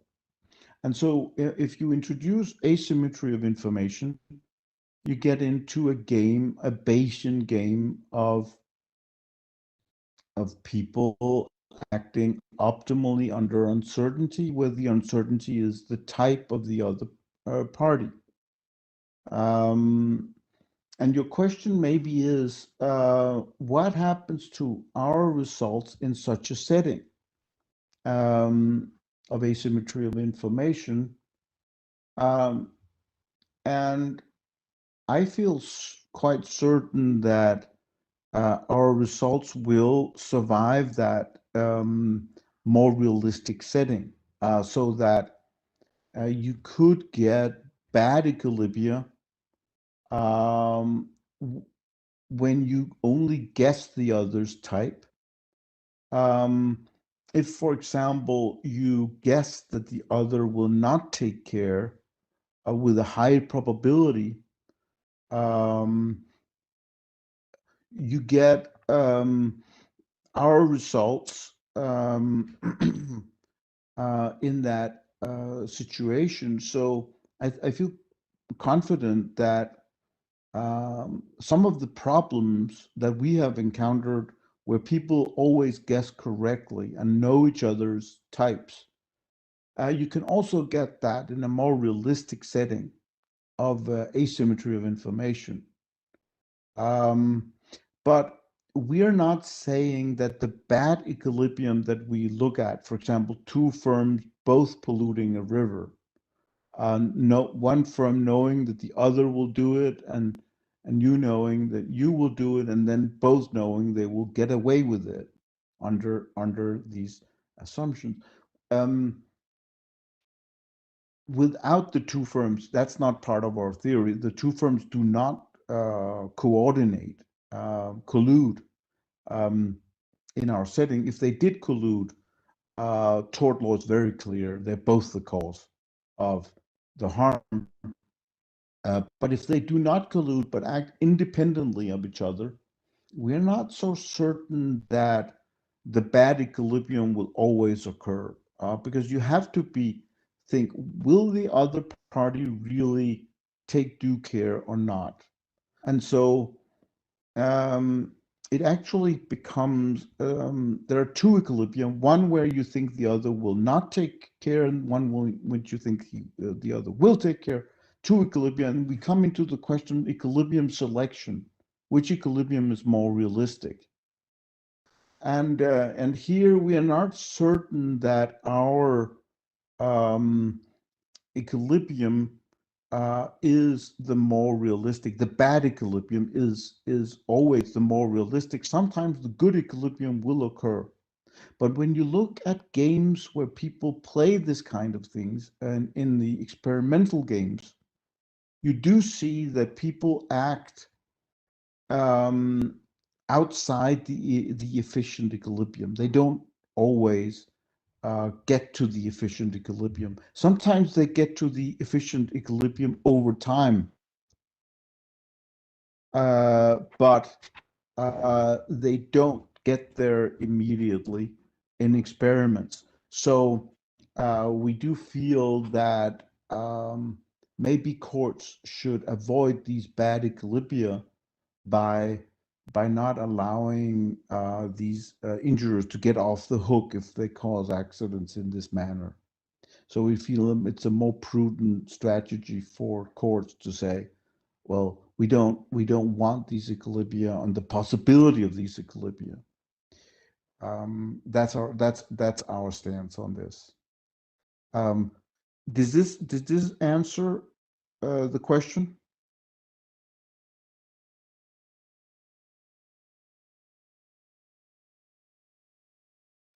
Hi, Chesh, was this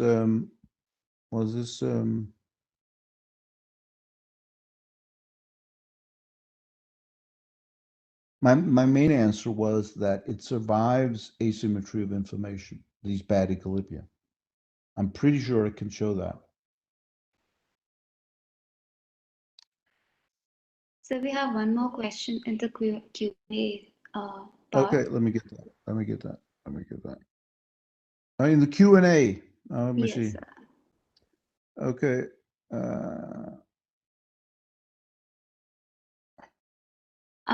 I can read it for you. The question. No, I got it. Yeah, okay. No, sir.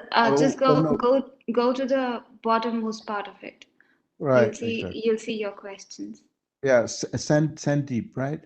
Yes, sir. Yes, sir. Injuries caused by autonomous cars can be contextualized in Shapley value. Can be contextualized in causation.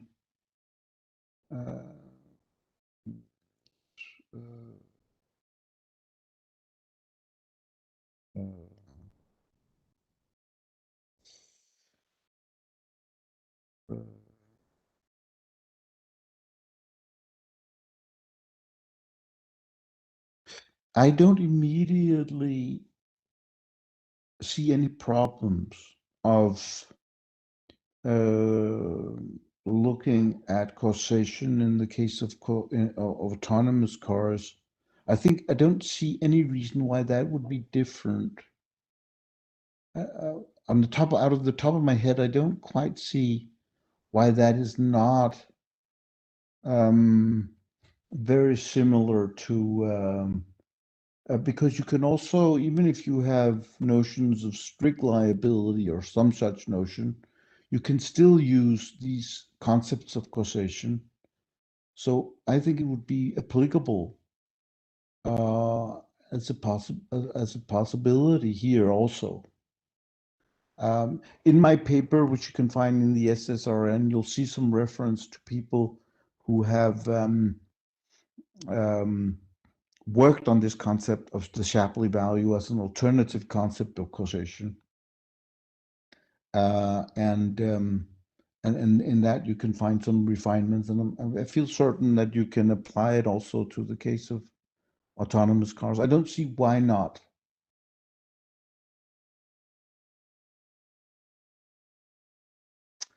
Okay. Any more questions or follow-ups?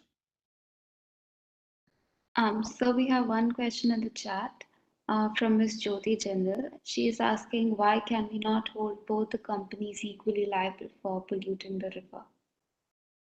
For what? Let me see. For polluting the river. Right. That's what you would do under the Shapley value.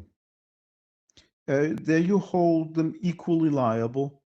But if you stick to the but-for causation, then neither of them have caused any harm, because the harm would have happened even if you had not polluted, the other would have polluted the river. Then in the real world, I think a court would hold both parties equally liable for polluting the river, and that is because they say we don't stick to but-for causation. We look at also sufficient causation, and they are both sufficient causes, and they're both equally sufficient, and so we split the total harm. And sometimes courts simply say joint liability, and that is just the same as saying I consider them both to have caused the accident, and joint liability is then a way of sharing a loss which you have both caused. That's joint liability as a rule is a way in which two parties share a loss which they have both caused.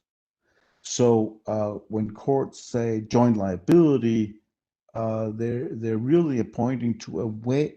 They're really saying, I don't care about causation, individual causation.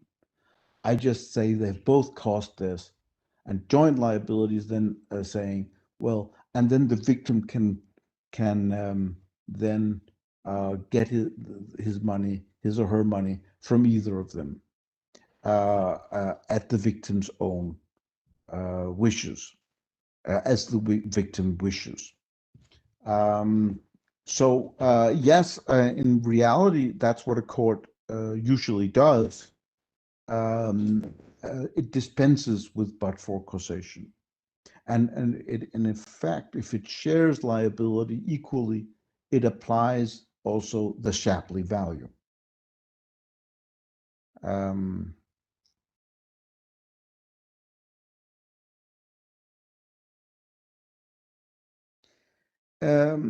If 5 companies collude and then pollute the river, their payable damages get split at the cost of the river being more polluted. Yes. If they collude and pollute the river, they're all considered to have been necessary causes, and there will then be, since they have all caused it, there will be joint liability, and the victim can get his or her money from either one of them, and then they can split between them afterwards.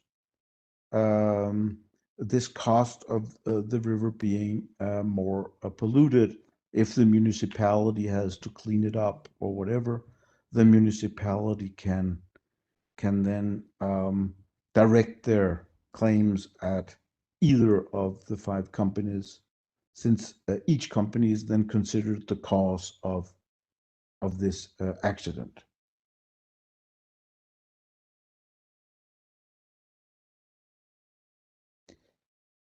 Okay. Any more questions? Maybe we should end here. Also, what about the time? Is this the right moment to stop? Yes, sir. Gone for. Yes, sir. So we're done with the questions. Okay. Thank you Then, so much, sir. thank you very much for having me. and I will try to quit this. Thank you.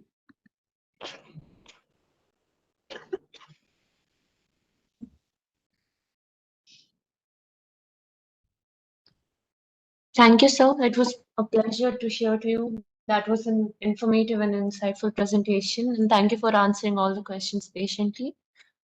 And by this, we are done with Thank you the very third much. day of the. Yes. And here we are done with the third day of the second GNLU workshop on law and economics. Thank you to all the attendees.